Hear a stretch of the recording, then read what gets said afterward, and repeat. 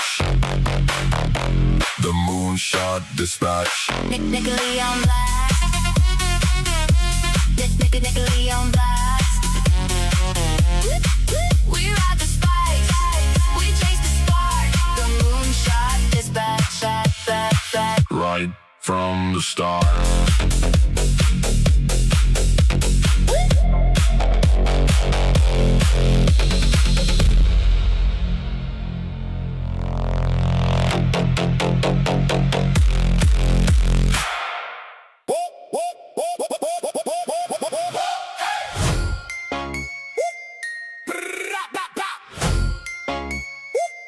Yeah.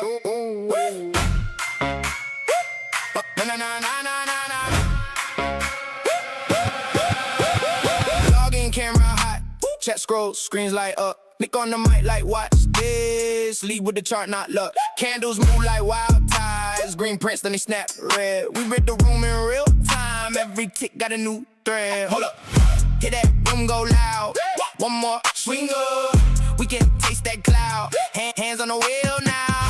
Eyes on the feed. If the line keeps climbing, that's the news we need.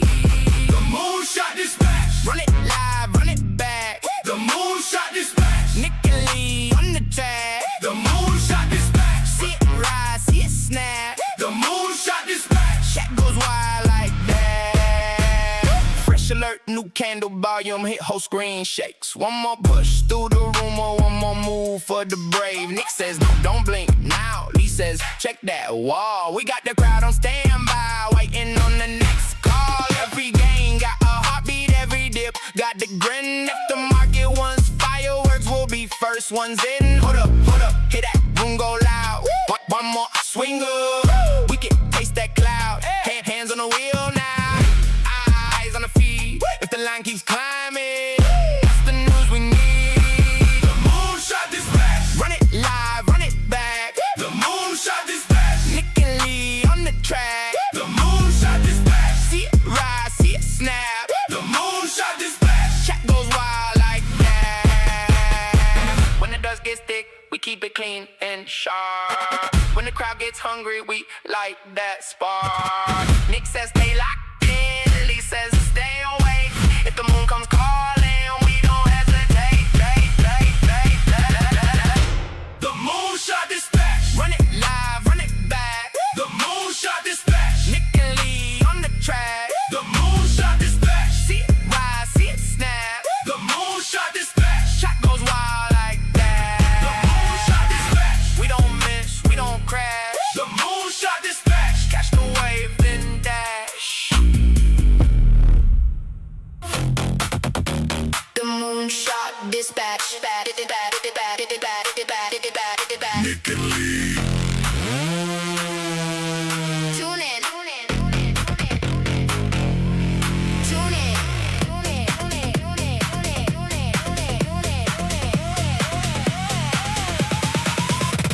Screens lit up at dawn, or the book alive. Candles flicker green, red in a fight. Nick calls the numbers, Lee reads the pace. Every tick a clue, every move a chase.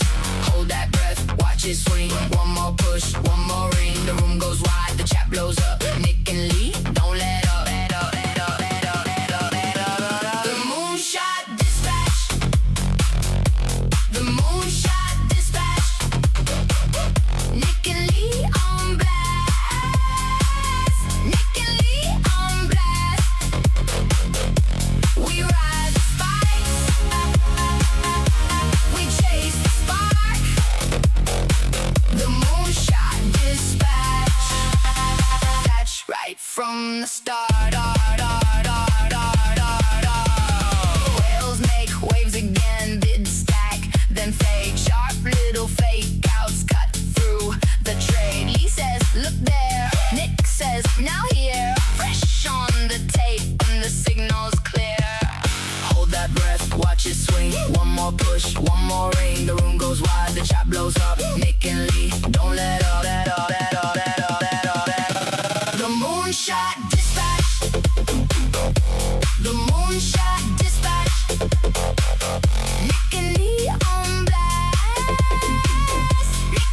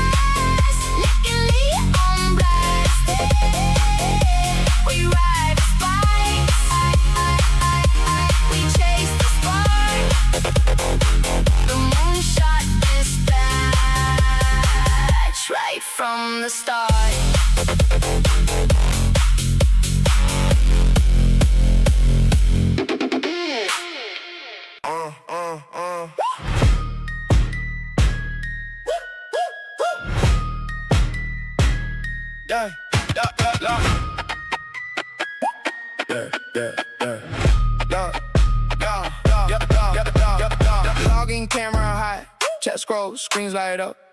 Nick on the mic like watch this, lead with the chart not look. Candles move like wild tides, green prints, then they snap red. We read the room in real time, every tick got a new thread. Hold up, hear that room go loud. One more swing up, we can taste that cloud. Hands on the wheel now, eyes on the feed. If the line keeps climbing, that's the news we need. The Moonshot dispatch. Run it live, run it back. The Moonshot dispatch. Nick and Lee on the track. The Moonshot dispatch. See it rise, see it snap. The Moonshot dispatch. Track go wild like that. Fresh alert, new candle. Volume hit, whole screen shakes. One more push through the rumor. One more move for the break. Nick says, don't blink now. Lee says, check that wall. We got the crowd on standby, waiting on the next call.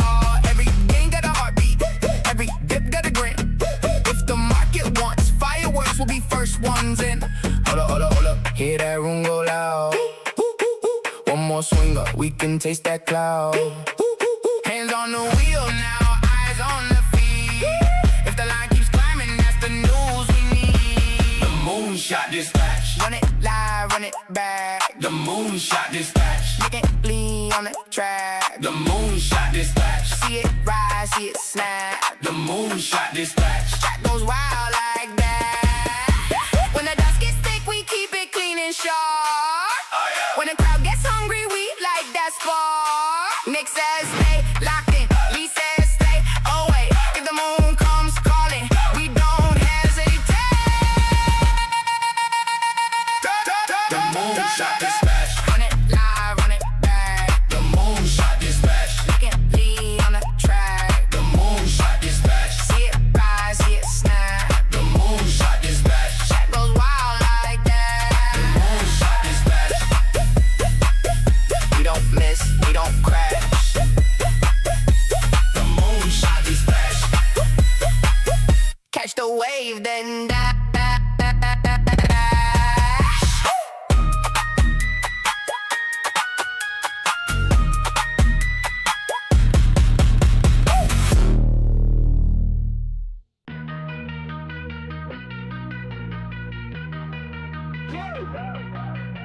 Lee and Nick with the Moonshot flow. Dispatch live, let the market glow. Crypto vibes where the numbers show. To the moon we go, let the podcast blow. Digital coins, we dissect them quick. Blazing insights, Lee and Nick. Price prediction sharper than a sword. Macro games, we break the board. The Moonshot dispatch, hear it loud. Crypto news making waves in the crowd. Stack your sats, let the market react. Stay ahead as we plan and enact.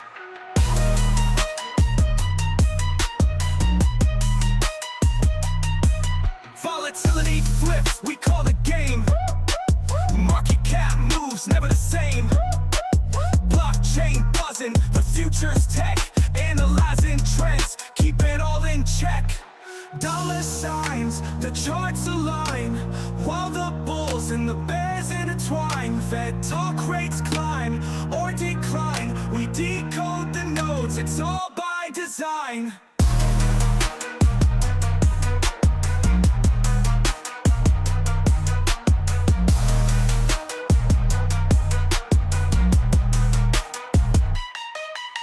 The Moonshot dispatch, hear it loud.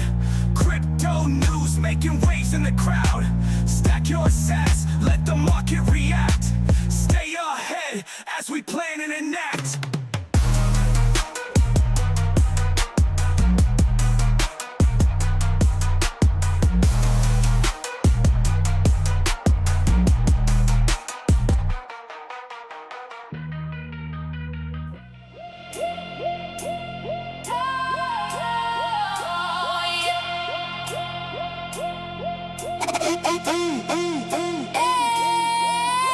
The Moonshot dispatch live and direct. Crypto markets and TA intersect. I got stack them bags high, don't get wrecked. Nick and Lee, it's time to connect.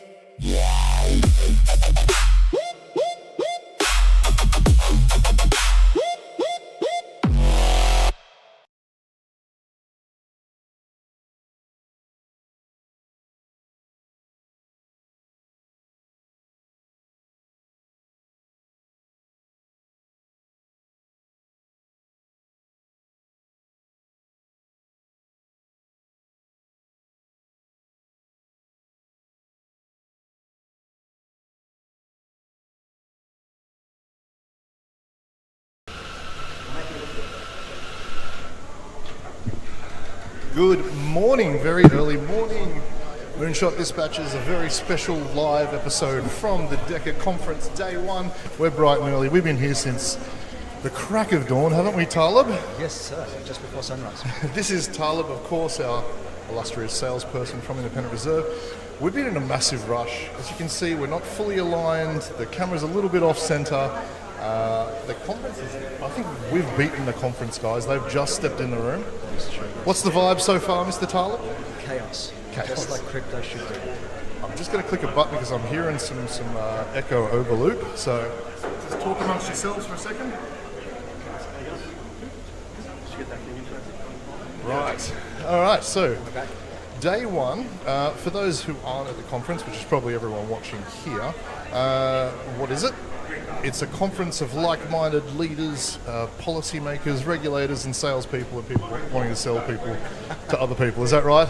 Something like that, you nailed it, yeah. Yeah. I was hoping you were going to come through with that question. I think you got a space. Well, you're not selling anything today, are you, Talib? No, so I don't usually sell things most days. I usually just try and solve people's problems for them. Oh, right. And what's the latest problem you've solved for someone? How are we going to move money around the world? And what's the solution? Blockchain. So it's not carrier pigeon or money mule? We still use carrier pigeon, believe it or not. Yeah, okay. But only a select few. Okay. What's the gas fee on sending $1 million via pigeon these days? One bird. One bird point. I like that. Yeah, one bird. Is that what you said? I said poo. Oh, okay. Because we're going for basis point. We did a play on the basis point level. Excellent. So I'm just going to go through some of the hot topics we've got on today. This camera will be roving around if possible. We'll have guests coming in and out. But for those who are coming just for the conference, 9 a.m. till 10:30 a.m., so right on now in the main ballroom behind us, excuse me, is the roundtable debate, the agentic commerce and the role of stablecoins in future payments. So this sounds like something that you should be watching.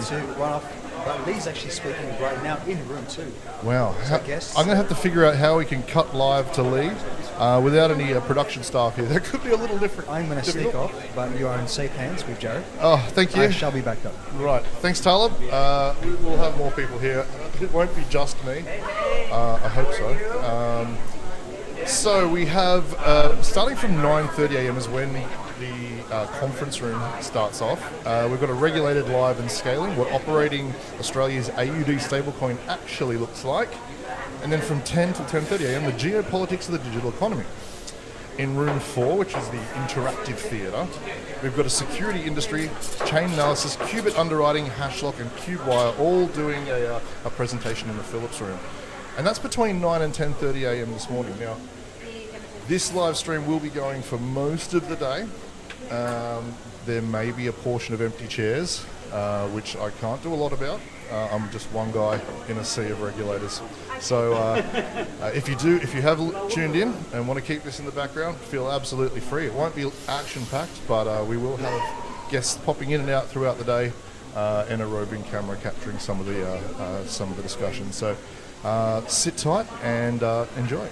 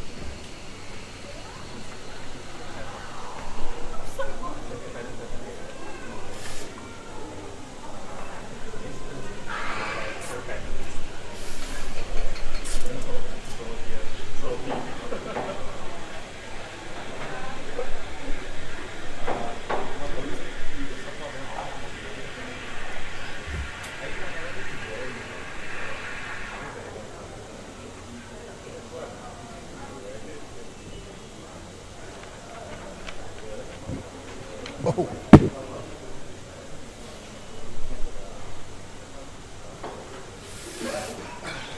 Told you I'd be back. Alright, we're going to just go through some of the day one agenda. Everyone seems to have filtered into the rooms behind us. Right behind us is the conference ballroom, where we've got, ballroom 1 is right behind us. That's where we've got the round table. I might be able to take the camera in there a little bit later. It's the agentic commerce and the role of stablecoins in future payments discussion. I did have a look at the table. There was Mark Monfort, a few of the guys from ADM, and some hosts we've had previously on the podcast. In the ballroom 2, which I believe is the other side, apart from housekeeping, there's a regulated live and scaling of what operating Australia's AUD stablecoin actually looks like. So it looks like stablecoins will be front and center for discussion today. 10:30 till 10:30 a.m. is the geopolitics of the digital economy. And in room 4, the interactive theatre, it's a presentation from Qubit, underwriting, Hashlock, Cubewire, and it's about securing industry. So 10:30 a.m. morning tea. Now I do believe normally I'd hype up the conference and say get down here as soon as possible. Only problem is we are completely sold out. We did have 25% tickets, 25% discount tickets, but they are all gone. So we are a full house here at the Sheraton Hotel Sydney. Yeah, it is packed. We've got 4 full conference rooms. And people just wandering around eating the free food in the common areas. We've got a free coffee stand, sponsored of course by Independent Reserve, and the whole conference is sponsored by OKX, Mastercard, Cubewire, CoinSpot, Super Team, Solana, Pepperstone, and of course Independent Reserve. Right, after morning tea, there's a roundtable for institutional design and implementation pathways for a strategic digital asset reserve. In Ballroom 2, we've got plugging traditional finance into digital assets, borrowing scale in a world built for giants. We've also got an SMSF presentation at 11:15, sorry. A compliance chat, stay tuned for a riveting discussion at 11:50, and 12:10 capital markets for mining and resources. Tim!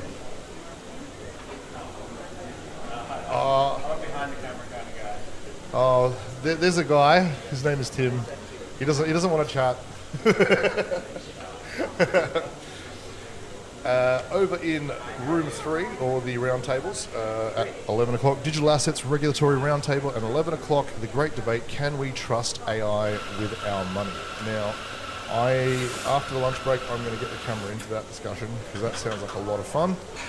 For those watching, if you want any specific questions brought up at any debates or roundtables or forums, chuck them into the chat and we'll make sure that we get them asked somehow.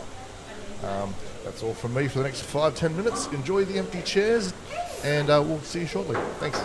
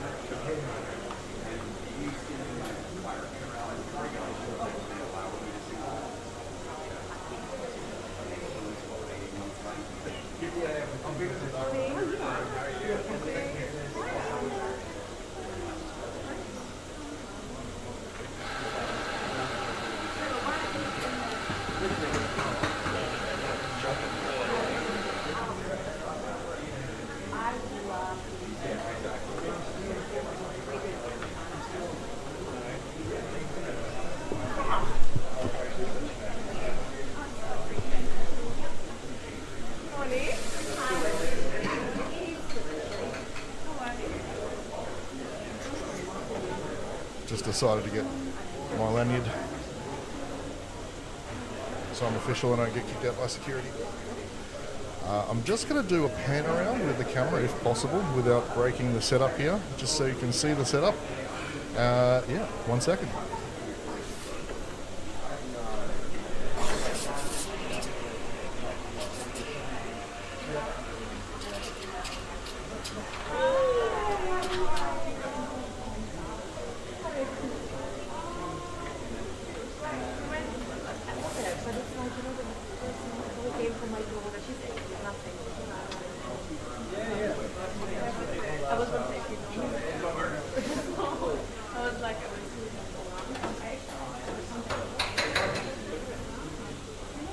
You want to come try the chat?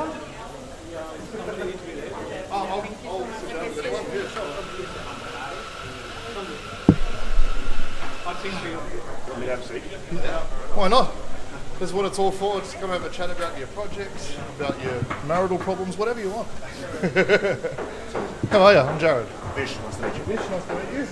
Where you from, Vish? So I'm head of growth. I'm from Cube. Okay, so, cool. Yep, so just to give you a bit of understanding. So we're a enterprise-grade regulated infrastructure for Web3. Yep. So we work very closely with banks, support payment modernization, any form of settlements, anything they want to look at from a blockchain infrastructure perspective. Right. We provide all the kind of necessities around that to support that across institutional banks, fintechs, payments. So is that consulting, or are you helping to set up the rails as well? Yeah, exactly. That's right. Yeah. So we provide the whole core solution, the foundation for banks to utilize Qbot. From that perspective, so whether it's wallet as a service, tokenization, supporting stablecoin. Okay. We work directly with those tier 1 banks across Australia and New Zealand, globally, to engage to understand their kind of perspectives around what they're trying to achieve from it and how we kind of utilize our consultancy side as well to support that process. Right, so it's not necessarily one flavour that you would necessarily recommend to everyone. It's bespoke.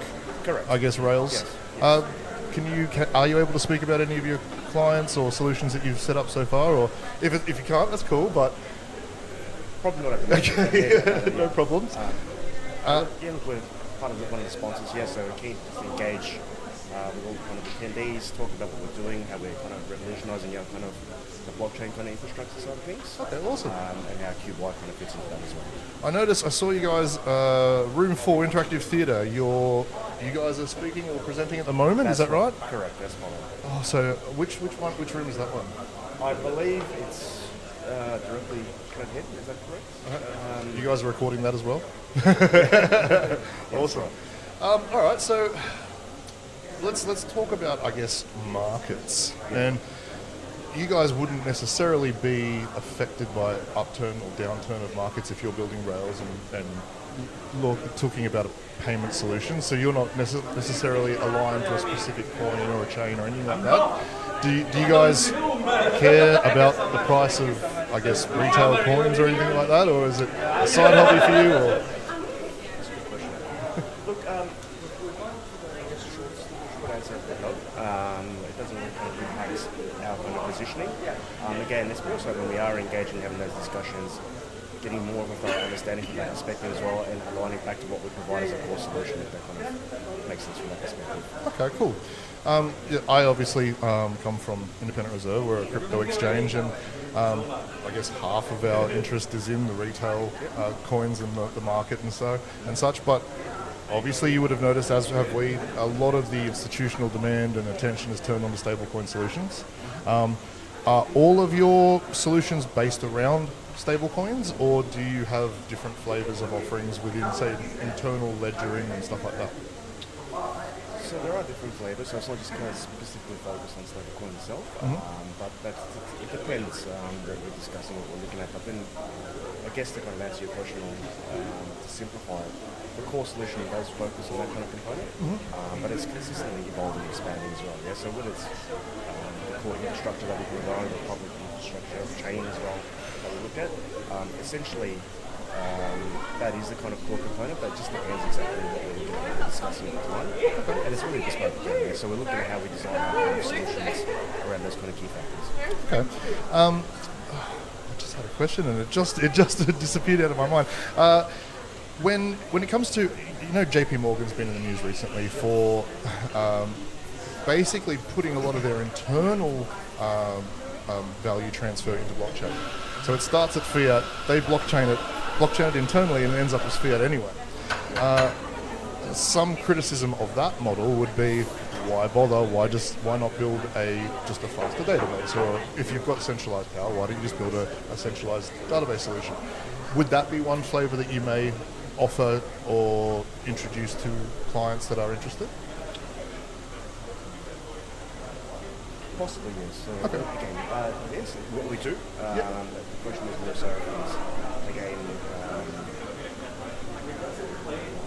it comes back to the point of referring to the kind of analog perspective. So what are we actually looking at? What are we trying to identify from that perspective? So hopefully that answers your question. So yes, we do. Yes, we can. But it's more so understanding the entire kind of perspective. Okay, cool. Yeah. I guess anything more you'd like to say about your products or your offerings? Because the floor's yours. No, I guess we're just happy to be honest, part of the spot. So we are keen to engage. I guess there's so many diversification of what we provide, even from a core infrastructure perspective. We're just keen to get everyone have a chat, position ourselves strongly in the market, and kind of guide how we're kind of working with those tier 1 banks at the moment, and what that kind of bank looks like, and how we're expanding from there. Okay, cool. When were you guys formed? When were you? What's the word?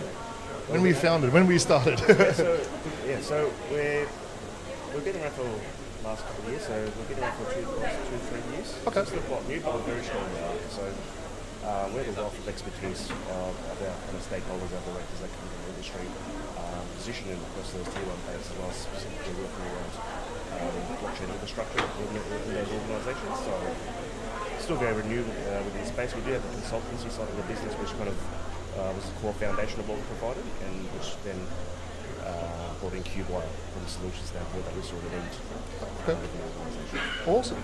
So you are presenting at the moment, so I'm not going to be able to go quickly over and watch No, that. you're right. Are you presenting or having further on the?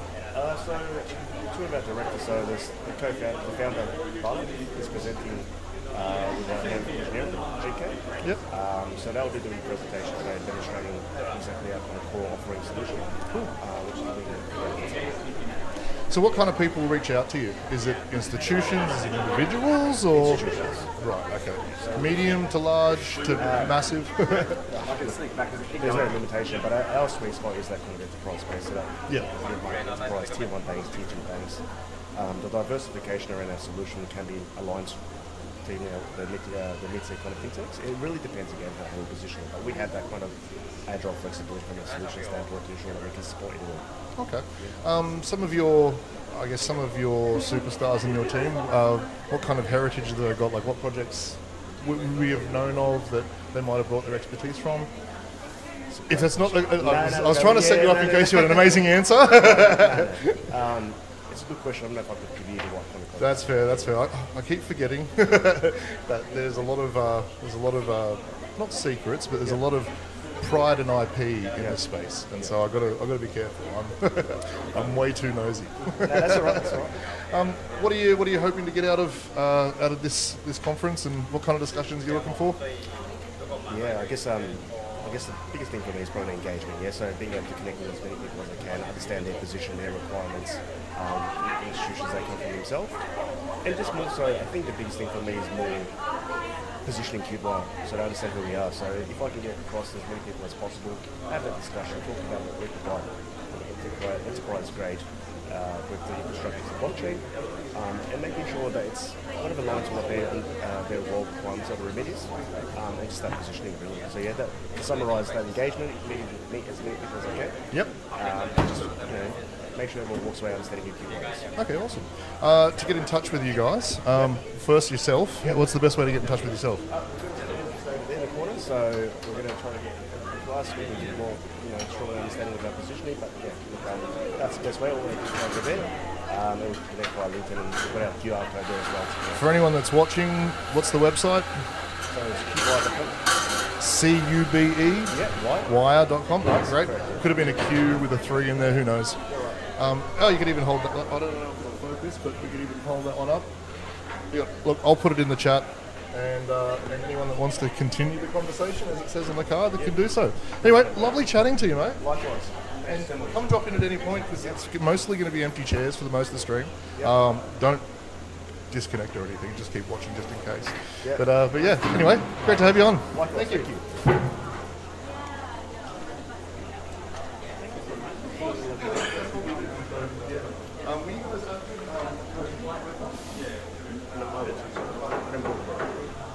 So we had the same setup. Just everyone that wanted to talk about sorry, mate. Sorry for on the spot. Let me just get you That's just the background mic.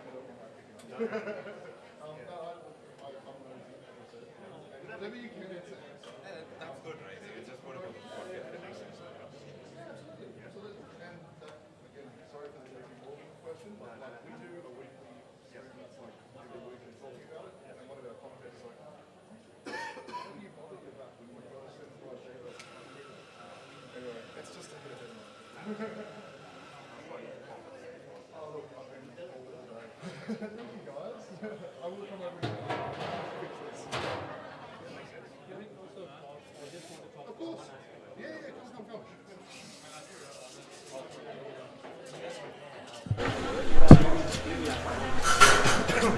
So, we have here, that's Pranesh, was it?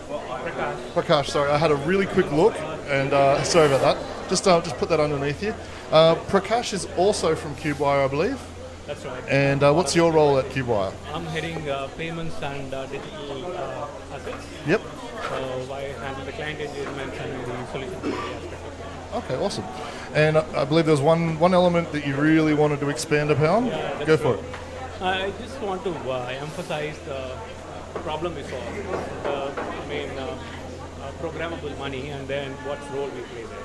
Right? So, imagine how money evolved. Over the last 50 years, I would say money existed more as a data instead of data. Yes. Right? And the kind of innovations which came through are typically enable me to access the money better, or enable me to initiate the money better. But the nature of money predominantly remains the same. Right? So now we are at the moment where it is more like the internet. We're enabling code to dictate how do you manage this, how do you manage when to move, what to move, how do you go. So that's like a fundamental change in the way we operate. And that's where CubeWire as a platform enables to provide that capability. Right? Traditionally, the existing infrastructure does not have the ability to recognize and then operate at scale. We provide those infra and secure capabilities where we can establish policy, auditability, which will drive those next phase of innovation. So you're also deploying smart contracts as well?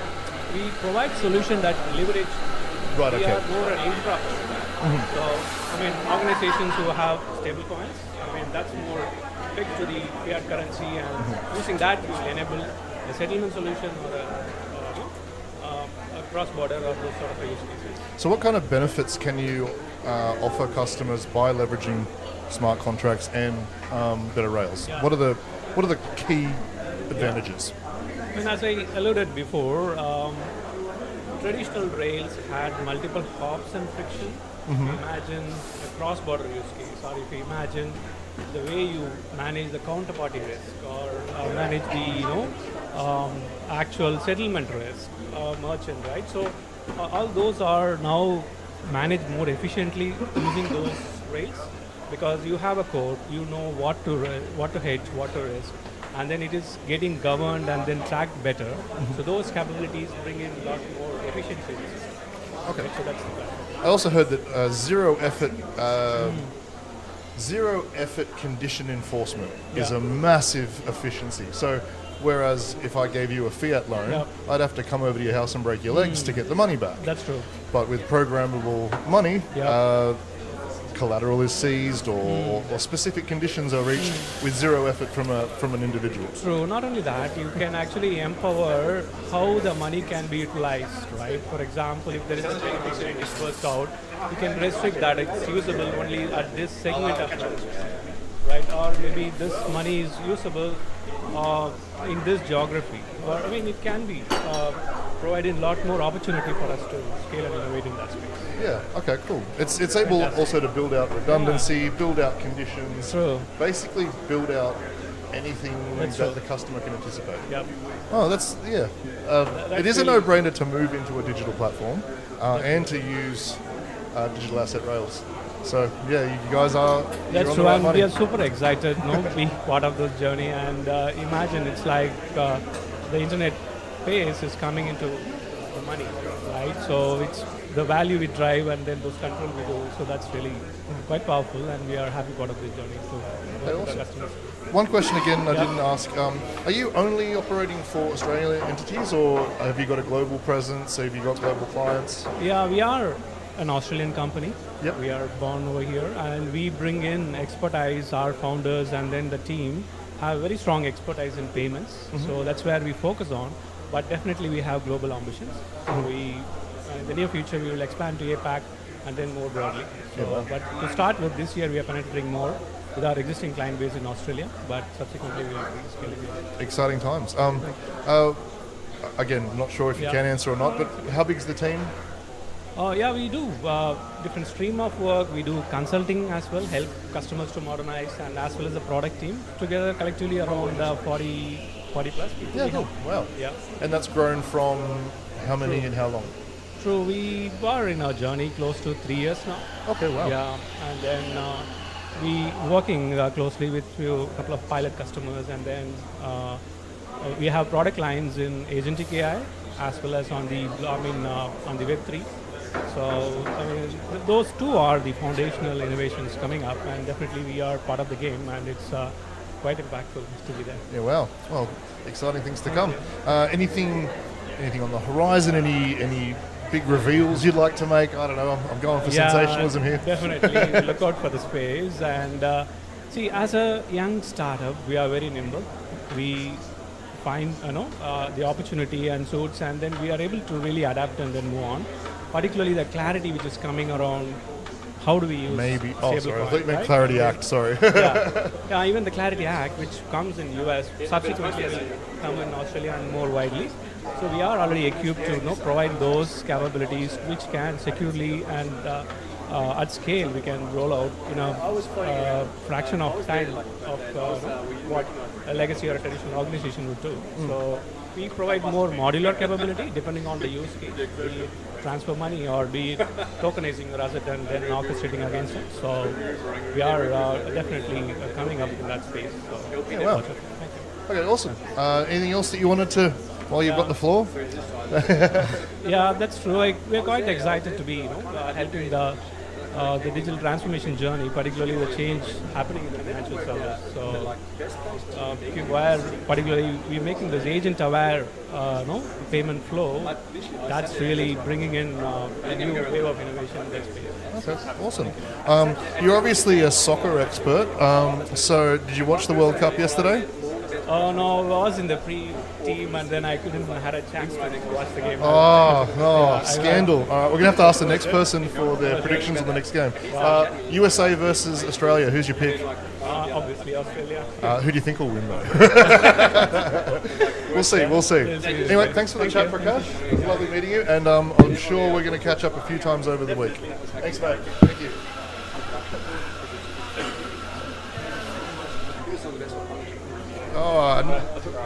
Coming thick and fast. See, we only had empty chairs for about 5 minutes this time. Hi, no, come through. What would you like? Absolutely, absolutely. Hi dispatchers, welcome back to another episode of the Moonshot Dispatch, live from DECA Conference Day 1. Lee? Oh, hey, you can ask me the questions for a change. This is great. Oh mate, I slotted straight back into it, just after A double C. Have the numbers gone down since people sat in the chair? I haven't been checking live, hang on, let's just bear with me for a second. There's 35 or so on Twitter. Oh, okay, great. It's building. We've only been on for 30 minutes or so.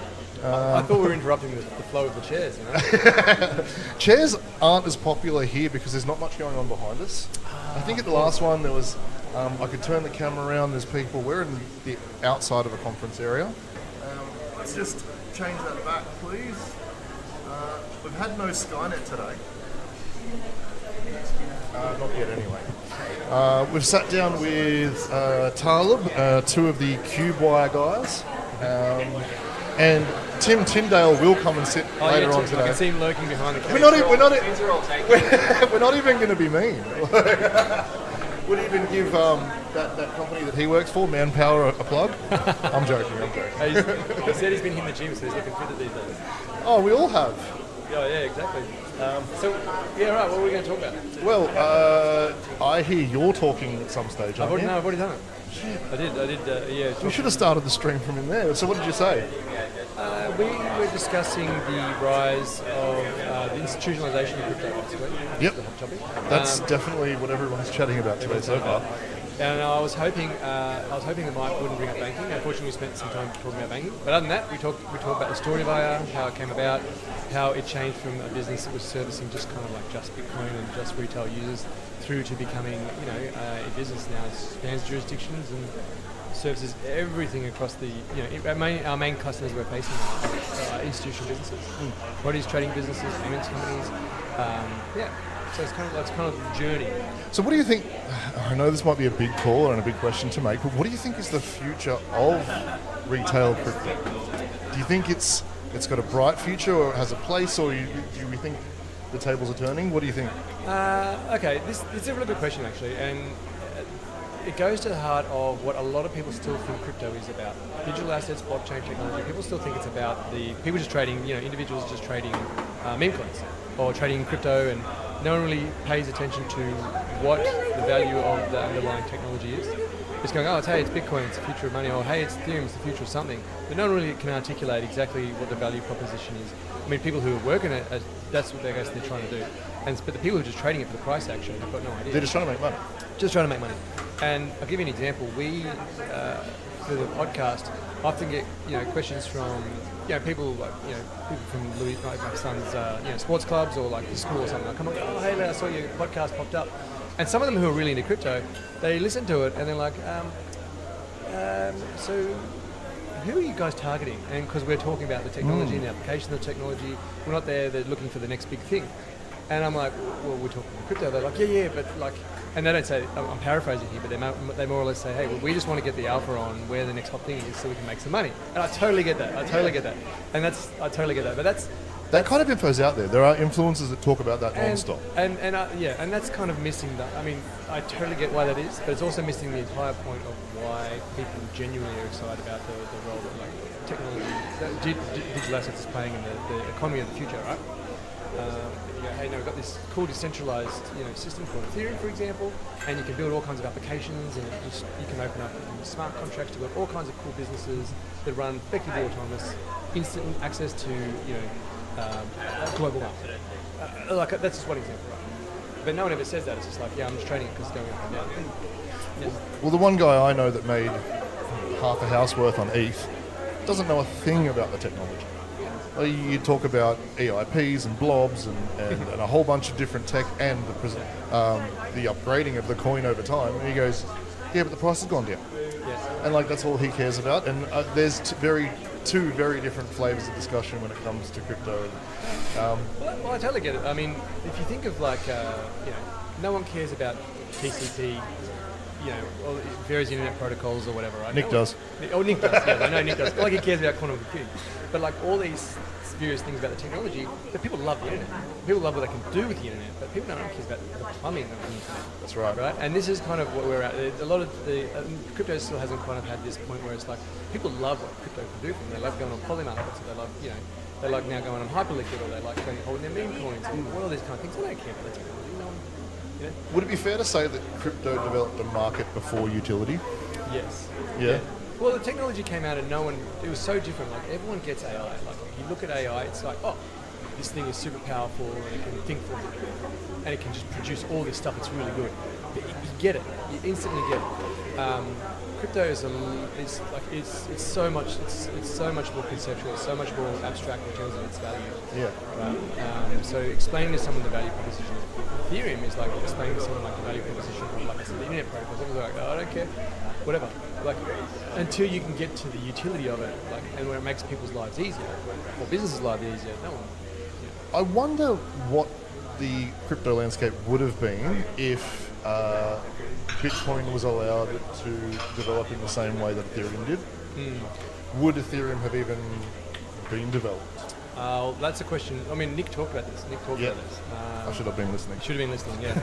What did he say? Oh, that's a great question. I can't quite remember. But his point was, you know, yes, if similar, let me the Storts or whatever, basically saying if these changes had been done from day one, there probably would never have been a need for Ethereum. Yeah, Bitcoin would have been able to process all this.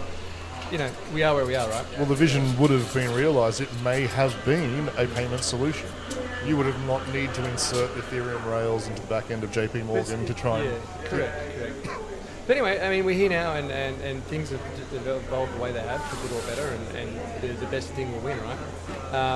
Ultimately, Bitcoin is now viewed and is part of people's portfolio for a very different reason than Ethereum is. But, you know, anyway. So, for the rest of the day, are you presenting at all, talking again? No. Or just purely networking? Purely networking. I will be listening to talks, I'll be chatting to colleagues, and you know, it's been a while actually. It's been a while since I've been doing a lot of stuff, you know, overseas with the conferences overseas and getting to know sort of the new markets that we're moving into, which has been awesome. And I haven't spent as much time. I guess we've had other people who've been focusing on domestically, which is a shame. I'm glad to be back amongst people who I've been. Well, I know AP is chatting tomorrow, I think. AP is presenting tomorrow. We're going to try and get that one filmed. So we're 46 minutes into an 8-hour stream. People will be popping in and out. There's a lot of people coming to chat about their specific project. They're seen as a free plug, which is fine by us. Free content. Again, I guess I'm going to have a wander around soon and see what we can find. Look, I can see Tim chatting up some people over there. He'll be weekend. Oh yeah. Although now Tim used to work for us, but now he's left to a competitor, so you can't be too easy on him. Where I keep asking, he keeps running past, covering his face as though he doesn't want to be seen. That's all right. We loved him. The question was, can you get Amy Rose? Of course. She's madly around. She owes us. We did all of her DECA conference live streams from our studios, so I'll get her at some stage. Yeah. Look, one thing I'll say about this particular conference, I've never seen crypto. I always said crypto will be mainstream when everyone shows up in suits. Wow. Yeah, I am looking around. I can't. Now, I would have thought, if you had asked me this a couple of years ago, when everyone showed up looking like you, Jared, which, you know, that's just like, I'm not wearing a collar. I've said, hey, I've got the sports jacket on, but I ain't wearing a collar. You're halfway there, though. I know I'm halfway there. I know. I've got a few things left I can, you know. But what was I saying? Lost my train of thought. It's Suit City here. Which actually, that is one of our first ever reels. Do you know that? We go, I think you're asking Michael Bassina. I said, was it him or someone else? Yeah. And you were saying, crypto's mainstream now. Am I not allowed to wear a hoodie and Jordans anymore? And he's like, and I think he said exactly that. And when we see everyone in suits, it's time. That's a good Mike impression, by the way. And it was lovely. But yeah, I will be wearing Jordans and baseball caps till I die. I wouldn't recognise you in a suit. I've got photos. I know. You came to our one time. I did not recognise you. No, you weren't wearing a hat, and I don't think you had your glasses. And I think you were wearing. I think it was my interview. Maybe no. It was definitely a party. You're like, and I was like, who the hell is this guy? Oh, That's Jared. That was our 12th birthday party last year, and I'd secretly been growing hair for about 9 months. which made it about that long. And I wore a button-up shirt, and I got turned away by security because they didn't recognise me. No, I'm joking. I didn't recognise you. I do have a professional side. I got married once. Didn't work out. It wasn't the suits. Oh well, It was the suit. It was the suit. No, it was her. Anyway, so yeah, well, this is actually. We're probably going to take a break from the live stream and cut it off at about midday, and then I'm going to set up the camera and the setup possibly inside one of the displays and just up for something different. But we'll always return back to these chairs. We've got a really good location here. Here's Mike. Hey, Mike. We've got a few ex-podcast stars here. There's Mike Pacina, there's Lisa Wade. You know what? I reckon I can grab one or both of those two. And Mike doesn't the camera, so I'm going to grab mine. I'm going to get a coffee. Oh, are you? Yeah. Okay, when he comes back, we'll grab him. Oh, we can do empty chairs. Well, the chairs, to get the numbers back up. Can I get a like in the chat for chairs? The chairs. These ones are so much more comfortable than the AEST ones, though. They're better ones we have in our office. Yeah, they've got a back to them. That's why. I'd like these. My back isn't painted. These in fire truck orange. Yeah. I like the media wall too because the wall behind it was not pretty. So Lalisa sorted this out at short notice. So it's all happening. She's the only one in our office that's actually genuinely organised. Yeah, that's true. Except for all management decided to go on simultaneous holiday, and so apparently I'm the most senior marketing person there at the moment. Yeah, Isn't that distressing? I was there like, we're all going on leave. It's like, great. Run all decisions by me. Joe, can I leave it? Yeah, sure. All right, Okay, we'll be back shortly. Well, I needed your permission.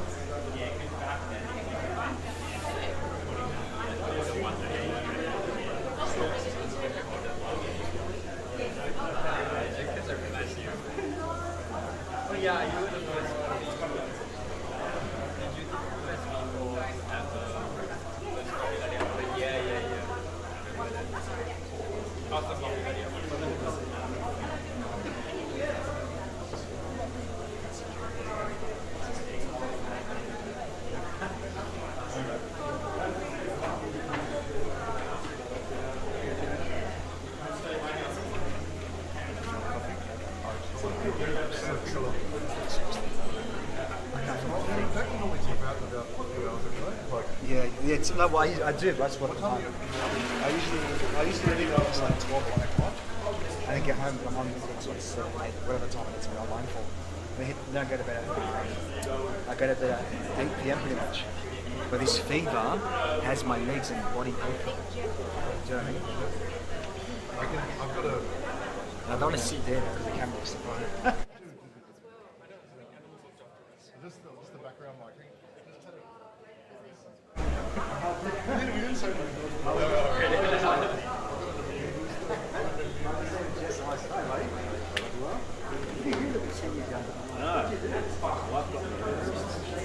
come, yeah, shit. Oh, yeah. Oh, did Aussie win? Aussie's 2 I didn't. I did not know that news.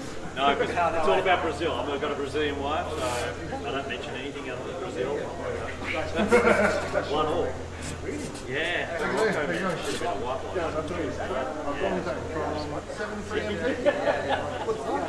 It's a RWA. Yeah, come chat about us.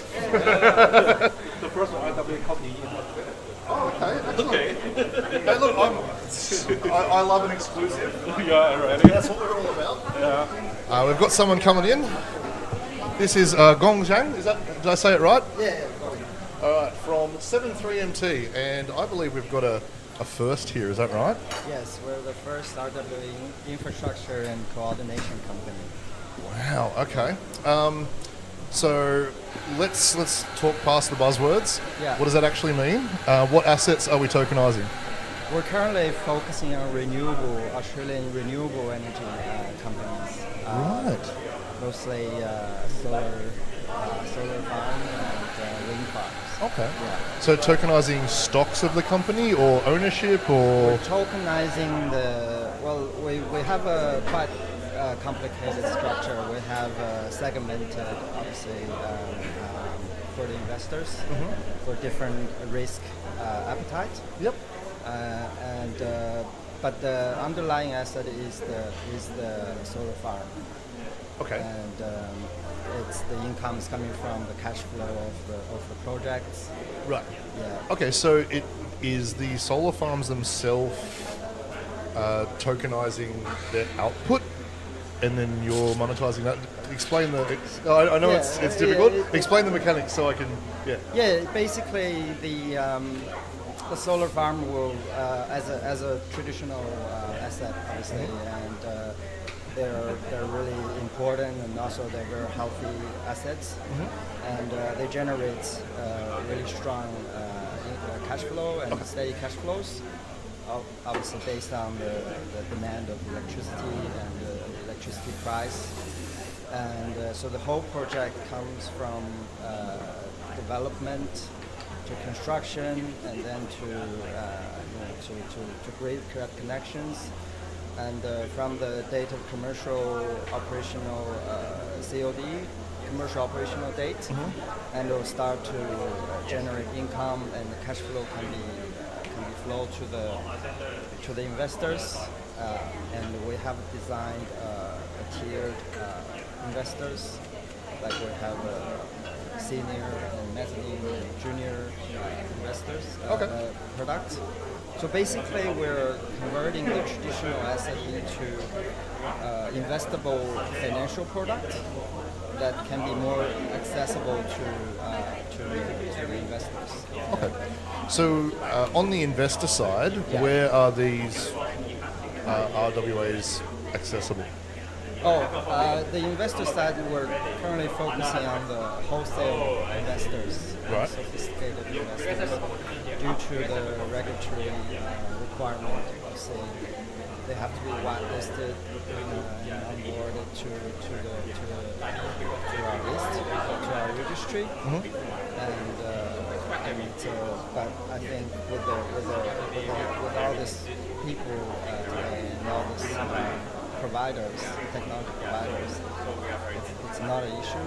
Yep. And, So on the solar farm side, are these companies, are they publicly listed? Are they private? Is the RWA a way of getting around? Yeah, that's a very good question. It's the current project we're working with, they are not like listed company, and they usually like their normal channel of capital formation is through bank loans, and that will take a very long time. Oh, okay. And then or usually they have to dilute their equity by like 30 or 40%. But through RWA, they can access the capital much faster. That's a fundraising without going public and staying private if they want to. Wow. I mean, protect the equity. It's a very novel way, especially to expand. And I guess with renewables, it's a very new industry, and it needs capital fast for the initial outlay. Is there more plans to offer these at a retail level, or are you just focused on kind of wholesale investment at the stage? For us, the compliance is always the most important issue. Sure. But we believe obviously our product is very solid and has gone through all the DD, and but it has to require a lot of legal and regulatory. Oh, of course, yeah. To go retail, but it will be. Is the law clear around your type of business model? Well, I would say it's not very really clearly structured. Right. But the law is there to regulate the existing financial products. For us, our products, except in using the digital infrastructures, it's not so much different from like the traditional products. So we still lie into the traditional. It does sound a little bit similar, and this is a cynical view, so I'm not painting you with that. Yeah. But it does sound very similar to how IPOs became huge. It was a secondary way to get the same result. Only this time you're actually offering a product in return. So that's really exciting. How old are you guys? Where are you based out of? Our company is just over 1 year old. We're based in Sydney. Awesome. And, And your role in the company? I'm the COO of the company. Oh wow! I didn't know I was here with royalty. How big is T3MT? Sorry, 73MT. What does that mean? Like, obviously that's a moniker for something. Oh yeah, 73 means something good in Chinese. Oh. In our colloquial dialect. So it's not 88MT? No, 73 also means the hello in the Moscow. Cool. And the MT? MT is like to climb, to reach higher. Okay. Awesome. And are you currently operating and doing services just for Australian investors and companies, or is it a global reach? Currently, we're focusing on Australian asset owners. There'd be different rules everywhere, obviously. And even for the investors, we'll have to follow strict jurisdiction rules. Yep. Yourself, tell us a bit about your history, like your pedigree, what projects or businesses or work you've been involved in.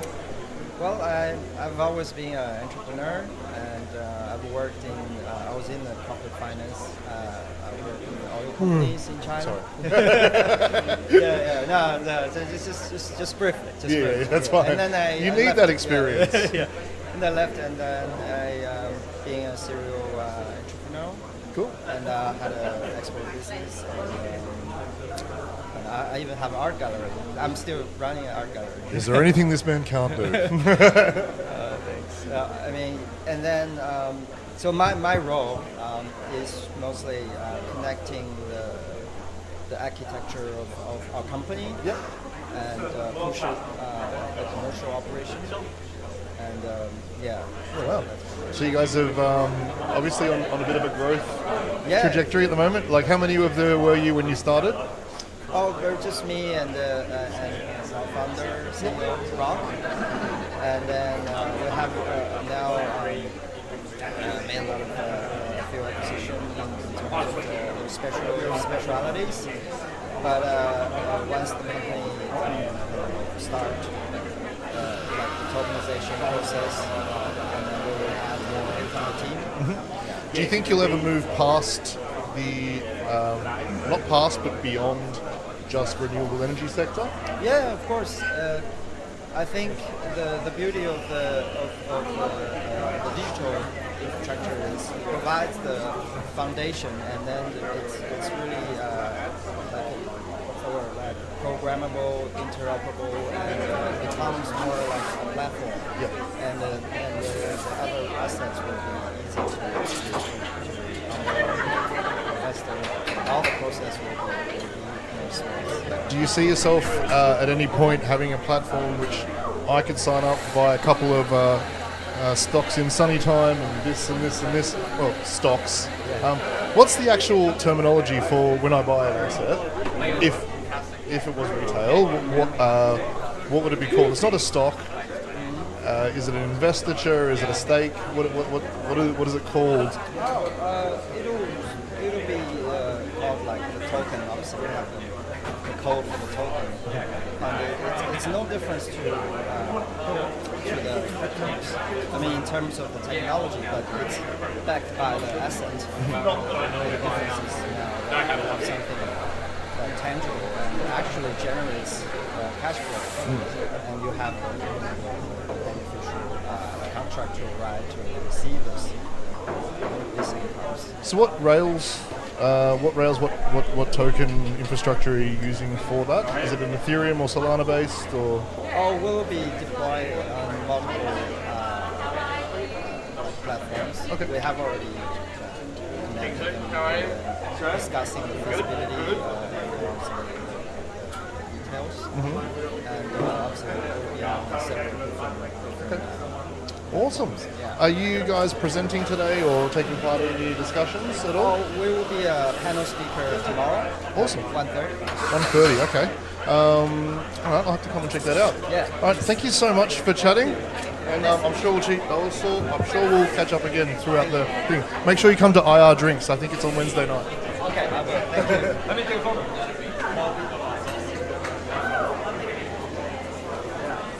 Actually, I forgot to ask. How does someone get in touch? Oh, you can look up It's the most important part. Look us up on our official website, 73mt.com.au. Yep. And you'll find our emails. And LinkedIn as well. Yeah, LinkedIn. And yourself, it's Gong Zhang. Yeah. And yeah. And thank you very much for joining us and having a chat. Thank you. Thanks. Sounds bro. That's what we do.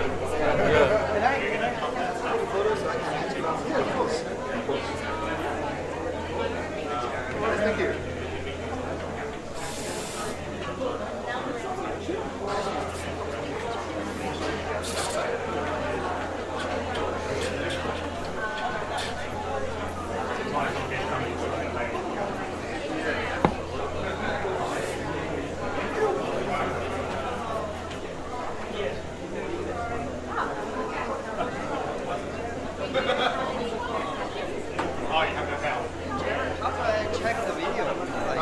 It's broadcasting right now on YouTube.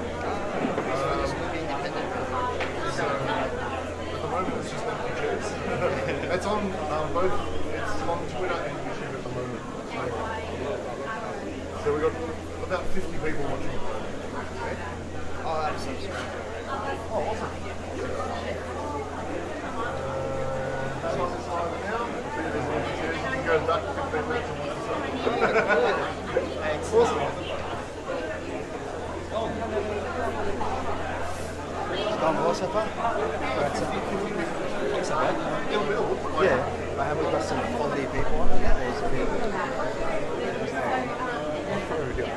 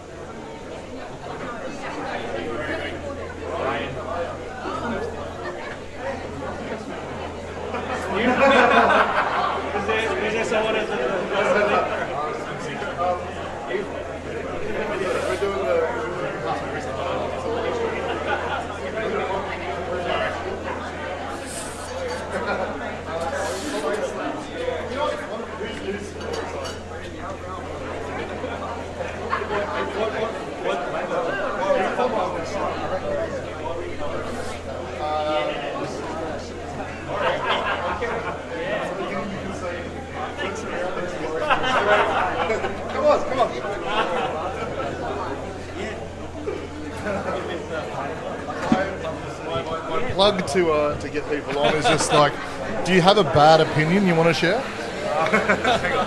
1 second.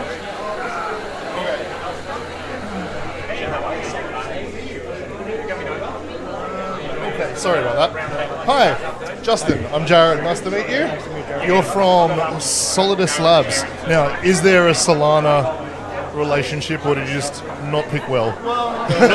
Not exactly, but Solidus actually represents the very first Roman gold coin that was issued. Oh, wow. That's how the company was named after. I just thought that would have been my name if I was Roman, Solidus. Like, so tell us about it. Tell us about it.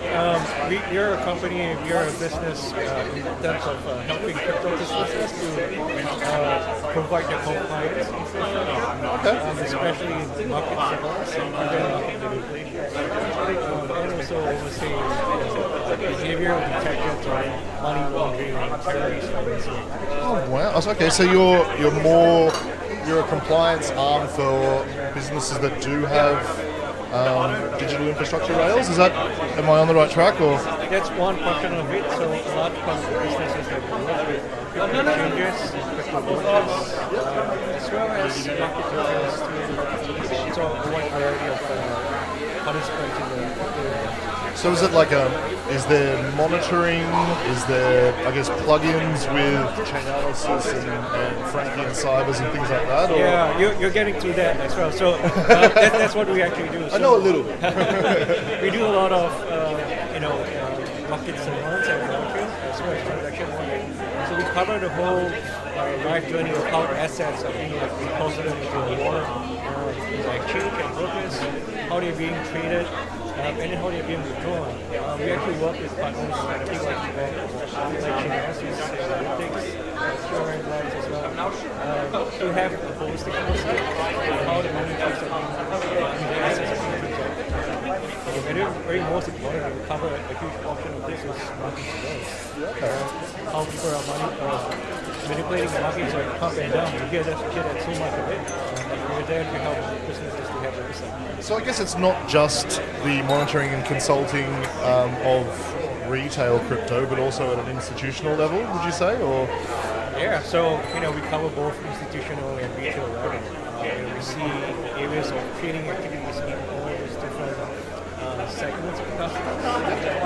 Sometimes we're seeing a lot, we get worried too, but I think the businesses understand what are the challenges in this and that's why they're working with us to provide this form of solutions to actually give their compliance policy and also meet regulatory requirements. Okay. Well, I'm going to test your knowledge on something. There's something coming very soon which is going to impact your job, my job, everyone's job in the industry. Do you know what that is? It's likely to be related with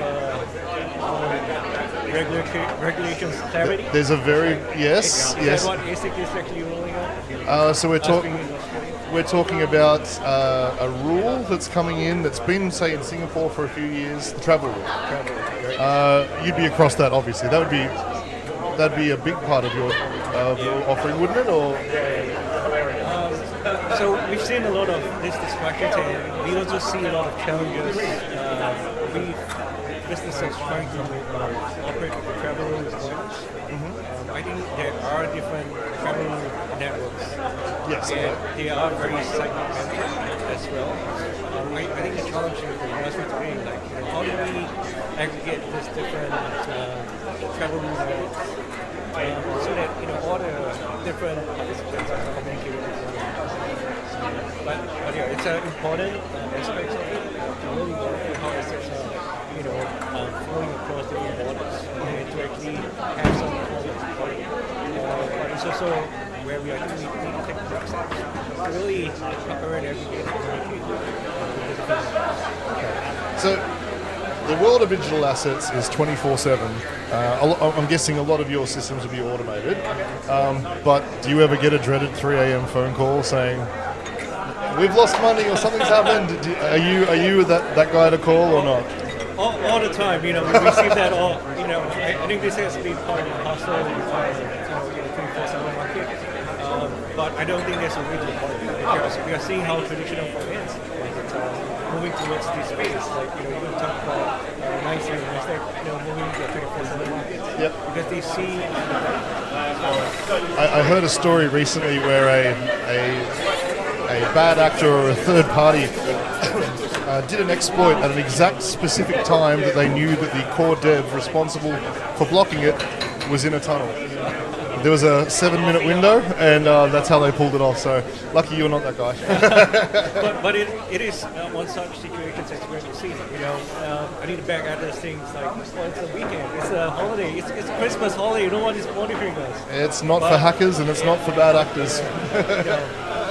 But these are the challenges we see in the 24/7 market. You know, people are putting the guardrails in place to make sure that there's such a thing. Yeah, okay. So how long has Solidus, how do I say it properly? Solidus Lab. Solidus Lab. How long have you been around for? We have been around for the last 7 years. I think 2018. Is it? I'm losing track of time. 8 years now. Oh, that is 8 years now. Wow. Yeah. Far up. Yeah, the firm started, overseeing the IC, but these has actually evolved as the different industries have actually matured.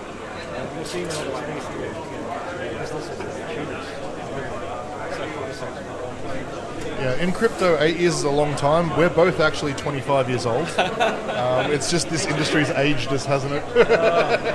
So much. So let's step away from the institutional side for a second. Are you a hodler yourself? Do you collect crypto? Yes, I am. I've been a holder for a long time. All right. Biggest 3 regret coins ever. I've got 10. I got 50. Oh man, I think the biggest one that really stands out is Luna. Oh no, you didn't. I know. Oh, and it's the craziest time because it was a week before I joined Solidus Labs, and that's where I saw Luna started forming. Oh wow. We actually have a story where some of our higher management were on the FTX yacht at the exact moment the news broke. And they're like, what do we do now? Is this still paid for? So, The trials and tribulations of. but on the flip side, your top 3. I mean, the top 2 are going to be obvious. As in, Bitcoin, Ethereum, these. The third one's always a challenge because third one comes out of a place of passion. Always, I found. I'm still going with the smart contract route. I think Solana, proved themselves in competition. I think building very good use case. Yeah, I think they shot. Well, I don't know if they shot themselves in the foot or the meme coin industry shot Solana in the foot, but it seems like they've suffered disproportionately compared to other chains because of that. So. Do you see another resurgence for retail coins, or do you think institutional's here to stay and the number of suits here is a testament to that? I think that's a big thing, right? I mean, as long as retail coins a big part is, what's a strong use case that you could, introduce to it, how to find a better use of it, right? I think that will actually help as well because the retail industry are innovative, they are finding use cases. And they will really differentiate what the typical rails and the traditional coins are doing. And one thing to add, I think what Solidus Labs are going to do is we offer a smart contract scheme. We call it token sniffer. We identify issues like rock pools that's being hacked, honeypot manipulations in smart contracts. And for the likes of Ethereum and Solana chains to identify this type of scam. So it's worth checking out. It's free. It's called tokensniffer.com. I think many engineers and vendors are using our platform today just to get a quick scan, and provide a quick audit to the investors. That's cool. I think I'll look at it. So it's tokensniffer.com. Awesome. Okay, Justin, thank you so much for having a chat to us. How do we get in contact with you or Solidus Labs? Yeah, just go to solarslab.com. You should be able to find contact details from our company. And LinkedIn as well? Yeah, LinkedIn. If there's any questions, just reach out to Justin. I'm the Director of Customer Success. These things are coming to your company. And you are presenting it all? Not today. Not today? Tomorrow or Wednesday? Or no, not this week. But we're here to be attendees. But really to get a sort of self into the Australian crypto industry. Awesome. All right. Thank you so much, Justin. Thank you, Gary. And I'm sure we'll we'll bump into each other again throughout the conference. Thanks. Amazing. Thank you. Thank you.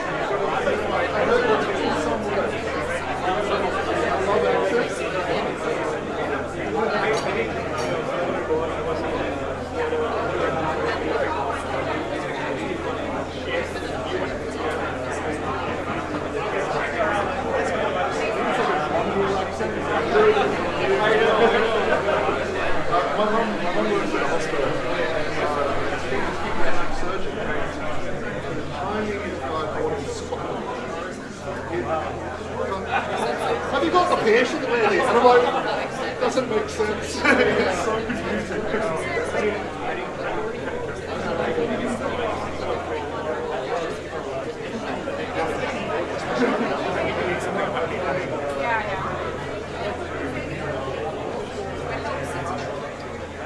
Hong Kong, and so he was actually 24 hours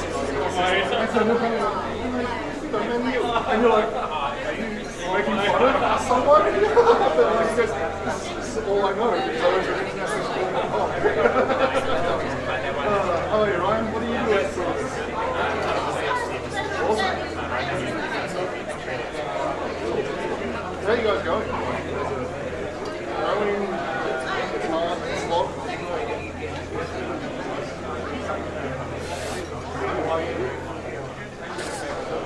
You guys are probably right a lot of retail interests.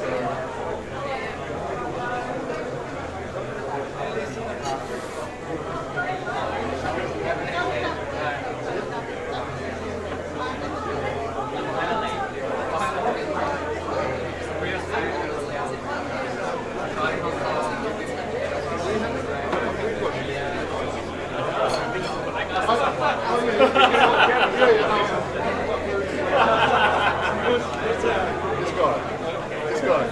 Yeah, I'll intro you in a second. But yeah, there you go. We're here for the whole week. I know we've got we're loaded up with sizes, crazy, a few others. You also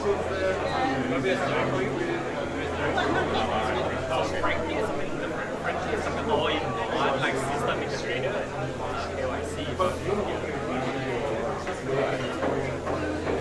No, so it can across all your executions. Basically, just take any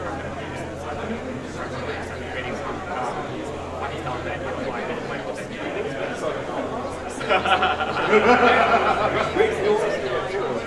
if there's a compliment coming.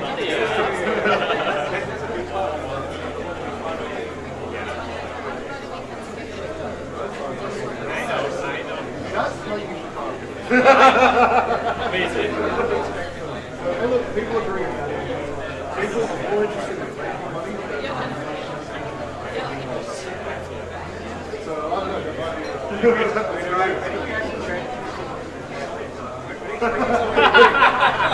I didn't say anything. I've already had a call from them once. We're like, as you can tell by like how callous I am, like, kind of Saturday morning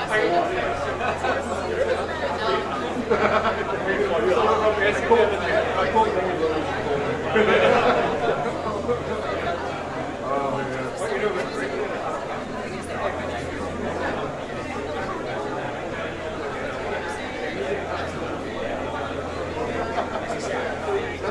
That's a good claim to fame.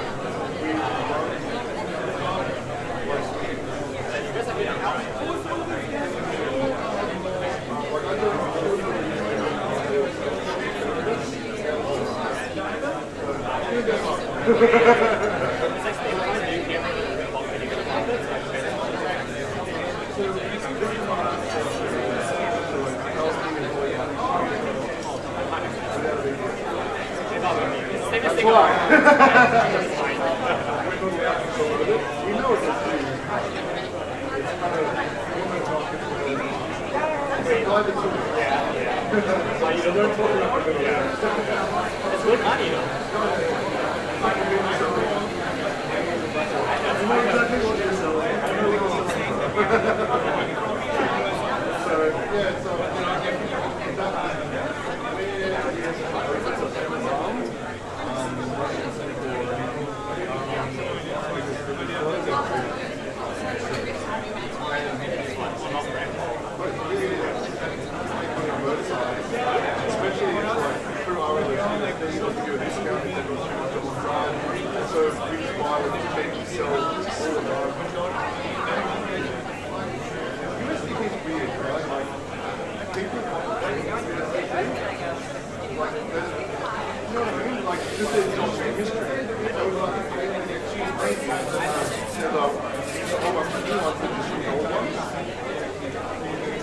And also people who are burning them or receiving them, they want them both. They don't want to see where they are.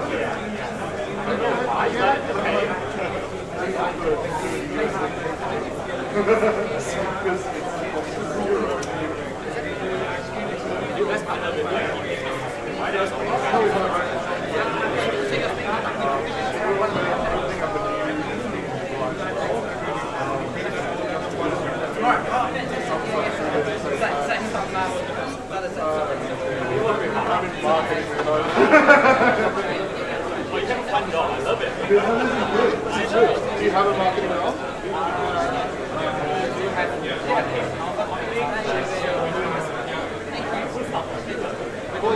It's about what you do when you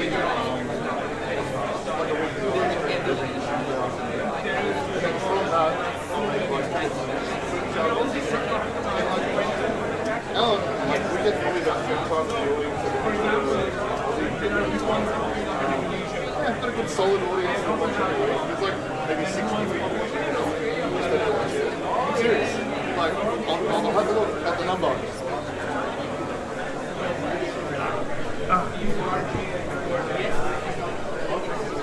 So, there's only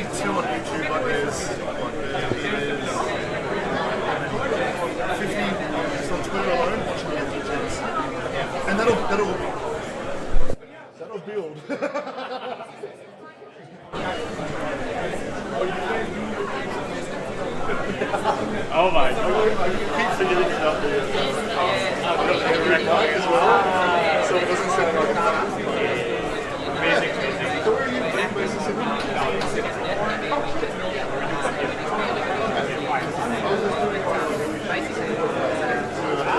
Justin? No, that's not even Singapore. I think that's most of our stuff. Yeah. I'm like, I don't speak this English. I think the same song. Yes. Yes, but only a couple of I will be there for sure.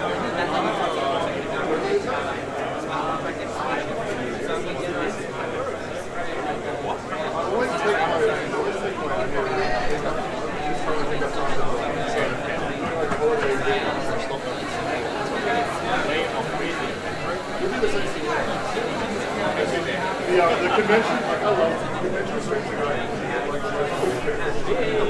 I know. We had this one guy sit down, he's like, I want to talk about culture change. I'm like, oh, you don't like money, do you? I'm like, what do you do? It's down to 103. Oh, well.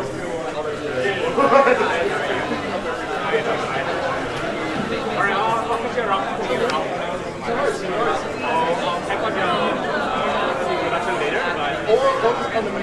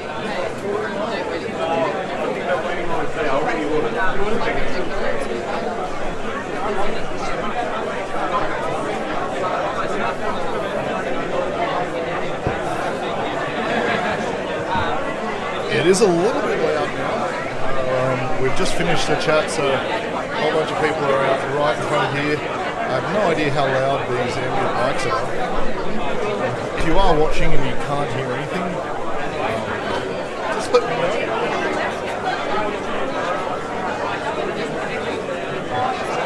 I'm just sitting here looking lonely, waiting for one of the thousands of people around the camera comes out.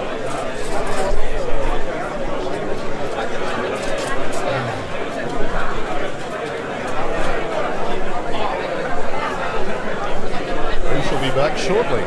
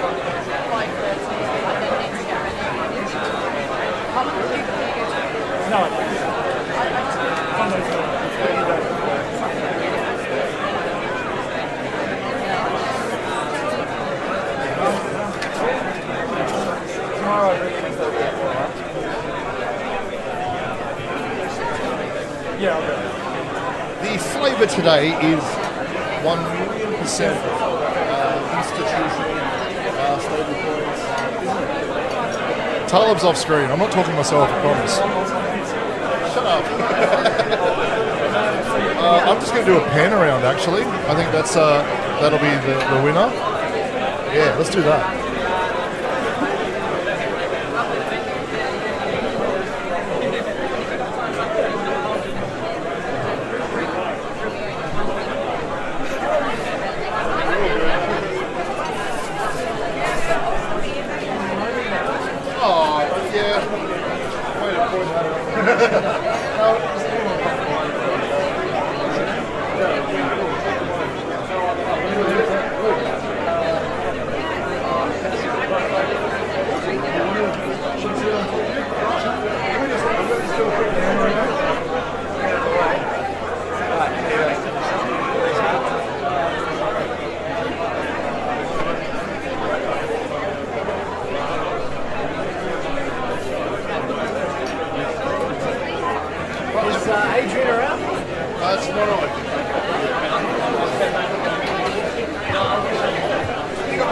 the ambient mic because it's so loud. Oh, that's better. That's probably better. Check one. Was Ryan, was it? Luke. Luke, oh my gosh, Yeah. I'm so sorry. You know what's funny? I have a brother called Ryan and Luke, and so I've You have mixed two it. brothers or I've one? got two brothers. Right, okay. One's Ryan, one's Luke. Luke must be the better one. Yeah. Anyway, how are you? I'm well. That's I'm good. Very well. How are you? Good. You're from, sorry, I'm from Casu. So Casu. Casu Finance, we're a private credit platform, essentially, that provides non-crypto correlated yields to people with stable coins, essentially. non-crypto related yields So to it's people. real world asset. Real world assets. It's off chain. It's lending to real businesses. We JV'd with a company out of Adelaide called Apsium. Yep. They're a fintech and software as a service provider that work with accounting firms. Tier 1 economies, so like America, Canada, here in Australia, the UK. And they've got some sort of big accounting firm clients that they lend funds to, and also to the clients of these accounting firms. So these guys are pretty robust borrowers, as you can imagine. In terms of creditors, accounting firms tend not to lose money.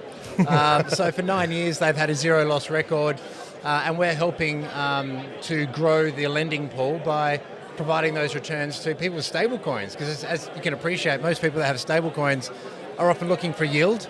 And most of the yield comes from the DeFi sector, which can be sort of variable, up and down with... And also not secure always. Correct. And especially with what's going on now with AI. You look at Mythos, for example, and all of the potential exploits that are going to be revealing themselves over the coming months. I mean, having your money on-chain in DeFi, I don't know, I'll be a bit cagey. It's only benefiting North Korea at this point. Lazarus having fun. So the assets that you're tokenizing, or the company, are they... Invoices. Invoices we're tokenizing, essentially, payment financing as well. So yeah. Okay, so I guess the companies that the assets are being tokenized from, are they public, private, a mix, or? So the companies are literally the accounting firms. So for example, the accounting firms might have a work in progress billing. So it'll be a big firm, top 10 in Australia, top 100 in the US. They might have at any one point in time $5 million worth of bills, invoices that have been sent that they're waiting to collect on. So we'll lend them against those work in progress bills, knowing that it's secured by the accounting firm itself.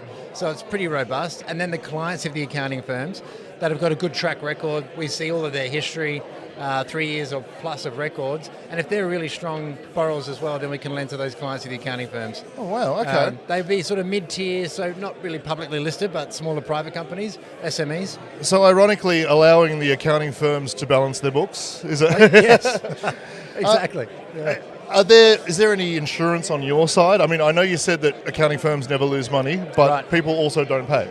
No, that's right. So there's a number of risk backstops that we have in place. It depends on the product that we have. We have 3 different products with the accounting firms. They can be secured by the accounting firms themselves, directors' guarantees, personal guarantees, secured by the companies, the clients of the accounting firms. So there's a number of risk backstops. It's pretty robust credit, where in 9 years we've had a zero loss record, like literally not lost a cent. Not look like losing a cent. So can we tokenize stocks in your company then? Well, we could happily have that conversation, sure. Well, I did meet, we did speak with I won't mention their name, but we spoke with a group before that did the tokenization of businesses that weren't yet public that had yield. So it would be like solar farms and wind farms and things like that. And my question was, isn't this just another form of IPO? Is it and they said yes and no, as long as we're regulated. Right. And so you would obviously have had to have done your due diligence on what part is legal, and of course. I wouldn't be talking to you if you hadn't been. Yeah. What challenges have you found, I guess, in the last year, and anything has gotten easier in the regulatory framework? Well, we're, I guess, best described as I'm Australian. We operate sort of primarily globally, and even though we're a Cayman entity, I need to treat myself as though we're an Australian entity for ASIC rules and regulations, so we follow very closely to ASIC's regulations. Now, obviously with Info 225, which came out not too long ago, that helped to provide some clarity in terms of the landscape and what we're looking at. We're very well across the legal situation, the compliance and regulatory landscape. What we do is we do lending, we do direct lending, We don't pool funds. We don't commingle funds together, so we don't require a managed investment scheme at this point, although we're probably going to acquire one, no doubt. But we certainly essentially sitting in an area where financial regulations are incredibly important. When you're dealing with millions of dollars, you need to make sure you're buttoned up and doing it properly, which of course we are. Yeah. Okay. I know that we've got a few Aussies who've set up businesses over in the Cayman Islands. Michael Pacina, obviously. Yeah, he's here, that's right. He didn't help you set up your company, did he? Well, no, Michael actually gave us some early advice a couple of years ago. So Wouldn't surprise me. Yes. Oh, that's awesome. Do you find certain countries harder to work in? You said you're global. Is it harder in the US than it is here, for example? Oh, look, I'll be honest, it's harder here in Australia than anywhere else. Yeah, wow. Yeah, I think we're a little conservative in our approach. And look, I think guardrails are essential. A strong regulatory framework is essential. What I'd like to see is the shackles removed from innovation and entrepreneurship in this country, where it makes it harder for start-up and emerging companies and scale-up companies to compete with the incumbents because of very strict licensing requirements that take a long time to process and cost a lot of money. Yep. So these are some of the issues that we face. Obviously, you look at Singapore, very much on the front foot. The UAE, I have companies that are registered over in the UAE as well, very much on the front foot as well. With MICA in Europe, and now what's happening in the US with a sort of slightly friendlier regime there. You're seeing innovation being broadly engaged with and embraced. Australia tends to move a little slower in that regard, and it'd be nice if we could move a little quicker, in my opinion. So the next question probably won't come as any surprise, but do you have an opinion on recent tax changes? Right. As you're the perfect person to ask. I mean, I think everyone's got an opinion on the recent tax changes. But what's yours? Depending on when you're listening to this, we're obviously talking about the capital gains tax. Yep. Look, I've not been shy in saying this publicly in other platforms, so I'll say it here. I don't have a lot of admiration for the current government in Australia. I think they're pretty poorly advised when it comes to, the frameworks that they're establishing and how they're treating the economics of this country. In short, no, I think the CGT changes are a backward step, particularly when it comes to entrepreneurship and innovation. Yep. And the carve-outs. I do understand the treatment of real estate needs to be a little bit different. Negative gearing, we do have a country that is very much focused on that being an asset class that is too heavily relied upon. People are more interested in investing in bricks and mortar because of the benefits that come from that. And with a low supply and increasing demand base, you're just seeing those asset classes increasing in value a lot. So I think we need to do something about that, and there needs to be some positive steps there. But I think they're casting the net too wide with CGT, and wrapping up innovative companies in the process is probably not the best approach. Yeah. Do you think it's going to see? I mean, if it goes through and if it stays, do you plan on moving, exiting, relocating, or? I'm not planning on going anywhere. I've got a couple of young girls at school in Adelaide. I just flew over this morning to Sydney. Australia's my home. I love it. I'll work within the requirements of Australia and see how we go. I think people will make their opinion known in about 2 years, I think, don't you reckon? I do have a golden visa in Dubai. But I'm leaving that in the back pocket for now, so we'll see. Awesome. Yeah. Well, lovely to chat to you. How does anyone that wants to reach out? Sure. I mean, if you're listening to this, you're probably mildly interested in crypto and obviously what Independent Reserve are doing. If you are holding some stable coins and you want some decent yield, come and see casu.finance, where you can earn anywhere between 8 to 22% APY. From accounting firms and their clients and payment processing companies. Not financial advice. UAE, not financial advice at all. But we're it's all right, I disclaim it for you, you're fine. No, we're offering a pretty good product, it's worth a look. Yeah. Hey, look, if you're confident, then you can say those claims. Yeah, no, we're confident. That's what we're offering. Well, lovely to meet you, mate. Thanks so much. And I'm sure I'll bump into you another 20 times throughout the 3 days. Thank you. Thanks, Jared.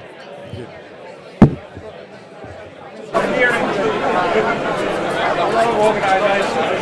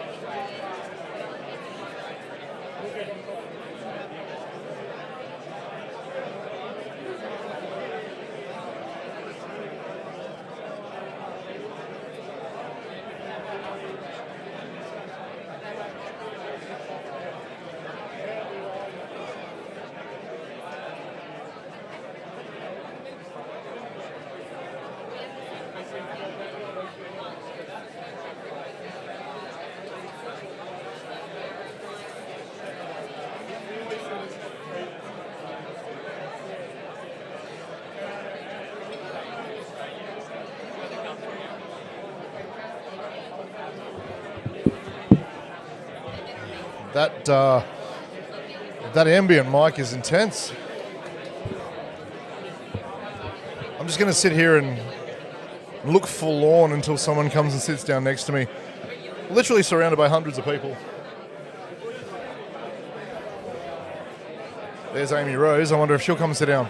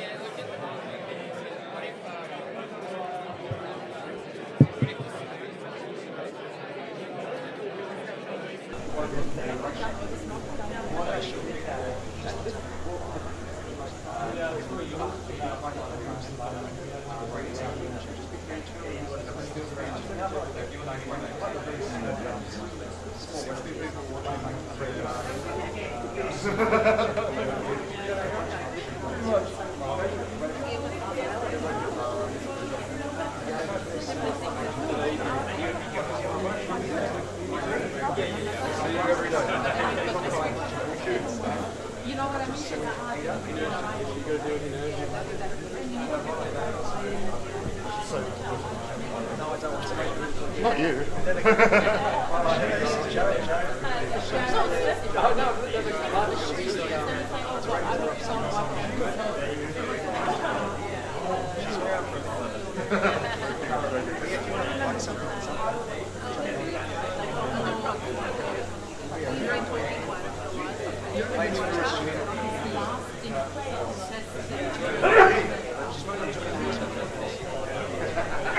This is my third espresso.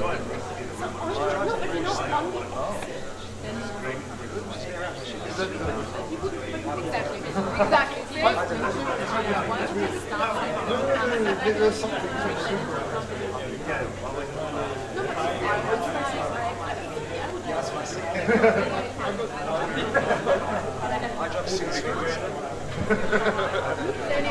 Whereas, like, you showed me your audio. I know what you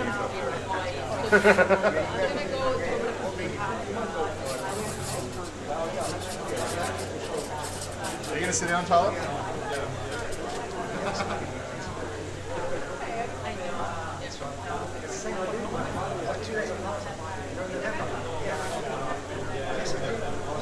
And we're back. So we just have to take a short break while to get caffeinated, nicotinated, and hydrated.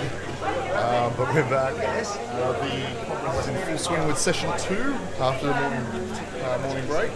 There's still about, let's say, 50, 60 people out in their common areas, getting coffee, snacks, and the like. And when Tyler finishes off his conversation, he will join me, I promise.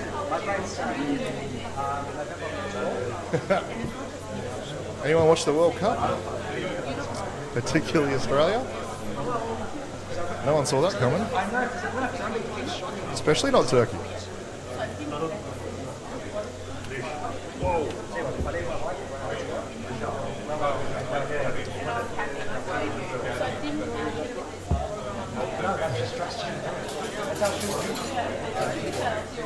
Come sit down. Well, I've just done you an intro, just talked about how good you are. We can just imagine he's sitting here. Hey, Tyler. Hey, he said. We need captions. Nothing in particular. The World Cup. Do you want to have a World Cup chat? Did you watch yesterday? Are you not into soccer?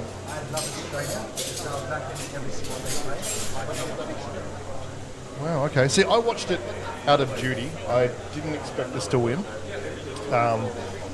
Everyone wrote us off. I think you were playing 3-1. We were paying something like, was it by that stage? Wow, 6-1. I ended up putting down a bet, a funsies bet, that Australia would score first in the first 20 minutes. It was. Do you know what it was paying? 32-1. And I put a lazy $9.64 as the leftover of my sports betting account. We don't encourage gambling, but we are a crypto company. So that was a nice little return. One interesting thing about soccer, and because I really follow two sports, rugby league and soccer, or football for our international audience. And it's a different level of excitement watching the game. So this is me. Talib's coming around. He's invested in the conversation now. So one thing I notice is about watching the sport. When it comes to rugby league, this is how you watch a rugby league match. Like, oh, yes, right. It's a build up. It's a bit of excitement. And there's a payoff. Or in soccer, this is me for 70 minutes. Very long. But it's an explosive excitement. Off the couch explosion. Yeah, like it's a knee-jerk, instinctive off the couch explosion. And that takes. I love watching it. Yes.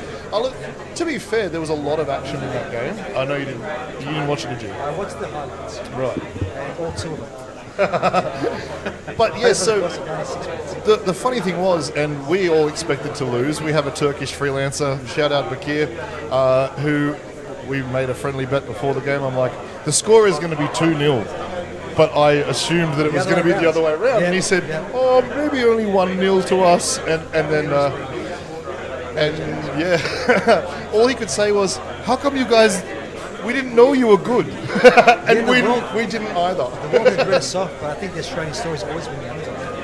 I think so. And we hit the global stage, the world stage, and we got the win. Well, I heard there was an American sports talk program, and they were talking about their group, and they put Aussies at the very bottom. They said, Turkey's probably on par with us, they said. Then there's Paraguay, and then there's Australia. And now we're looking like we're going to win at least 2 of the matches. We will definitely beat Paraguay. USA, who knows? Like, we should beat the USA. They're not necessarily known for their football.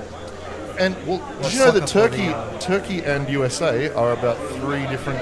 I think USA is ranked 17th. Really? Really? Yeah. That's surprising. That is surprising. They do have a lot of European players. That makes sense. That's right. Turkey was actually ranked 22nd, Australia 27th, and Paraguay 54th.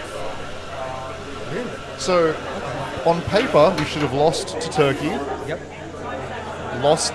Lose to the US, and probably beat Paraguay comfortably. Wasn't it you saying to me just earlier that there's one player on Turkey since 19 million? Yeah, so explain it to you.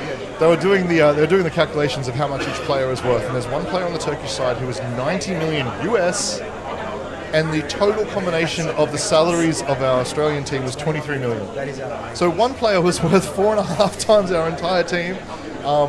But I heard when I was speaking to our Turkish freelancer, he did say that, he goes, we didn't know you guys were so tall. And I didn't, and I kept hearing the commentators talking about how the height and the body size was just, they didn't count on that. We had a defensive wall that 5 people sat in the box and it never got through. And the ones that did, keeper on debut from Melbourne City, he was phenomenal. Amazing under pressure. Phenomenal. Oh, it was great to watch. Seems so composed. I'm just, what I'm interested in seeing is the reaction from a certain segment of Australian politics who don't like immigrants. Oh my goodness. Well, the first player I believe was he was a refugee from Burundi who was born in a refugee camp halfway between his home country of Burundi and I think Mali. I could be wrong. Crazy story. And yeah, his growing up, he was playing football in Australia. He grew up in Australia, and Cahill was his idol. And so, did you see after he scored the goal, he went straight to the corner post and did the box? Oh man, I've never been so proud. What an Australian story. Yeah, I mean, we tend to do disproportionately well in sports, and I don't know if that's because we have tall poppy syndrome and we talk our heroes down, and so every result feels bigger than it should have been. So obviously there's the example of the World Cup, but you look in tennis as well, especially in the early 90s with like Pat Rafter and Leighton Hewitt, and they were always written off and they went on and did great things. We haven't had any good stars since then, really. So when they did win, they made a huge deal because we were really to do so well. But there's also Stephen Bradbury. He's the biggest example. Like, even despite the best... But I could talk about that for a long time, because that's such an interesting case of going, yes, he won.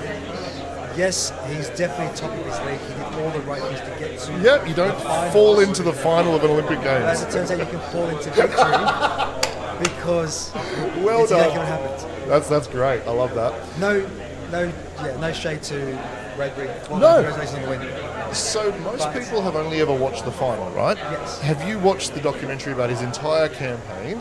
I've not, but just like I said, you cannot take anything away from any athlete at that level, because to get to that level, you have to be exceptional, period. Of course, absolutely. Now, obviously, like opportunity, skill, all together very, very nicely. I do feel a certain type of way where someone else falling over can screw up your campaign. That's kind of where it's a little bit unfortunate. In the same way where we're going down the rabbit hole of F1, but the F1 can be won and lost based on somebody else's false start, launch, whatever it may be, right? But that one specifically, we'll take the win, by the way. Shout out to Aussie all the way. But it's one of those things exactly that way. We made a big song and dance because again we're the underdog, and that scenario is kind of quite the meme now. Yeah, that's true. And it's funny, if you do watch all of the other races, it wasn't just the final that people fell over.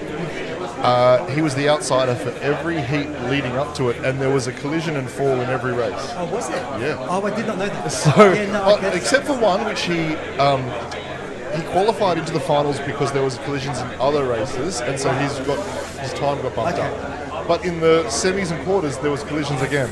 So it's such a sport which is so it's a blend of skill and luck.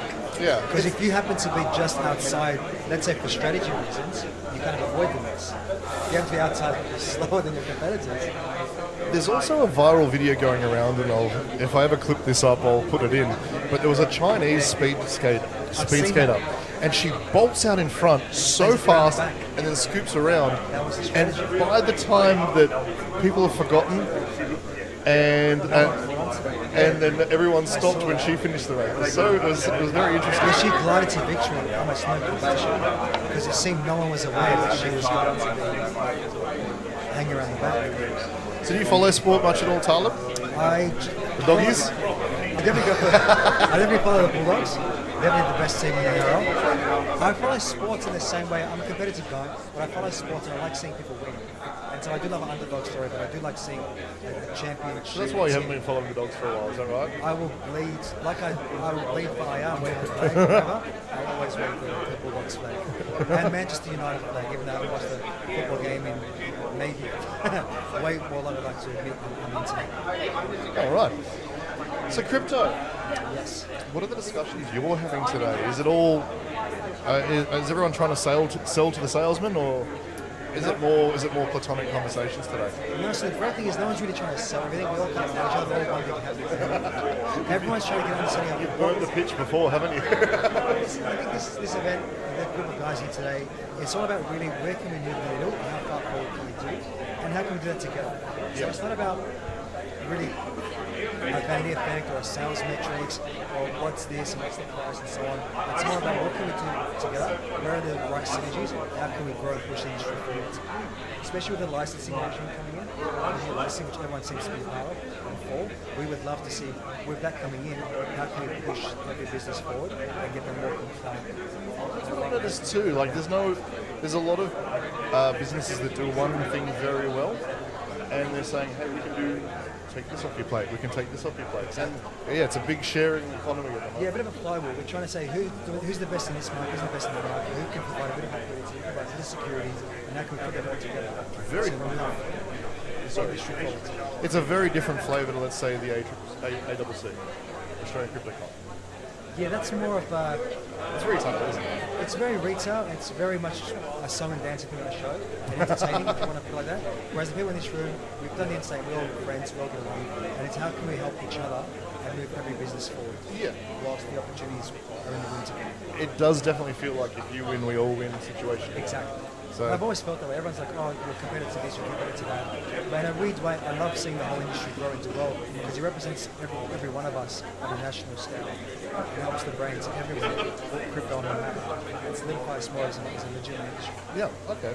And you can see that kind of that nature with the fact that we've spoken to Kate Cooper in our office, and we had someone from Kraken in our office, Jonathan from Kraken, and we're one big giant family. From the IR perspective, we all get along with our family, and if we can help anybody in any way, whether it's a podcast studio, whether it's liquidity, whether it's an introduction, whatever it may be, we're always the first to put our hand in. And so far, it's really helped our business grow for the last 13 years. Happy birthday to IR. Happy birthday! But it also then makes sure we meet all the new guys in the industry and help them on the same journey. And it's funny, like most of the founders and CEOs that I've spoken to today, they're about 3 years. There's a lot of new players that are doing some very exciting stuff within RWAs, within infrastructure rails, within compliance and warning and monitoring. So it is pretty exciting. I saw you schmoozing with someone from MasterCard earlier. Isn't that? I reckon 5 years ago, if you said that an official partner to a crypto conference was MasterCard, I would have laughed at you. But that tide has turned, hasn't it? We're definitely not laughing anymore.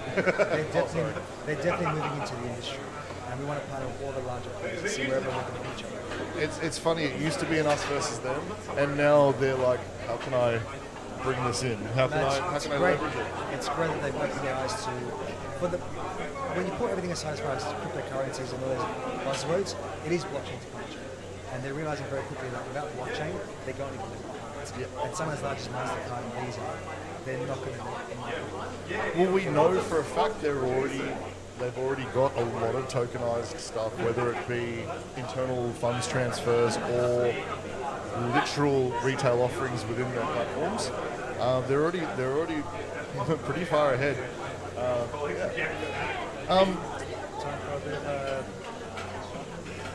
Very shortly. I just wanted to ask you a question. People might not often know what sales people do within a crypto exchange, right? Sure.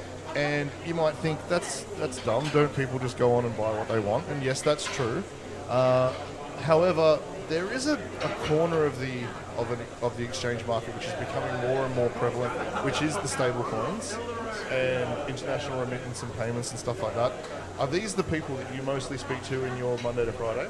Yes, funny you said that. So it used to start, it was predominantly retail focused for a long time. And now we are moving into very institutional focused. And back to that point with MasterCard and Visa, moving money around is getting, I don't want to call it harder, but a bit more difficult for banks for a number of reasons. Hence why, again, blockchain is very important. But for us and for those partners, it's about a huge focus on helping them move their money around to And where do you find these people? I mean, high net worth individuals are hard to find. Yes. You don't just go out to Ivy on a Saturday night and wave your business card around. Typically in the mornings. I guess, do you find that most of the inquiries that, or the business that comes through IR on the OTC desk and stuff like that, is people that seek you out? So it's two parts. And shout out to our marketing team who do an incredible job. We do get a bunch of very high net worth clients coming to us. They've done things in the marketplace to be trusted, so they will come and find us. But then there's also an element where, as a business without all the right things, those same clients refer all of their clients. So as you can imagine, somebody who's a high net worth individual or in the professional services space deals with a lot of successful companies. And if we've done the right thing by those individuals, they'll then pass on to their family, friends, or some of the businesses they've invested into, who then they will bring on board to be invested as well. So it's a bit of a flywheel where the marketing team does a really good job getting the brand out there in the marketplace, on the internet, where all these cool kids hanging out, and then it's I'd like to think I do a very good job that in the service we have, whether it's the OTC desk or the support business, that then they go and tell their family and friends and other high-net-worth individuals, and then they find themselves as well. Okay, cool. Another last question, because I know you need to go do the tinkle. There's an ad I keep seeing in the elevators at work, right? It's about a company called Air Wallets. Do you know much about Air Wallets? What would you like to know? Well, they've got a claim on advertising saying one of their clients now uses them for payments, yes, and they've been able to save X amount per year. Do you know if they're I don't know exactly. Okay, sorry, I was hoping for some insight, and that's okay. I don't know which I will go and I'll search myself, and then I'll do a bit of I don't want a... to give you the wrong insight. But basically, for those that are unaware, crypto can now be leveraged, especially stable coins like USDT, USDC, RLUSD, can be leveraged to send international transfers or make payments at a fraction of the cost of traditional rails. What's a traditional basis point for, let's say, sending via normal bank transfer? Well, it depends on which bank you're using, it depends on where you're sending it. Average. It's pretty like, it'd be like 2%. 2%. So if you're sending $1 million, that ends up being $20,000. That was so close, so I had to do that on the fly. Yeah, exactly. What do you think is the equivalent for sending $1 million via USDT? Approximately, high range, low range? It'd be single digits. Single digit. Single digit. Sorry, single digits. Sorry. $100, $200, $1,000. It'd be a couple $100 depending on where you sit as far as your economy goes. But like, let's just say $1,000 to be safe, but it costs you 20 times less. Wow. Like, it's a huge difference. So why is people still using the traditional rails? A lot of people still aren't familiar with caught on to the fact that you can do this. Yeah. You'd be surprised how many people still look at cryptocurrency as a speculative investment. It's just Bitcoin and altcoins and get rich quick and so on and so forth. There's still a huge element of that. But the larger players, again, if we go back to last couple of years ago, were just understanding that blockchain technology makes these things a fraction of the cost. Yeah. Wow. All right, thank you so much, Tyler. How do I pronounce your last name? Sleeman? Oh, it's not Slyman. It's really Well, we're going to let you go and refresh yourself. And I will be back shortly. I'll be here all week, guys. Thank you so much, mate. What a legend. So, I mean, stablecoin payments, international remittances are no-brainer when it comes to the rails that we have. The on-ramp and on-ramp in other countries just makes it so much easier. And it feels like we've discovered something just before it became popular. In saying that, billions are moved every day using this technology. But yeah, it's exciting to be in the space early and being able to educate others about it. I'm going to pop off for another caffeination break. The sessions are about to end, so it's going to get very loud very soon, and we'll have a couple more guests in a second.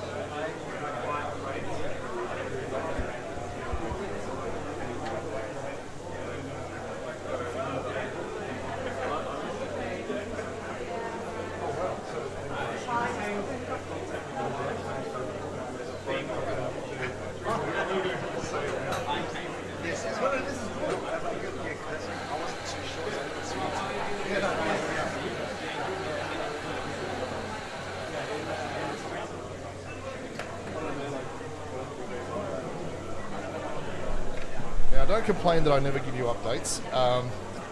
We have done a bit of research into our good friends at Airwallex, and they are a fintech company that do international payments and remittance and such. They do it using alternative rails, but it's still old rails essentially.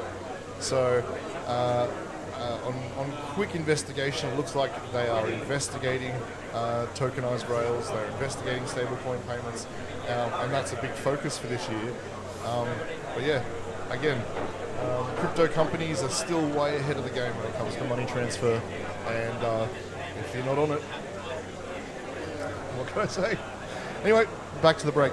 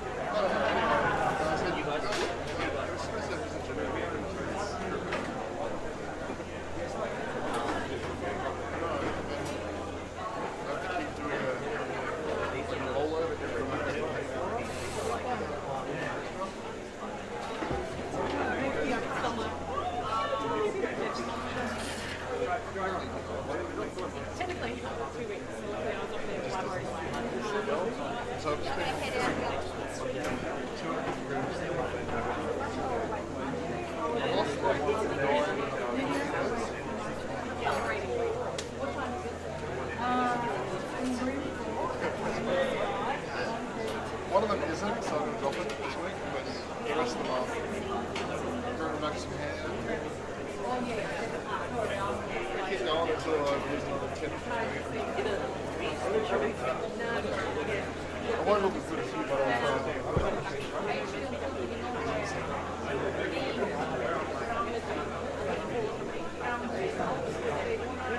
this one, it is natural.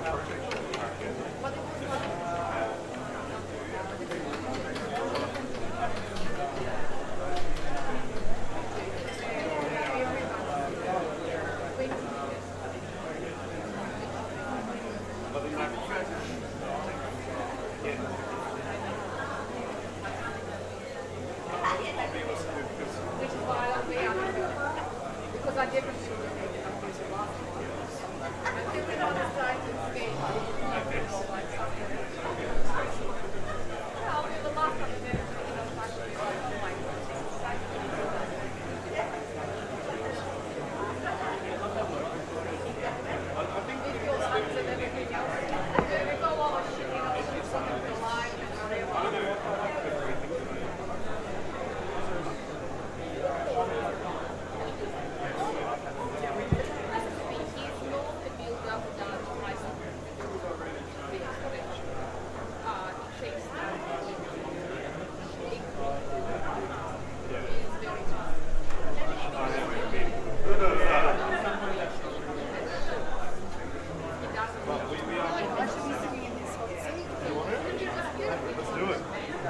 going to talk about? No. I don't know. Hang on. You're not going to record, are you? No, it's live stream. No. No? Come on. No. I've got a panel. Let me do my panel first, and then maybe I'll come and sit in the hot seat. For sure. I do host shows on X, and I started to live stream, but I'm not in country.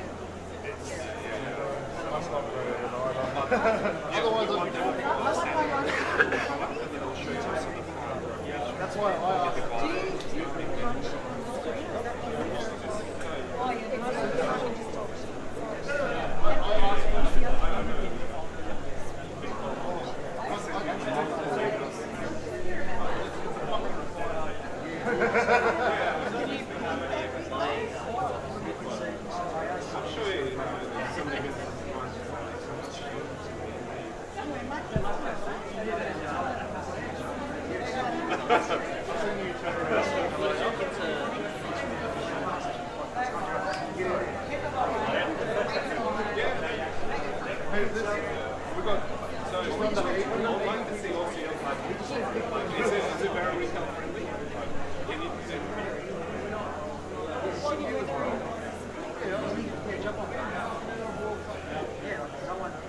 Where is the live streaming to?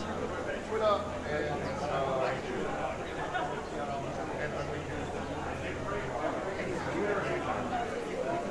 You have it there,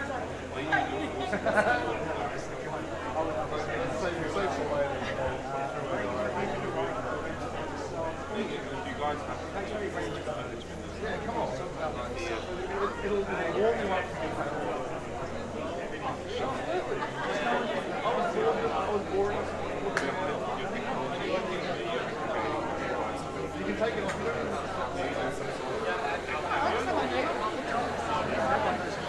Well, come on. We don't sell it out. no one cares who I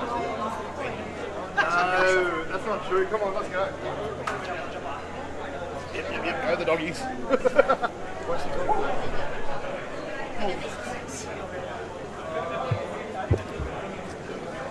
Hello.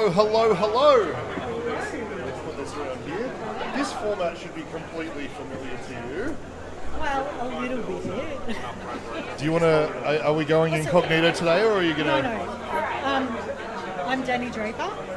I host the Crypto Queen Perspective Yes. on X and stream to YouTube.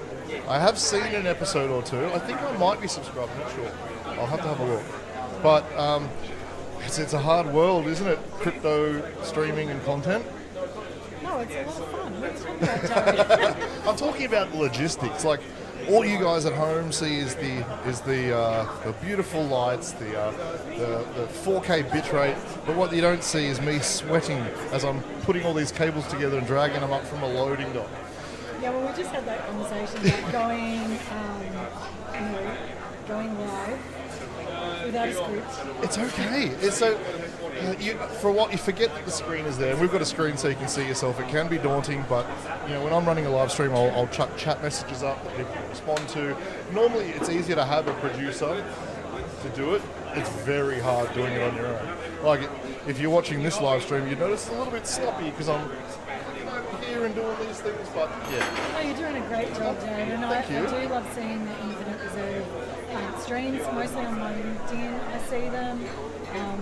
I really enjoy that when I'm at home. Oh, good, thank you. So Well, LinkedIn actually nerfed our streams, actually. So we stopped streaming to LinkedIn a couple of months ago because we kept getting terms of, harmful content violations. Harmful content. Because apparently we were promoting a banned service. I'm like, well, we weren't trying to sell or anything. We were just talking crap. So let's talk about when you're streaming. So like X, I find is the friendliest platform to stream to. Yep. Mainly because they're not doing that, I guess, governance or compliance. YouTube is great, but you can get flagged as well there for certain content, and it's got quite strict policies. Yep. And then you've got LinkedIn, which has harmful content as well. Well, I noticed that X used to be a lot more, had a wider wider reach. And then a lot of crypto Twitter got nerfed about 6 months ago. We'd normally start up a podcast, and before the intro or the countdown had started, we'd have 60 people waiting to watch. Now it takes an hour or two to build to those numbers, and we're not doing. I think that's the sentiment of what's going on in the market right now. And by the way, we are, if you don't know, we're at the Digital Economy Conference. Yep, I've been reminding people every 5 minutes. Okay. And it's great to be here. There's quite a buzz in the ER with everyone. I just saw a great debate. That was great on should we trust AI with our money. Oh, okay, cool. It was Let's get some insights because I obviously missed it. And I've been plugging it for a while, sorry. So I think one of the main points that I took away is that we still need that human element. And we do have some frameworks, but it is probably against. We do not trust AI with our money yet. I mean, we probably trust a little bit, or maybe a little bit of AI with our money, or a little bit of our money with AI, but yeah, it's not time to hand over all the reins yet. Is that basically the sentiment from the discussion? That's basically from the against, not the affirmative. The affirmative, we're like, we have frameworks in place and it's time to go, but... We've heard that before, haven't we? Yeah, we have. and I think the thing is that we do have some frameworks, risk and compliance, but not enough to hand it over, as you say. Okay. So there would have been a few horror stories, I'm guessing, told in this discussion, or there was no horror stories in there, but it was a lively debate with some great panelists in there. Right. Because it's interesting, AI is developing faster than our money is developing. And you're... But Fable and Mythos were cancelled for the very reason that we don't have enough compliance. Were cancelled? Sorry, did you say cancelled? Yes. Accessibility has been cancelled. I didn't know this. You didn't know this? Oh, Has Mythos been pulled? Okay, breaking news. I'm going to have... And Fable 5 have both been pulled. Actually, I did notice when I logged on to Claude yesterday that Fable was temporarily unavailable. I'm assuming it's completely available. Oh, wow. A stop on it, the US government, and it's been pulled. So people who had 4 days of workflow there, completely. Okay, so it was lauded as this revolutionary bug finding. You know, it found a Linux kernel fault that had been undetected for 12 years. It found it in a matter of hours. It's found a Zcash exploit in shielded transactions. It did a whole bunch of things. So, what was the reason? What was the catalyst? Do you know? Yeah. So Anthropic AI put out a post, basically saying that the US government have made this decision to pull. So it's been a US government, and it comes down to securities. Wow. Yeah. So I know that Mythos was originally kind of hand-fed to a bunch of companies that had signed on to be kind of like the authority on cracking, or I don't even know what the term would be called. Was there a particular player that abused that, or was there a particular... So there is a bit of a story. Let me find the post. Wow. I didn't read any of this. That's what so happens when you watch sport all weekend. Citing national security authorities, has issued an export control detective to suspend all access to Fable 5 and Mythos 5 by any foreign national, whether inside or outside of the United States, including foreign national Anthropic employees. Oh, hang on, so that means that people inside the US still have it? Yes. So, it's interesting. There's a statement from the US government directive there. I'm not going to go into that. But, suffice to say that one of staff who created and ran that have lost access to it. Wow. Yeah, no, I was trying to use Claude yesterday, and I had to go back down to Opus 4.8. Yes. Oh well, boys, pack it up. It's time to go back to ChatGPT.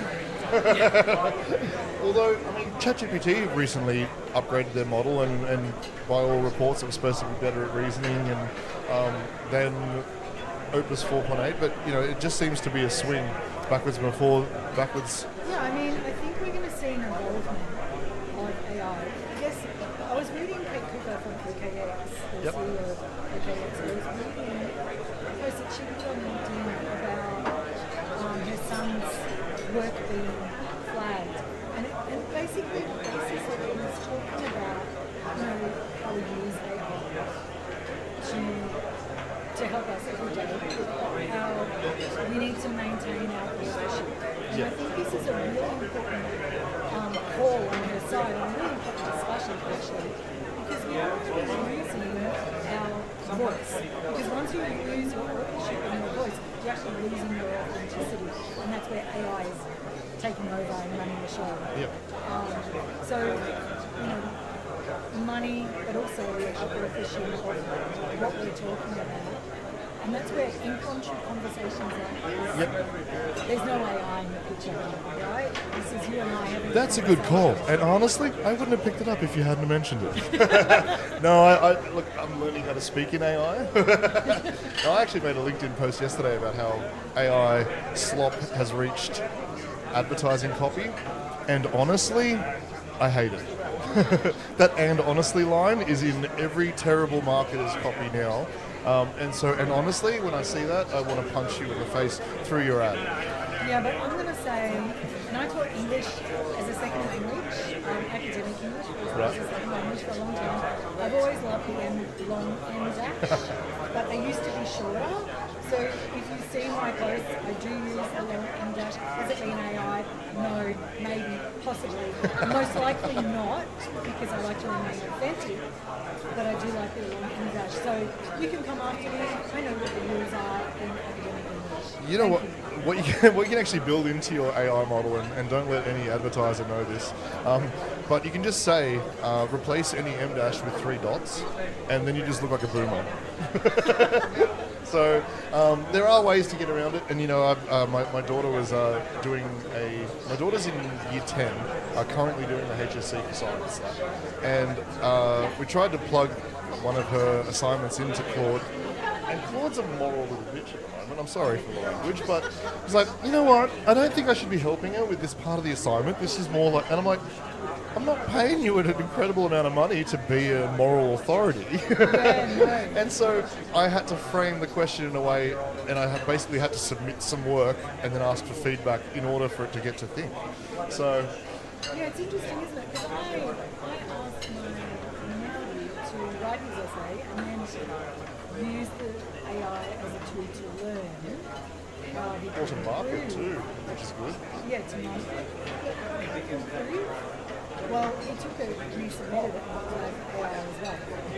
So, bringing it back to your own voice, and it's great to use the tool every day and make sure it's your voice and your authenticity coming through, not some generic AI that's been proved. Well, funny story.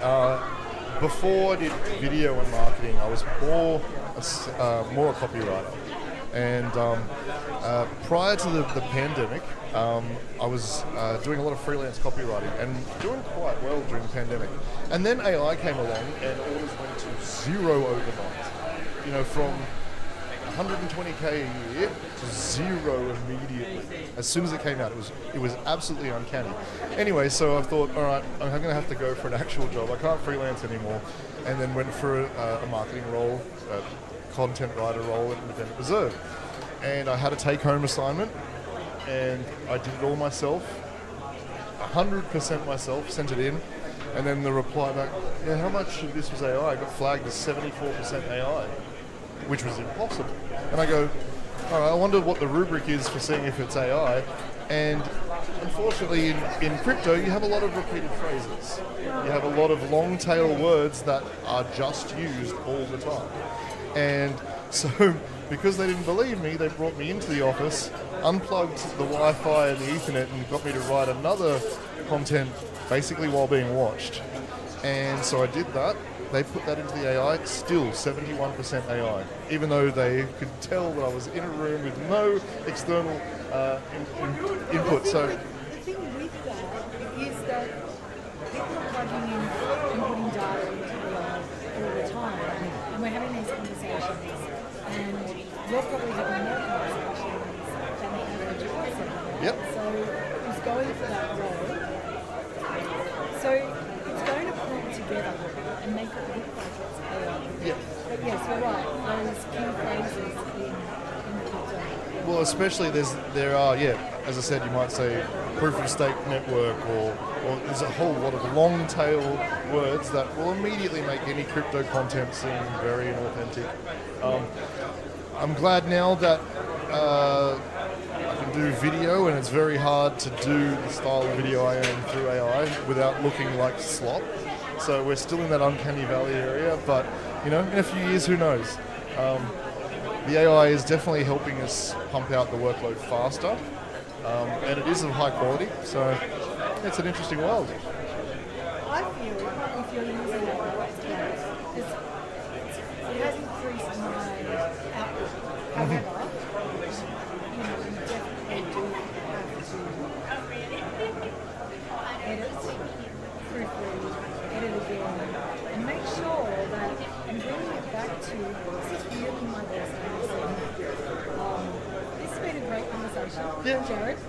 Are you hungry? I am hungry. So they've just served lunch. I'm watching I'm everyone starving else eat too. around. We're going to take a 15-minute break to eat, and we might be back after this. We'll keep going. Anyway, stay tuned.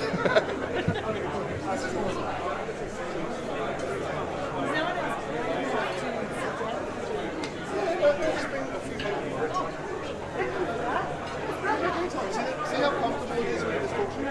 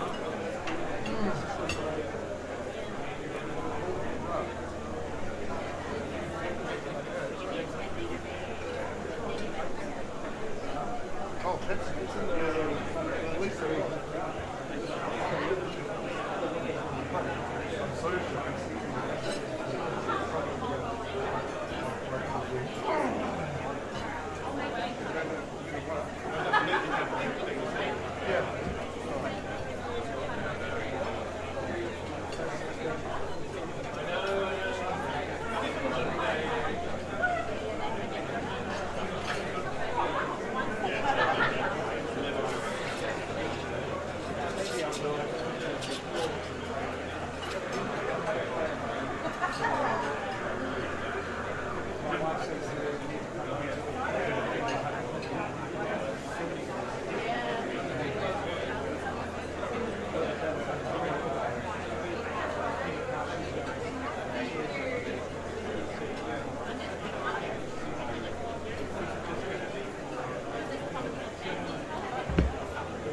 are you guys doing?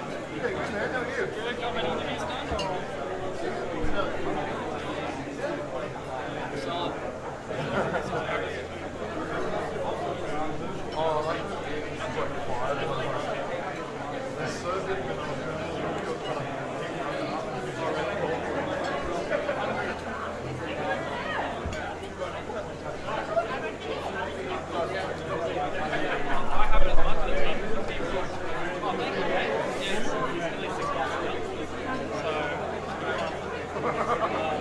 Yeah, very hard work, not much sleep.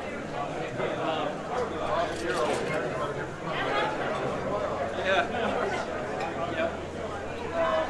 It's been a very busy man. Really? Do you have kids as well? Yeah. How many? 3. I started real early and then Oh, yeah? Oh, wow. That'd be hard.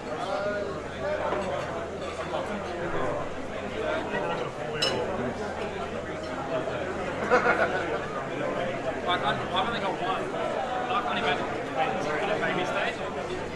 Like, how do you survive? Yeah. So like, people go, how'd you do it? Yeah. It's really, it's probably about economies of scale.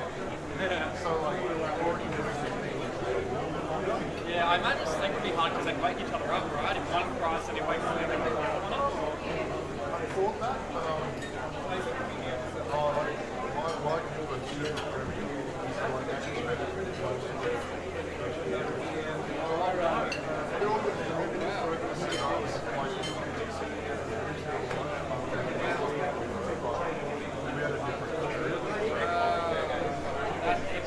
So you're all good now? Wow. Yeah, oh, look, Thank God. we got twice.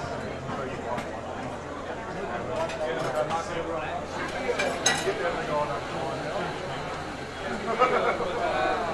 Discussing the whole way home. Oh yeah, dude, I got a call from moving to Bankstown to Hyde. I got from Bankstown to Parramatta.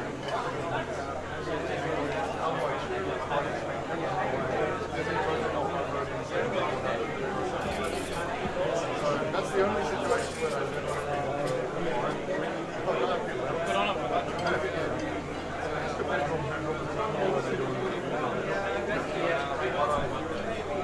And then the other experience was like,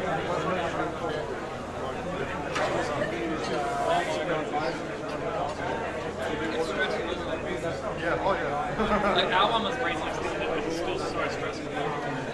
Like, the whole birthing experience is just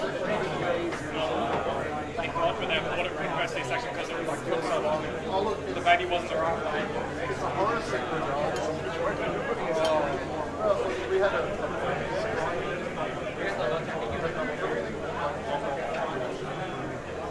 Yeah. So like, baby comes out.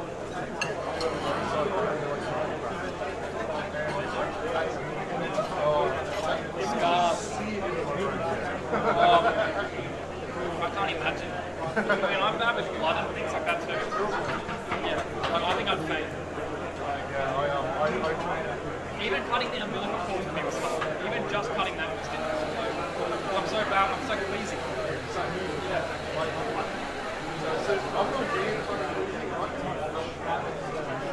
Oh, yeah, that's great.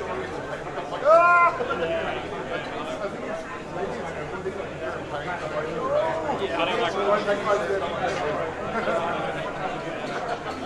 Man, yeah, that's hard. Good on you for getting those kids. Here's trouble. Yeah, how you going? What time is it? Oh, no, not me. Yeah, I had a bit. 3 or 4 projects.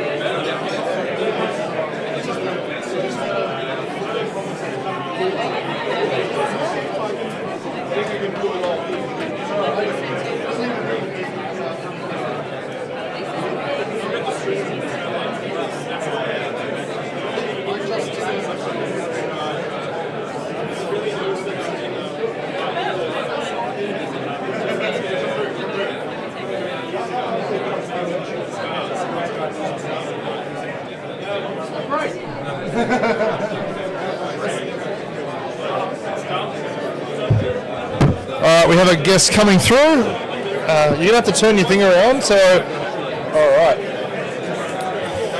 G'day, Wes Stoyanov, is that right? Yes, it is. Yeah. Where's the name from? Where are you from? I'm Bulgarian by birth. Okay, cool. Yeah. And do you live in Australia now?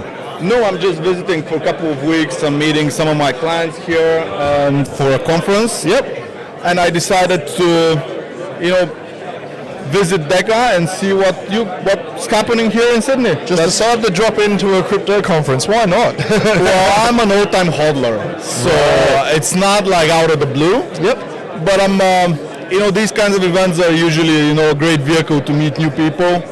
And really, if you go to Australia just for one conference, it's a long flight. Oh yeah. Okay, so you're from Intuition Machines, is that correct? Yes, it is. Yeah. Tell me about it. What do you do?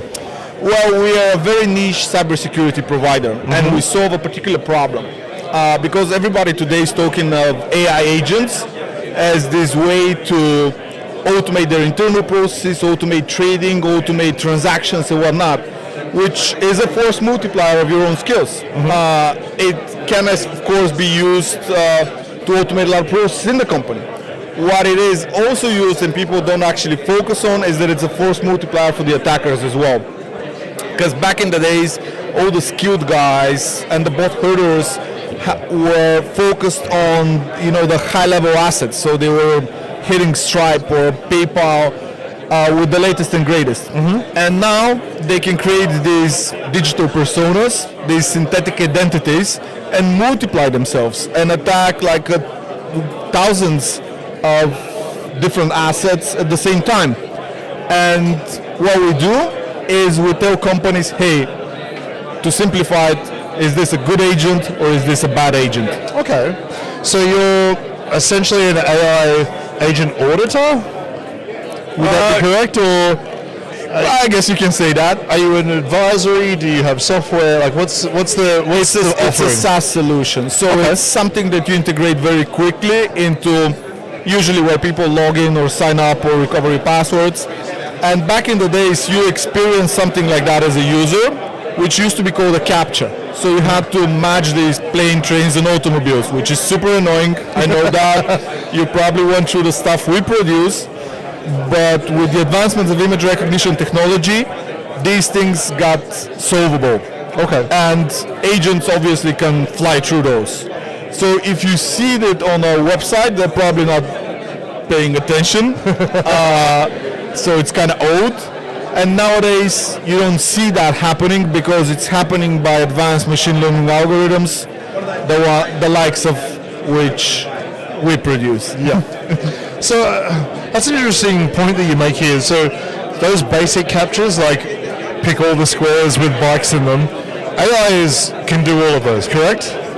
Yes, because if you do them hard enough for the AI, they're also going to be hard enough for your mom and dad first, and then you on a bad morning, and then in a couple of years you in any morning. So it's a cat and mouse game where it's really. I'm just wondering why those simple captures are still so prevalent, if they're easily bypassed now. Short answer, yes, they shouldn't be. That's what I a little bit cheekily said, that if you see them, that means that the company that still has that on their website is really not investing in their security stance. At this stage, you're better off them. Yeah, okay. So you either leave that door wide open or have something that's modern. I saw one very recently. It was the first time I'd ever seen one, and it was more of a puzzle that required a little bit of advanced thinking. But most AI models can do better advanced thinking than we can anyway. So often in these cases, it's something that works for a couple of weeks. Yeah. Most. Wow. And then imagine, for example, because we're servicing like big companies like big train systems of countries in Europe. Yeah. Or something that you need to work fast. Purchasing a train ticket, just jumping on it. Right. So it cannot be something that will really be challenging for you looking at a small screen. Because even for me, and I'm in that business, I was logging into a dating app I will not mention because I'm in Australia just to spice it up a little bit. And they're like making me twist and turn all those things to log into my own account because I'm obviously changed my IP a couple of times. I'm behind VPN. Fair enough. Yeah. I know what's going on, but then I failed it, and I'm like, okay. So, what is on the cutting edge of, I believe the term is called proof of humanity? Yeah. What is the cutting edge of that? Well, the cutting edge is a collection of algorithms right now that can go through a couple of hundred different data points at the same time. So it goes across network signatures, device fingerprints, and deep on device analytics, which is the more, I guess, I would say more interesting in terms of a story rather than just the deep tech, because you have technology that can actually detect the bumps on your fingerprints as you're moving through through the trackpad. So, for example, if it is a machine trying to emulate the human finger, it will not have the same mechanics from the movement of the little. I've seen that. And is that in the same way? You know how you've got the check the box to confirm you're a human? Yeah. They're not looking to see if you can check it. They're looking at the direction of the mouse to the box. Is that correct? Yes, although this is again easy to bypass by an attacker. So a basic bot that somebody built a couple of years ago to spam you, probably that will stop it. It's a proof of work system, and it's looking at the little motions of your mouse, because it doesn't matter how healthy you are, there's always a little bit of tremble. Right, yeah. And a high resolution mouse catches movements that you'll be very surprised. That's incredible though. Like in my mind, and maybe this is a very old-fashioned way of thinking, and I promise I'm not that old, but in my mind, anything digital can be spoofed. Yes.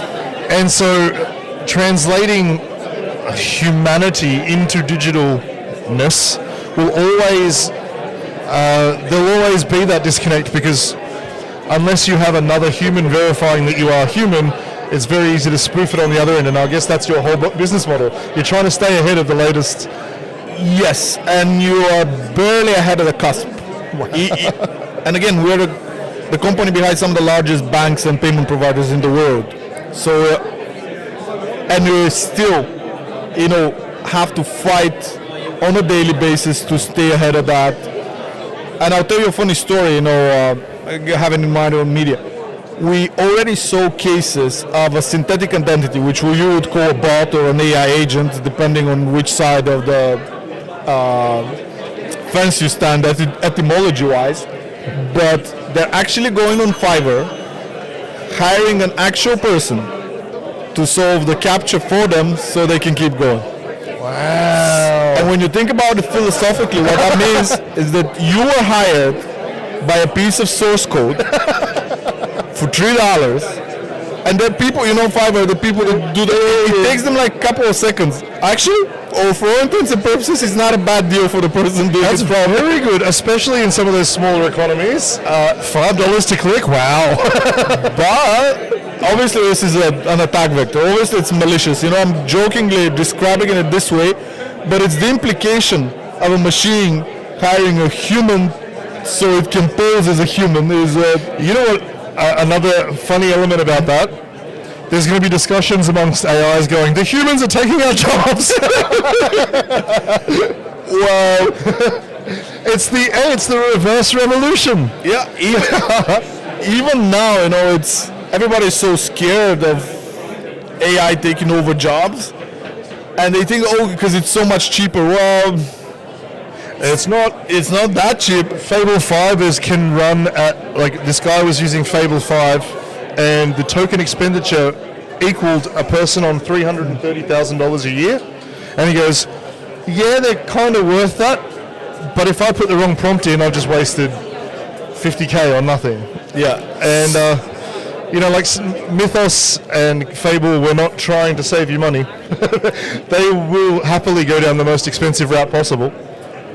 I mean, not now. You've heard the news? Yes. Yeah, so how much of that affects your job? I mean, you would have been using probably Fable. Well, it's affecting it in a big way. Yeah. You know, details shared out of context will be misleading, especially given the fact that these things change, these models change on a daily basis now. Yeah. So what we are shifting towards is looking at the intent, not so much as what they're trying to do and achieve it, because it's, going through accessing a dashboard or some information or some transaction info is pretty much the same process no matter which tool you use. But what you intend to do after that is what really matters. So this is another thing of that equation that we're following. And just like with agents, there's going to be things that need to be there, although they are sort of built the same way as the thing you were talking about. I don't know if that was the... No, that's a good answer. Like, a lot of this stuff is super prescient. I mean, Anthropic pulling its models only happened 2 days ago. My next question is, how much anxiety do you have as an individual running a business model that will never catch up? I didn't say. He's actually 25 years old. It's just aged him. Well, that alternates, to be honest. Some days you're like, oh my God. Yep. We're in an oh my God scenario. Other days is, I'm looking at the data. This is really statistics gone wild. So we're still safe in our own world that we all built for ourselves. But what I'm particularly, I would use the term afraid of, is young people. Because if you're exiting university and you have a lot of charm but very little skill and value to add to an organization, and I need to invest in you heavily and you in yourself, of course. I'm not saying that the company does it. Yep. I'm not trying to take that stance, but it is... you have a very much diminished value, because right now the type of work that you can do as an entry level in a company, this is very much can be taken care by these types of models. So then your entry point becomes harder as if it was not already. Well, I can only feel for the people that started a comp sci degree or even a machine learning course, and the curriculum changes week by week. Yeah. You start learning about LLM models, and by the end of the semester they're redundant, and you're looking at reasoning models with constitutions and stuff like that. Like it would be a nuts. I don't envy the students of today at all. No, and imagine what sort of position the university and the faculty members need to take, and you're used to change that and pass through all sorts of approvals and committees, and you're bound to be redundant. Just by having this mode of operation doesn't mean if your content was ever good for a period of time. Well, it's actually funny. Like my partner works at the University of New South Wales in the electrical engineering department, and she helps create the curriculum and the courses for that specific degree. They used to have a very big component that focused on some calculations, which used to have to be done with calculators and drawn out. Now part of the process of designing experiments is all done by AI. So they've removed whole semesters because the knowledge behind getting there isn't required. So I wonder as well, in that same breath, do we leverage too much of our thinking to AI now in some of the formative stuff? Well, the genie is a bit outside the bottle at this stage. So, and the moment that, as this technology already exists, you cannot really put it back there. Yep. But what you can is, focus the human ingenuity, spirit, and emotion into something that's a little bit closer to us So I'm thinking of it in terms of like the Industrial Revolution. Yeah, in England started off with, people losing their jobs. So you would go to the new sewing factory or whatever with pitches and forks, and you're like, oh, well, what is my daughter's going to do right now that you automated sewing? I guess you can't see past it. Yeah. Well, it really turned out great for them and great for us as a species. So we were released from the burden of operating these machines, and we created a whole new world for ourselves, which ended up being another type of machines that we're glued to right now. But we're going to be released from that as well, because pretty much any job that you need a keyboard for is susceptible to a certain level of automation. So are you telling me that I need to tell my daughter to sign up to Fiverr right now so she can click links for AI agents? No, but what I'm telling, for example, my godchildren and their parents is, well, how about you're learning some of the forgotten skills, like to do things with your hands, to grow food and vegetables. Yet we're all complaining, oh, my tomatoes are full of chemicals.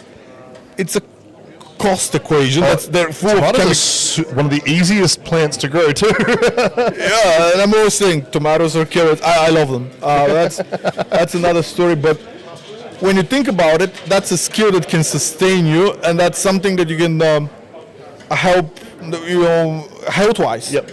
Because again, you're complaining, so hey, you can do something about it.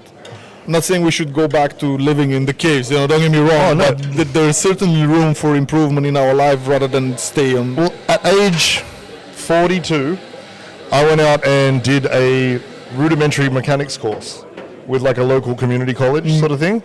Not because I ever work on cars, just because I'm like, if I understand this one thing, it will help me understand machine systems as a whole. It will machine systems. It helps train a part of your brain that you don't use as much in my role, and it's just the interconnectedness of things and what to look for and how to do the basic like oil changes, new brake pads, just the stuff that you end up getting overcharged for, knowing that saves you so much money, ridiculous amount of money. It does. It's fun. And it raises your profile in another department. You're very right with that. But have you ever met, like I know of a friend of mine who is insanely handy. And so anytime anything breaks in the house, he can pull it apart, put it all back together. He's perfect with his measurements. You put a computer in front of him and he doesn't know what he's doing. But he's the MacGyver equivalent that can just fix anything. And in the apocalypse, he's the guy that you want around, don't you? You don't want the marketing guy in your apocalypse team. Well, again, we were reaching a point where we have ourselves with a different shape of our spine because of how we approach devices. Because and this is what our head carriage. Yeah, and this is what our children were starting to become from a very early age, which we see it doesn't look good. Yeah. Yep. And now if we have a way for them to re-enter a world where, you don't have to be glued to these devices, for work especially, because, a lot of this can be automated. Mm-hmm. This can as well be the best thing that happened to us, in a weird way. Yeah. Well, I mean, I don't know if you're aware of, but Gen Z, so the generation I assume below both of us, they're the first generation since recorded aptitude tests to do worse than their parents in attention, reasoning, thinking, and memory retention. The first, every single generation since the 1800s has done slightly better than their parents across all categories, and this is the first generation that hasn't. And they're attributing it almost purely to too early adoption of tech. I'm aware of the issue. That tech, as it was a little bit on the conspiracy theory side, but then it got proven, was designed by experts to make it as addictive as possible. Yes. Which they succeeded in that task. So the result is that I call it the attention span crisis. I have harsher words when I'm when I have TikTok brain. When I have a point in front of me. Last event we did was in Amsterdam. So we had it was a bigger one, so we had a booth, and we were giving out chess sets, and as a gift, for everybody to bring home, like teach your kids how to play a game that commands attention for longer than 1, 2, or whatever number of minutes. If blitz chess counted, you still need to be able to follow through. Oh, yeah. And there were people who were like, we're talking about that, and there are people that are sometimes desperate because you see a 10-year-old, you're talking to them, and 120 seconds after that, you see it in his eyes. The glazed over look. He's no longer there, and you're like almost sure that he was interested before that. Although we are old and we don't know why we're irrelevant that happened. But that aside, I think it's the biggest problem we are facing as parents, and as a species. May sound a little bit over dramatic, but look, the evidence is there.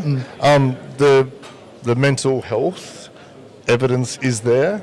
Like the children of the next generation are doing considerably worse than we were at the same age in all areas of mental health.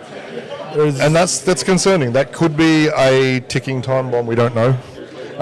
We're being very doom and gloom at the moment. Well, that's what I was trying to give it that different spin, because again, with friends, I'm joking. The Idiocracy movie was meant to be funny. It's a documentary. It's not a documentary, right? But again, I'm also a bit of a historic buff, so I'm always trying to think of it again as from that perspective, with the previous couple of revolutions that ended up liberating us to be more creative, to explore areas that wouldn't normally be a human endeavor that can support your existence, right? And these jobs or these endeavors ended up being materialized in our world, which is a good thing. So what's coming up next? That's one of the options. I think if you're looking at predictions, the next big thing will be whatever is monetized. At the moment, it's attention. Attention is monetized. So the next, if they can monetize something else, maybe we can fix that. But one point I want to really make is I remember seeing a newspaper, an old newspaper that had like a letter section where people could write in. And I think it was from the 1930s, 1940s. And someone made the comment saying, I got on the train today and every single person had their head buried in a newspaper. Doesn't that sound familiar? Yeah. So the rises and the panics, they come and they fall. It's just a new medium. Yeah. So, again. I mean, have you heard that complaint about the phones? Have you heard about, it's just another form of escapism? Yes, and this is a problem, but for another reason. Again, this is not, as you say, this is not a technology issue. It's the human condition that, I think in a long enough time frame, this will also improve, because with the mental health care crisis you're talking about, with the attention span, people will need each other more than ever. That's a good way of looking at it. I like that. To finish this off, I want to talk predictions. Where do you see your company? What threats will you be dealing with in 5 years' time? This is almost impossible. We were actually talking about agents 4 or 5 years ago, which ended up, it was a foreign concept at the time, because it was were you talking about bots? Yeah, this is an evolution of that when you think about it. It's just now agents would be offended if you call them a bot. So moving forward, it will be your digital twin that you will end up creating for yourself, that will do your shopping, then it will start to do more and more. Let's leave it at that. The digital twin concept is interesting, because I make a lot of mistakes, so I'm assuming so will my twin. Yes. So you will no longer have to separate between the nature of the entity you're interacting with, which is what we're doing today, into the intent that I'm talking that we're shifting in right now. It will, after that will be, consequences, legalities. It will be, half of the actions of this entity you don't want to undo. They were correct. It was just a slice of that that was off. So it will become segmented and structured so much differently. Some more levels of complexity. So are you optimistic, or are you a little bit more dystopian like me sometimes? Today I'm very optimistic. Tomorrow? In terms of attack vectors, I'm not that much, because people are not prepared to take full responsibility of themselves, seeing that, I'm not a techie, I'm not really involved in this, I'm just gonna, it's somebody else's job. The moment it becomes someone else's job, it's already too late. Yeah. So unfortunately we need to get savvier and savvier ourselves, whether we like it or not. So your job's never done, never finished. No. Whereas I can go at the end of a video and go, good job, don't have to do that one again. That never stops. And again, as I said in the beginning, when an attacker automates themselves, they also don't sleep. They also don't stop. It actually, it intensifies, if anything. Yeah, wow. Which, the positives is that it's good for business. Yeah, I guess it's one business model. You're kind of like funeral homes. You'll never run out of customers. Unless we revert to the Stone Age and we start doing smart contracts on paper.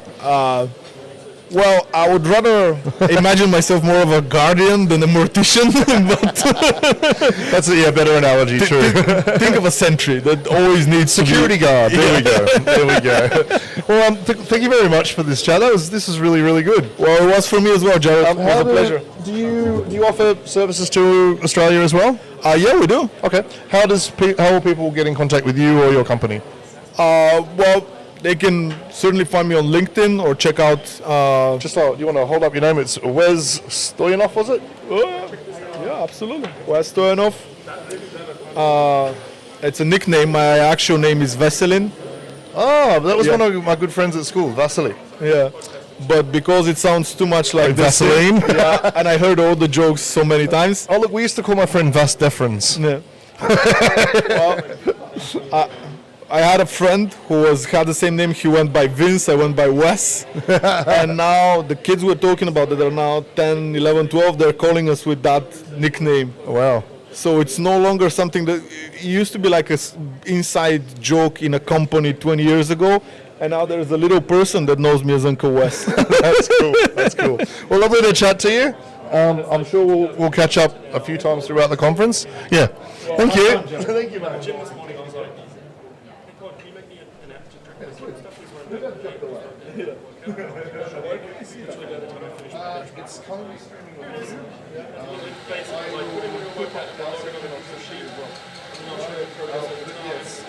on Independent Reserves Twitter and YouTube at the moment. Tracker of my gym program and such.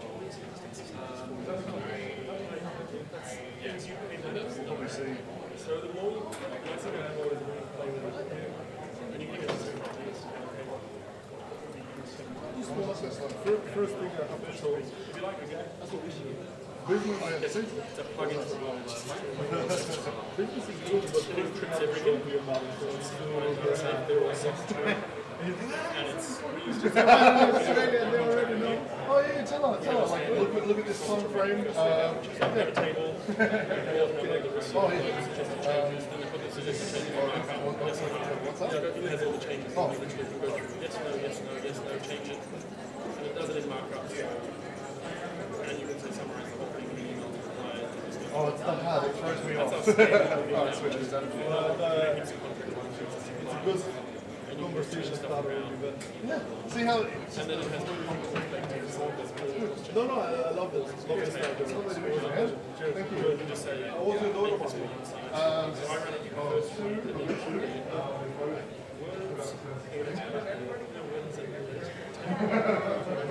That's problems hitting you right after this one. Oh, and a 4-year-old son as well, so I've got problems with you. Yeah, 4. It's a battle to get with.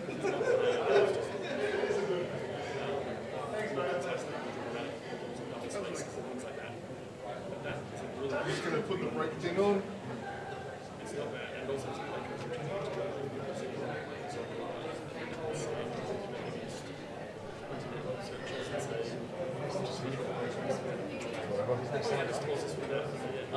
yeah, there is. That's picking up everything. Not with all the valves.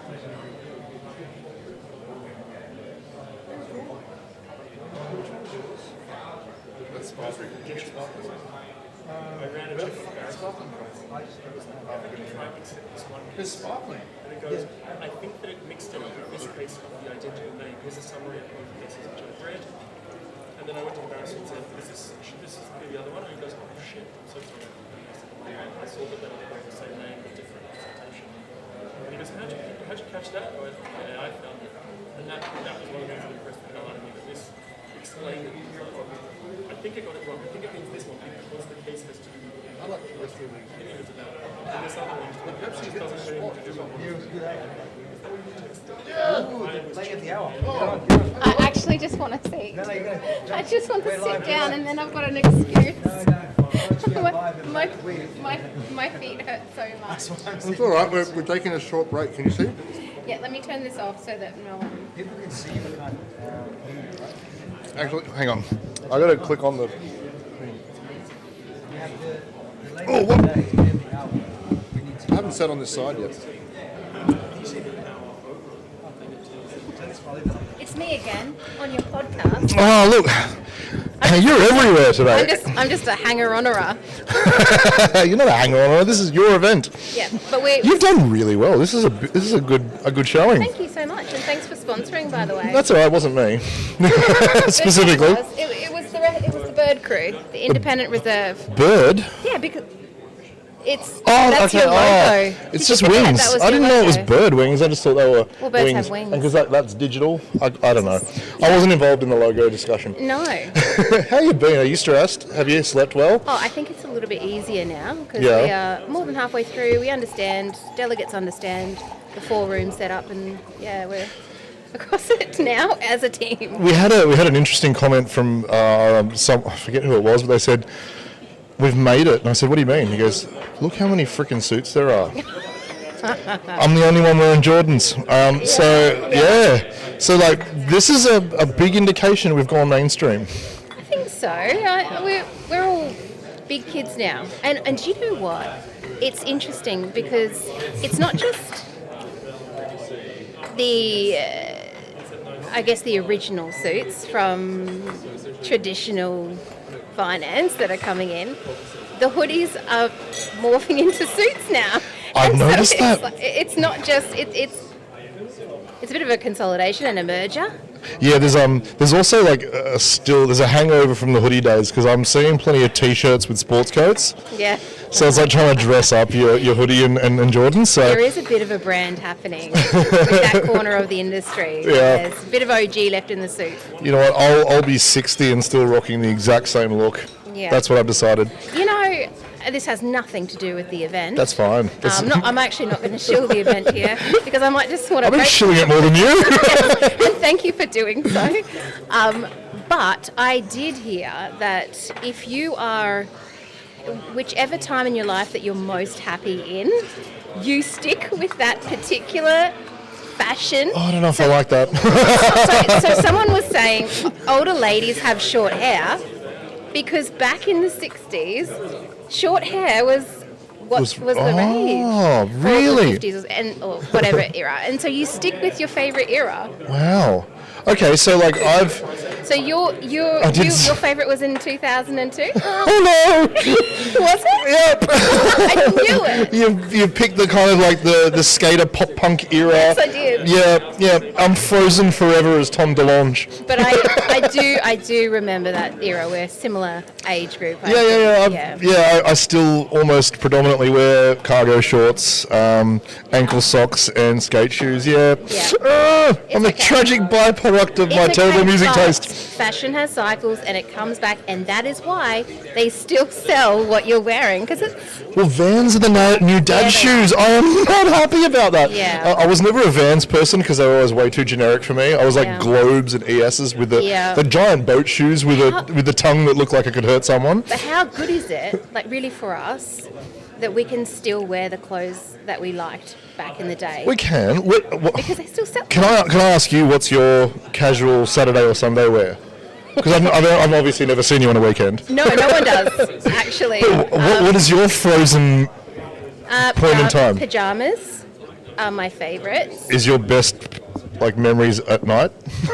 At home in bed? No, it's just like the weekends are for being as comfortable and as chill. True. And, But you go out. Yeah, Don't you? I do. I wear comfy shoes and shorts, and it's I don't wear any brands or as plain as my kids just say. I have no fashion. I actually have no brand. It's nothingness. I'm a blank canvas. Yeah. So if anyone wants to decorate me, You can tell we've gone off topic because the last question was, what are you wearing? So, pajamas and do you anyway, sorry. So I experimented with going boring. I experimented with the polo shirt /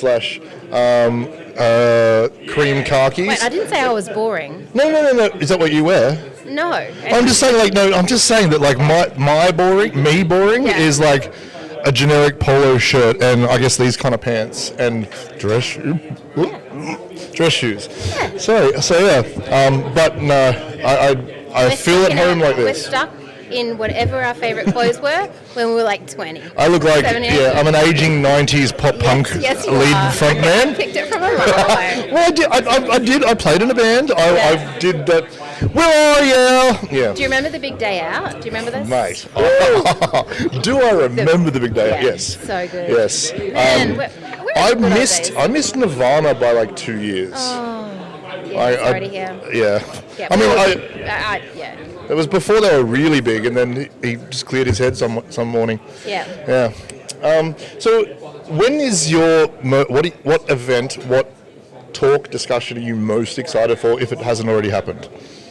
I have to say, I'm super excited about the Family Feud tonight. I saw that. I answered the questions. Yeah, so there's this game show that's happening tonight at our opening reception where we will have 2 teams, and I love it because it's not normal. It's unusual, and it is set up like a game show. It is Family Feud? absolutely. It is the whole stage set is set up. Oh, wow. And it will be interactive, and there'll be drinks, and there'll be food, and there'll be cheering and voting. It's just going to be fun. And Sounds really fun. Yeah, I need to enjoy myself tonight, Right. I think, and get ready for day 2 and 3. Speaking of Family Feud, I did see the funniest clip ever, and I'm going to have to show you know the Steve Harvey one in the US? So it was like They're all good. It was a battle of the countries, and they had non-US countries, and it was I like haven't seen that. Kenya versus like Yugoslavia. Or, actually, that's not even a country. Let's just say somewhere in Europe. Anyway, we're focusing on the Kenyans, and the question was, name one thing that would be disappointing if it wasn't at a wedding. That was my Steve Harvey. Do you like it? No. Anyway, and the Kenyan guy, goes. So the question is, what's one thing that if it wasn't at the wedding would ruin the wedding? Okay. And the guy goes, he's Kenyan. He goes, no pasta. If there's no pasta at the wedding, it's all bad. Yep. And then Steve Harvey looks over him and he's confused and he says, at the wedding, like the food's not at the wedding, it's at the reception, and like pasta's not really a wedding food. And the Kenyan guy looks really, really confused and he's like, oh no, how do I say? Oh no pizza. Oh no pizza, I got have you. seen that. That was the number one answer. Yeah. So, no pasta. No. Do you like my really stereotypical African accent? No. Well, you distracted me with that, and I went on a tangent just thinking, why couldn't he just tell the story without the accent? Hey, my bedtime stories are elite. Put it that way. Pajamas? Pajama party next year for the Independent Reserve? Yeah, we could do that. This might be TMI for anyone watching home. I don't have any pajamas. I sleep in No, I wear clothes. Don't worry. But yeah, I don't This have. could go so bad, this conversation. No. It's going to stay at PG level. Okay. We have community guidelines to follow. Okay. And like my son, for example, we just dress him in tomorrow's clothes. That's his pajamas. Okay. It's a hack that I don't think many people are utilising because Wow. he wakes up and he's ready. Efficient? Yeah.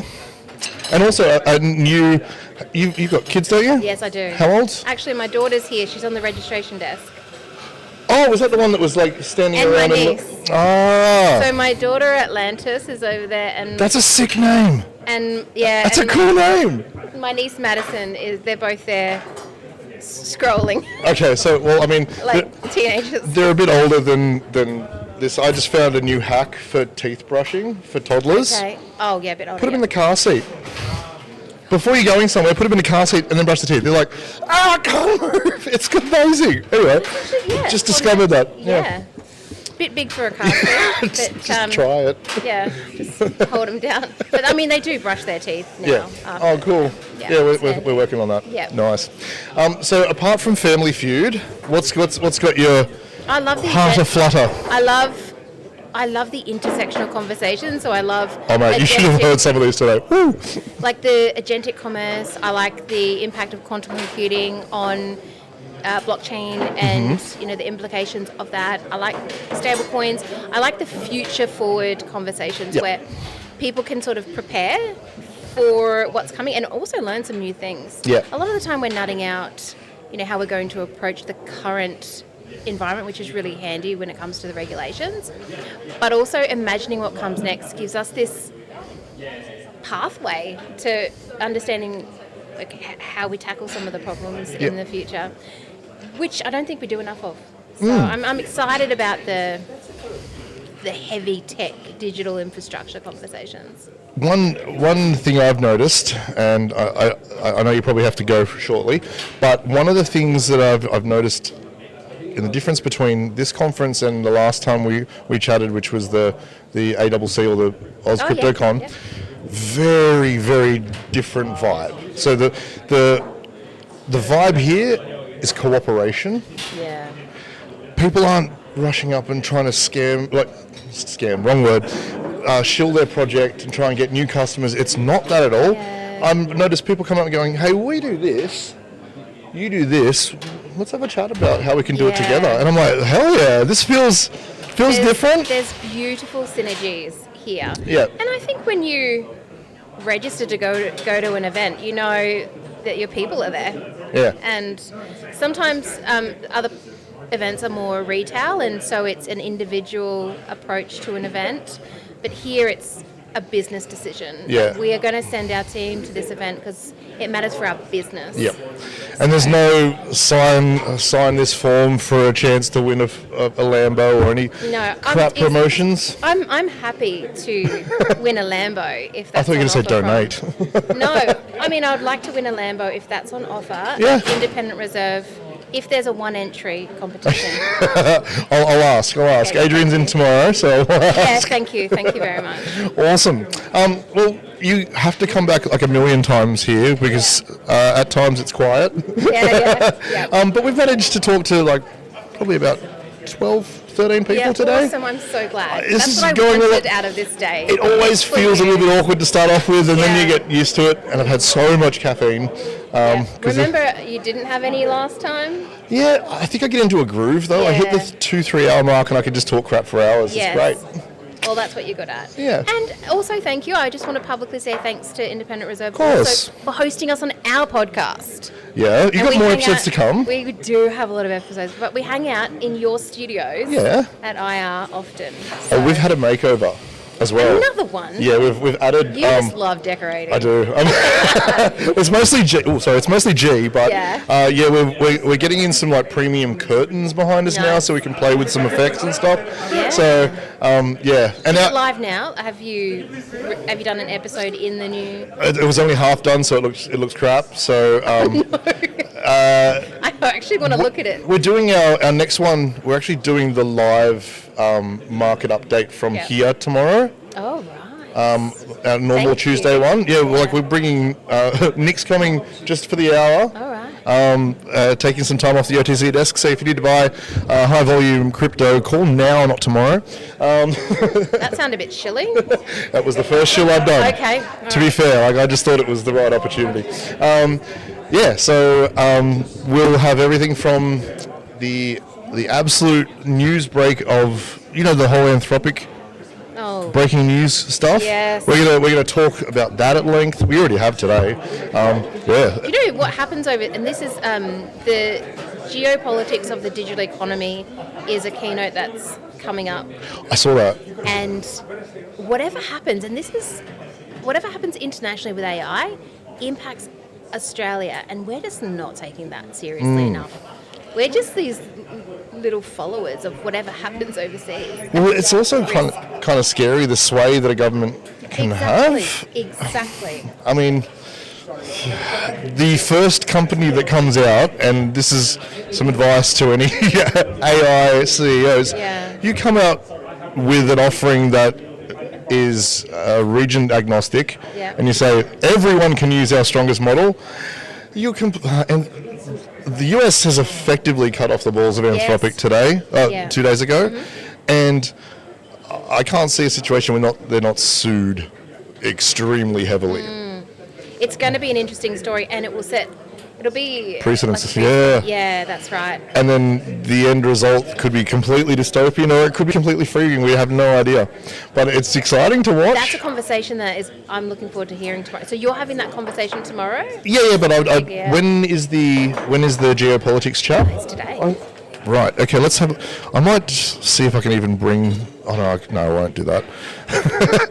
Where are we? 3:30 p.m. No. Maybe it's tomorrow. No, I saw it. I definitely mentioned it. Geopolitics. Oh, has it already happened?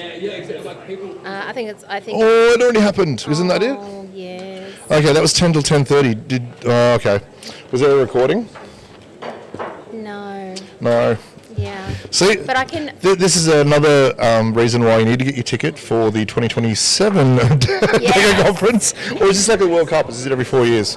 No, it is every year. I was just asking. Imagine if it was in 4 years in crypto years. Oh, wow. Holy moly. What a world it would be. We'd still be talking about Solana, wouldn't we? Yeah. We could talk about Solana. They're here. Well, they are. Some of them are, yes. No. We've had Solidus Networks up here. We've had a guy that does meme coin trading, meme coin something on Solana. Okay. They're still around. They've taken a beating, but they're still around. Yeah. And I think that's a resilience. Yeah. You've got to give credit where credit's due. I mean, I still hold Cardano, so put it that way. Do you? Oh. We can. Some things you say live, and some things you don't. But anyway. Hey, look! It just means that I don't have a fear of commitment. No, well, or you just can't be bothered dealing with the Anyway, let's leave my poor decisions to that. So are you talking soon? I only have one session on Wednesday. Lucky. Which is, I did that on purpose so that I can boss people around during the event. Yeah, nice. But it is about the telecommunications industry. It's got ZapMe. I'm having a conversation with ZapMe and World Mobile. I hold lots of World Mobile. It's I started my career in tech at IINet, and I spent a lot of years in telco. I was Optus and Telstra. Were you? Sorry to hear. For over a decade. You survived that. We'll talk later. Okay, so we're 2000s kids from telco. Yeah. Yeah. Well, what I like about these two is the decentralization of telecommunications. I did love that, and the fact that it generated a yield for poor economies. Oh, the things setting up those solar hubs that powered the air nodes. You've got to have a listen to our session on Wednesday, because they're going to talk about the new technology for connectivity that they're going to be launching shortly. So they've got these massive. They look like jets, or they look like they're blimps. Yeah, but no, these look like actual planes, but they're just giant. What are they called? Aerostats or something like that? 17-meter drones, Yeah. essentially, that distribute connectivity for people who need it the most. Are they mostly set up? I mean, I haven't researched recently, but they were mostly based Africa and then Yeah, they were. Canada as well. And I'm guessing they're worldwide now in a lot of places. Yeah, so they're not so much in Australia. So we have quite good, debatable internet actually, but we've got good connectivity and infrastructure. I might actually. It's because our populations are so concentrated. I might get David to come talk to you. Please, Mobile. please. He is just Because phenomenal. I aped in on the IPO. Yeah. I've You held need to from. have a conversation. Yeah, I've But held from day one. They're doing so much to help humanity, I think. They're a humanitarian sort of more than... You got WMT, didn't you? Yeah, it 4x'd in the first year. I just feel like sometimes when you buy into those products, you're investing in something. Well, it was one of the only crypto products that had a verifiable revenue. Like you could go into the... It's a service. It actually has infrastructure and Users. physical users and physical planes. Yeah. And like the economics have been solid. Like, wasn't a huge fan of the moving off Cardano because they were a Cardano native asset, and then they moved multi-chain, and so like we'll have beef about that if we chat. But and look, he's got a good comeback to that one too, and it does make sense. look, I know his answer, and I already agree with it. But I mean, that was one of the reasons I probably stayed committed, because that was a great project. It was, I think, one of the first major ones on there, and it made sense. I'm like, if this is where it's going, I'm like, we don't need H-bar, we've got deep in here. Yeah. Well, they're a great, I think, example of what can be done. Yeah. They're a great leader. Yeah. I'm going to send him your way. What's his name? He's around David Bayan. David Bayan. Okay. Yeah. Awesome. Yeah, I'd love to have a chat. Yeah. And like maybe get an autograph or something. Yeah. Oh my No. God. No, I can I'm just organise joking. that for you. Oh, what else can you organise? Pajamas. That's a circle. Okay. Because you said you don't have any. It was a reference. It was a callback. Yes, it was. If you've been listening for the whole time, that made sense. Yeah. Oh, awesome. All right, this is cool. Yeah. Yeah, I'm having a lot of fun here. So Yeah. we wrap up at 5 today? Yep, 3 more hours. Okay, it's been a long day. It feels like it's 5 o'clock now. I've been here since 7, so it's been quite early. Yeah.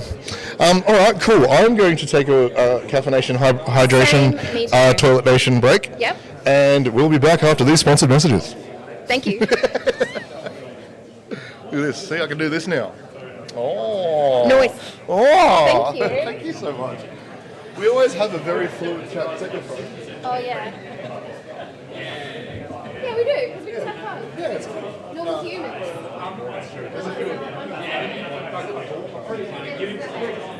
You guys sit back.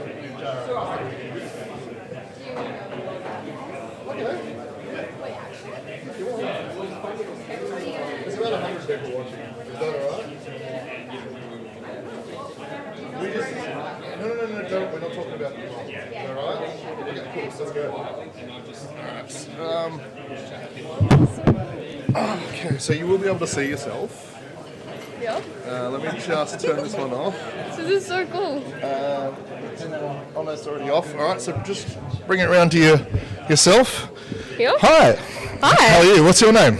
My name's Atlantis. I was just saying off camera, she has the coolest name ever. Thank you. Like, do you have a brother called Aquaman, or is it? No. No. Okay, cool. That's good to know. So what are you here for today? I'm here to work for my mum. Who's your mum? Well, she's the CEO of the Digital Council Economy of Australia. Digital Economy Council of Australia. Yeah, I thought you mixed up the letters for a second. No, you did Yeah. good. Yeah. So our good friend Amy Rose, that's your mum? Yes. I don't know who to ask who. Like, I don't know if I'm allowed to ask your age or her age. Is that allowed? Can I ask how old you are? I'm 14 years old, and it's my birthday next month, actually. Oh, you're almost the same age as my daughter. This is okay. Yeah, I heard you talking about that. Oh wow, okay. I didn't know it was legal for you to work yet. Is this paid? Are you being paid? Yes, actually. Do we have to contact any kind of labour laws or child exploitation laws? No, okay. It's an hourly rate, okay. All right, good. So how are you finding it so far? You've been working the welcome desk? Yeah, last year I was quite stressed, but this year it's actually been pretty... So you worked at age 13 as well? Yeah. Slavery. No, that's cool.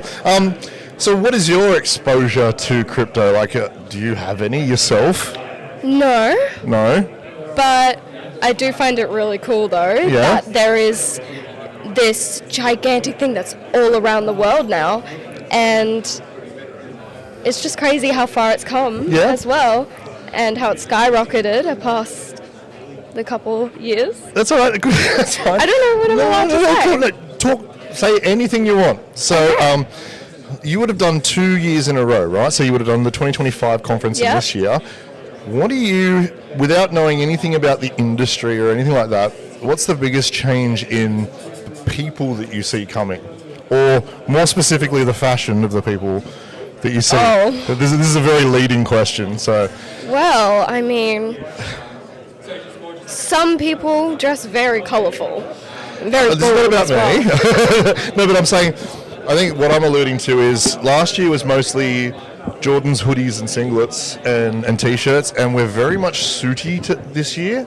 Oh, yeah. So that was my point. I was just seeing if you'd noticed that, because you're doing the welcomes, so... It's like, I've seen a lot more people in suits, yes. Okay, cool. So much. So many. So you'd be in year 9, is that right? Yeah. You're in Queensland, right? Yeah. Okay. Sunshine Coast. Do you... I've got daughters around the same age. I'm going to talk about AI. Yeah. Are you using it under the table? And look, none of your teachers will be watching this, it's fine. And yeah. To explain stuff, because they don't explain it very well. Okay. So sometimes I'll put in the task sheet into AI and say, can you please explain this? So I tried to help my daughter on the weekend with her science assessment, and it had the marking rubric, it had everything, and I put it into Claude, and Claude turns and goes, I can tell you're trying to do an assignment for a high school student. I don't feel comfortable doing this part because it's considered plagiarism and all this stuff.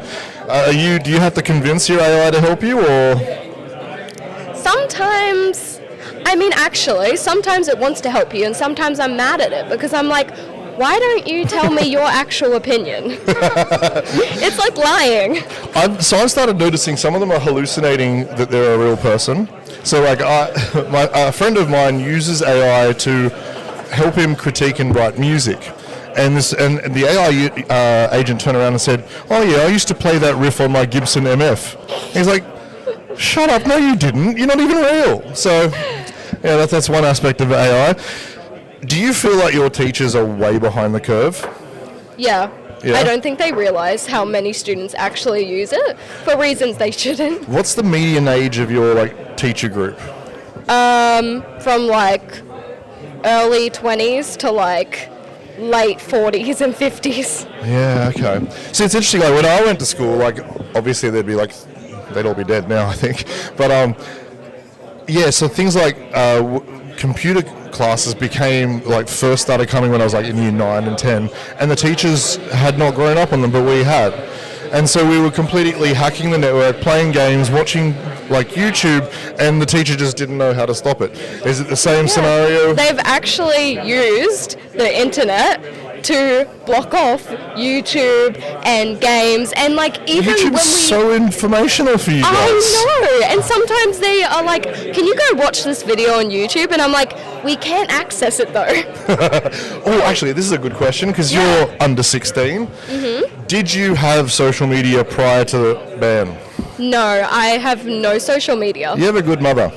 Well, she doesn't until now. This is my first actual ever. Oh. Yeah. Oh, well, you're on social media right now. Yeah, I know. This is probably the only time anyone will know who I am. Oh, look, don't be so hard on yourself. I'm sure you're popular in your area. But, friends in school? So, then your friends and peers probably would have had accounts on various platforms. Yeah. How are they dealing? Did they deal, or did they just find a way around it, or is it a mixture of both? I think some people did get their YouTube removed or their TikTok removed or got kicked out of apps. But for me, I still have YouTube because it's under my mum's account. So Just don't look at her watch history. It could get weird. no, actually, mine's pretty decent. Okay, that's cool. Yeah, so I think my daughters are in the same boat. Their school actually banned TikTok and Instagram about 2 years prior, just as a blanket ban. Oh. And well, I mean, if they saw you on it, they'd, I don't know, contact your I parents. mean, But we're that was not a school even policy. allowed our phones. We have to hand them in at the office every morning. But I still bring mine in my bag. Yeah, look. Well, if her teacher's watching, check the bag. All pockets. No, that's cool. Okay. So it hasn't really affected you. Would you say that, do you know of anyone that it really messed with them, or? Well, yeah, some of those people who had a large following on some of the apps, yeah, they were pretty bummed. Your age? Yeah, I don't know. What's a large following? Because this is making me feel weird. Like I don't want to follow a 13-year-old. 1K, not higher. I don't think anyone had more. Okay. Because I feel like 1K is kind of like a lot of people are reaching it. For your age, yeah. And it would be all, yeah, okay. Huh. Okay, so do you plan on entering the world of social media at some stage? I mean, if I do start working for my mum, then yeah, probably. I would end up being on photos and stuff. Yeah, okay. How do you communicate with your friend group? WhatsApp messages. I'm actually not allowed like messages, like Messenger. I can see why. I'm not allowed Snapchat. You wouldn't want it. Like, I've never received anything wholesome on Snapchat ever. That's all I'm saying. But I have actually installed it once before, but my neighbour actually rooted me out. What? Because it can show you. Okay, good. Yeah. Sorry. Rooted. Anyway. What? Anyway, ratted her out for those watching at home. Okay, cool. What do you see? Far out. What do you want to be when you grow up? Oh. I know it's a super generic question, and you probably don't even need to think about it right now, but there's a reason for me asking, trust me. I actually really like working for kids. I love talking to like little kids, and because they're so funny. But I'm a big boy. No, I'm joking. Oh, you're funny. So, what, like pediatrician, teacher, date, childcare? Childcare, I actually really like maybe like a daycare or like preschool, kindergarten, like a teacher. If it's fulfilling, absolutely, yeah. And it's also pretty chill, I think. Anyway, so... I mean, you don't really have to know a lot work-wise. And yeah, you finish at 5, no weekends. Yeah, I can see the appeal. The reason I ask is, like, I don't think I'd know. I wouldn't be able to formulate anything just because things are changing so quickly. So with AI, with crypto, with money, with technology, the jobs that are available today won't be by the time you even finish high school. I mean, I'm a really creative person. I love drawing and colouring and painting, but some of those jobs are just, they won't be relevant anymore because there's so much like artists out there that are using AI for art now, and it's... Yeah. I don't think they'll become less relevant, but less profitable. I think it's probably, because obviously AI art is everywhere, but you still have prolific artists. And yeah, I don't know, have you mucked around with AI art generation at all? Not really. No? Okay. That's cool. So do you, what about your friend group? What's the aspirations there for jobs, or is it just, or no one's thinking that far? I know you're super young, and I'm sorry for asking these questions. No, it's okay. No, it's fine. A lot of people actually want to go into like psychology and stuff. Actually, yeah. That's like counselling and stuff. Do you reckon people your age are super aware of mental health? Yeah, definitely. Do you see a lot of people struggling with it? Yeah, a lot of people, especially with just like friendships and teachers and work all the time from school, can get really overwhelming. Would you say people, and this is purely your observation, would you say the people that you see the most affected by those are the same ones that cling on to, say, social media or things like that? Do you see a correlation? If it's not, say no. I do think social media can impact mental health. Okay. Because like there's people in comment sections that are just so mean. Yeah. Digital graffiti, yeah. In my role, I basically have to moderate every comment that comes in on 12 different platforms 50 times a day. And people are unnecessarily cruel if they think they can get away with it. It's human nature. It's disgusting, but it's human nature. So, yeah, you tend to block out a good percentage of the time, but that takes a maturity that isn't obvious until you're a bit older. And, oh no, I'm doing that whole back in my day. No. But there is a point in that. My dad does that move a lot. He's like, I used to have to climb mountains. We didn't. He might have. Hang on. How old's your dad? Old. But, no, I need to know now because like the... He turned 44 this year. Okay, he's older than me, it's fine. Oh no, not this year, last year. Okay, well if Dad's watching, hi. Your daughter's now a TV star. Are you the only one you're the only child in your family, or is I there have a more? younger brother. How old? He turns 10 in August. Right, okay. Yeah. I don't have a follow-up question for that. I didn't think that far ahead. I'm sorry. So are you here for the whole 3 days? Yeah, last year I was just here for 1 day, so this is a big change. No school. Did you take time off school to do this? I would have been at school right now. Oh, that's right. It's 1:21 down there, isn't it? Yes. Yes, we do daylight savings here. We're normal people. Did you watch the soccer yesterday? No, I actually am not really into sport. Actually, like watching it. I do play volleyball though. I do play volleyball. Okay. I just don't watch sport, I guess. Okay, this ruined the next 4 minutes of questions. It's fine. It's fine. So you wouldn't be coming to any of the after events, I'm guessing, because you're that age. Yeah. So are you going to attend any of these talks, or does any of them interest you, or are you just front desk only? Last year I did go to them. Mm-hmm. I really wanted to see my mum's talk on stage, but I was not here for those days that she was talking. I've probably seen your mum talk more than you have. On stage, anyway. Oh, on stage, I was like, in general? Yeah, she often calls me up, have you done your homework? Sorry. No. Oh, awesome. Well, I have mostly run out of questions. Do you have any? What is the independent reserve? Oh, see, I did not plan this. That was beautiful shilling. We're a crypto exchange based out of Sydney and Singapore, and we buy and sell crypto and hold it for people. Just so like a standard crypto exchange. Like a little bank. Yeah, that's one way of looking at it, yeah. So, a pocket bank. that's it. Yeah, that's what we do. And I do video marketing, social media stuff. Yeah. Oh, that explains the social media questions then, yeah? Yeah, and I'm trying to find stuff that you would know. Like, I'm not going to ask you about the regulatory implications of stablecoin transfers between intercontinental breakfasts. I only picked up breakfast. Because that word doesn't actually match in that whole sentence. So yeah, anyway, any other questions for me while I'm here?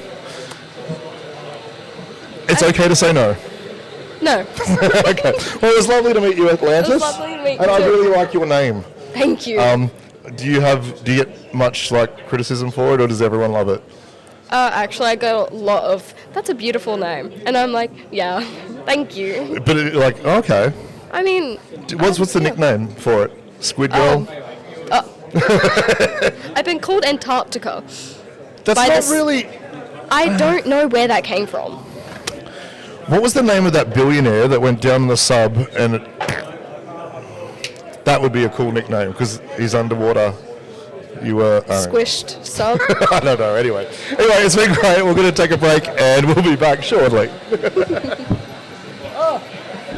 I'm just going to put this little thing on. Thank you. No problem. Ah. That was so cool. Yeah. Thank you so No much. worries, no worries at all. She did good. Yeah. I kept trying to remember my child question. Child really? Yeah. But I did. Well, that's good. I'll rewatch it later.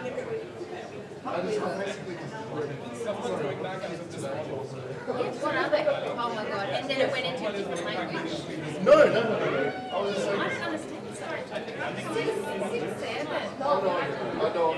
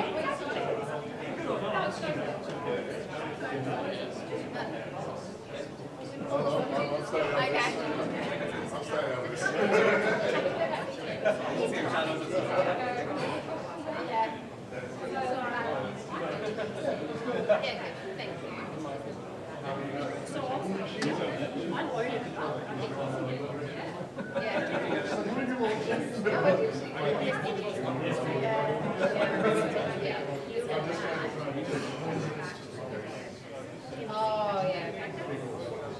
Yeah, they are.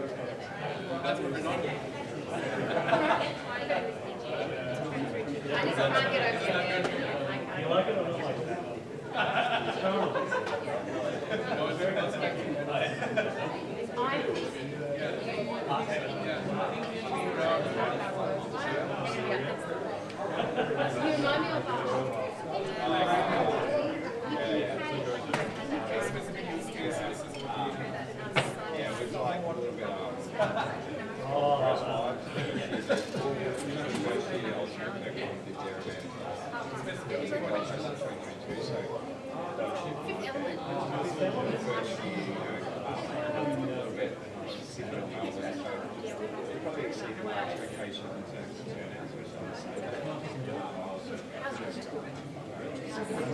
You remind me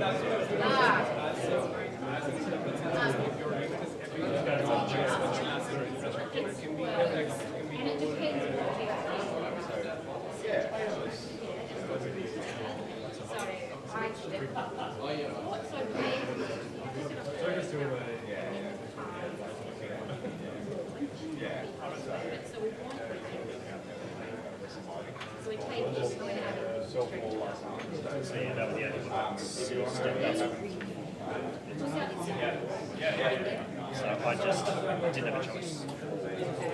So it's finance, it's finance.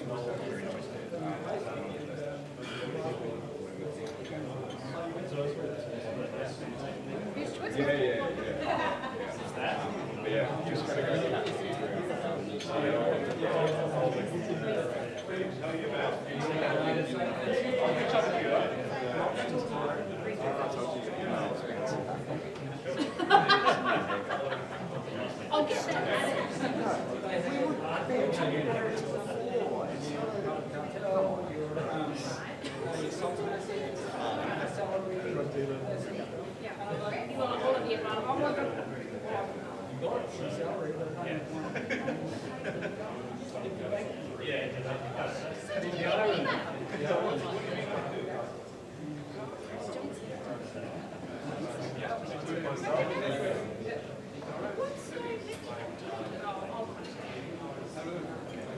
I know people. I know. It's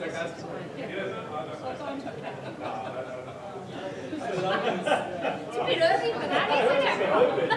A couple of margaritas before that. I know It's outstanding, man. Does anybody know where Helen is? No, but I can. Oh, I'm here. I can hear her. I can hear her laughing, so I don't want to. So you're not hanging out with Freddie?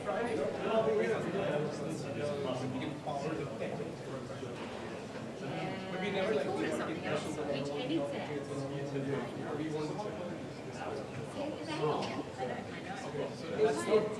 Speaking of private,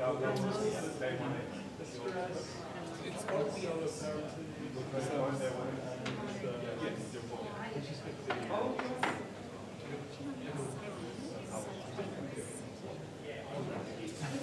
coming up. He was like, can you tell it? I was quite shocked because he's very straight.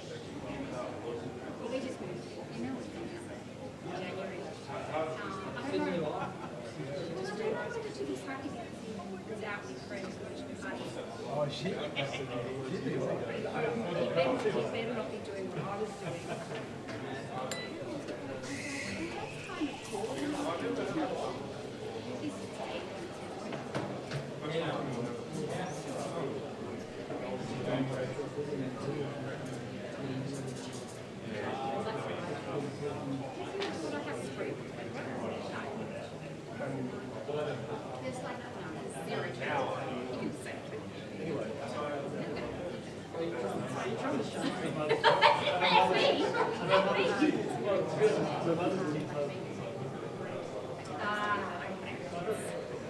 Something like that.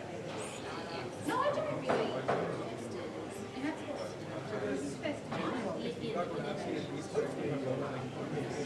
he did. He was so well. It doesn't even do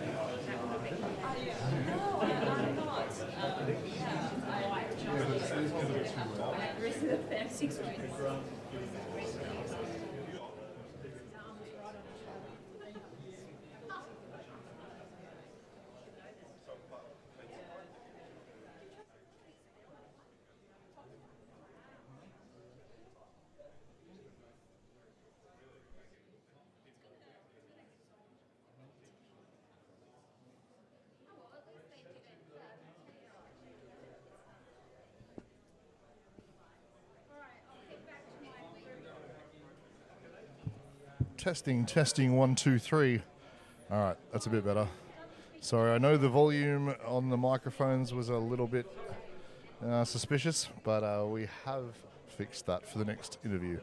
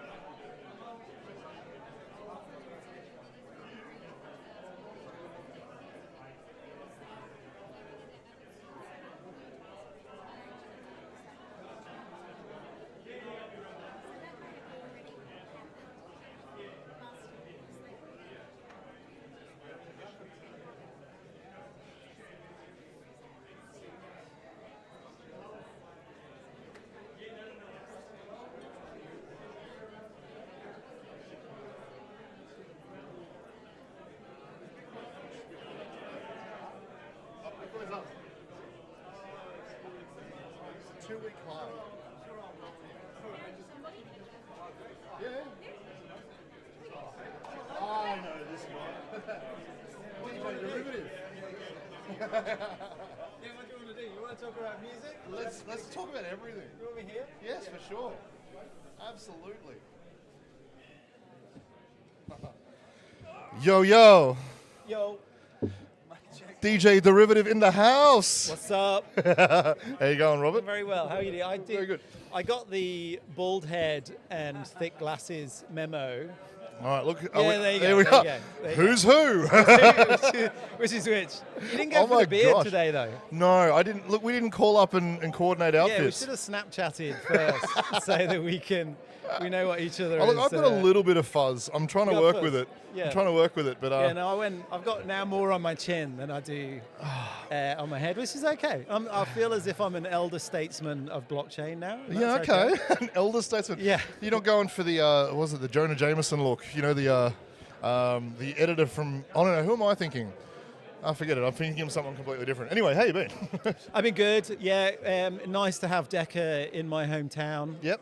And so this is literally 10-minute cycle on a line bike from my house, just over there. Lovely. So so that was awesome. So I managed to get here on time, just. So I think the last time you and I spoke, or at least IR and you guys spoke, was the first week in our new office a year and a bit ago, prior to AUDM days. Yes. Before we were licensed. Yeah. What were you working on then? That would have been... Yeah, it was about a year ago. Yeah, so that was like, June, July 2025. So at that time, still not clear that we were going to get a license off the regulator. Wow. Like, still unclear. And then follow on from getting a license is that implies still unclear whether you're going to get bank accounts to hold reserves, right? And so probably, like, from a risk perspective, certainly like 3 or 4 times as much risk as it is now. Yep. You're also the trailblazer. There's a lot of copycats now, isn't there? This is the thing. If you want to be the first, you've just got to take the risk. And so, I'm lucky at my age and maturity that I can take that financial risk with my professional and personal life. But yeah, it was totally unclear a year ago. So you've started the trend. Yes. Macropod started the trend. Yeah. And now how many players have we got with Australian stablecoins now? Is it 2 or 3? I think it's 2. I think there's 2 that came in on both of our coattails, one each. I love you guys. Yeah. But there's only ever going to be one first regulated Aussie dollar stablecoin. So yeah, we were the first and bushwhacked. You get a lot of scratches on your legs when you bushwhack, and the people behind you get it easier. But that's okay. That's okay. And so it's great to have a vibrant community. Yeah, okay. I do remember either during the podcast or not long after when we knew that you were going to move into stablecoins, and I think you asked for a consensus about the ticker for the how do we settle on, is it because of the company name, or because I actually thought of AUX. I thought I was really clever. Yeah, we had that conversation, right? And we were spitballing about that. Obviously there's only 26 letters in the English alphabet. A few had gone already because there'd been some kind of early entrants. And so I think we were down to like 4 letters or something like that. And M just felt like home. Do you have an affinity with the letter M somewhere? No, well, it kind of, obviously, M for money. You could do it. Oh, okay. It was difficult. It was difficult to get away from that. And so some letters you just stick to. And so we decided that M was the one, and we were trying to build something authentically Australian. And we were just almost as bad as going through every single M in the alphabet. And then I think it was Delia that landed on it, and she just said macropod, which for those listeners who don't know is a large-footed marsupial, of which the kangaroo and wallabies and quokkas and all that kind of stuff are members of that genus. And so we were like, oh yeah, man, that's stable, as in, 3 points of stability. Stable coin, macro pod. It's the big, it's the macro, and it's the stable. And so it was like, okay, this marketing writes itself. Hop on chain. It's just like everything rolls out from that. And so it's like when you put a jacket on and you're like, yeah, this is the right fit for me.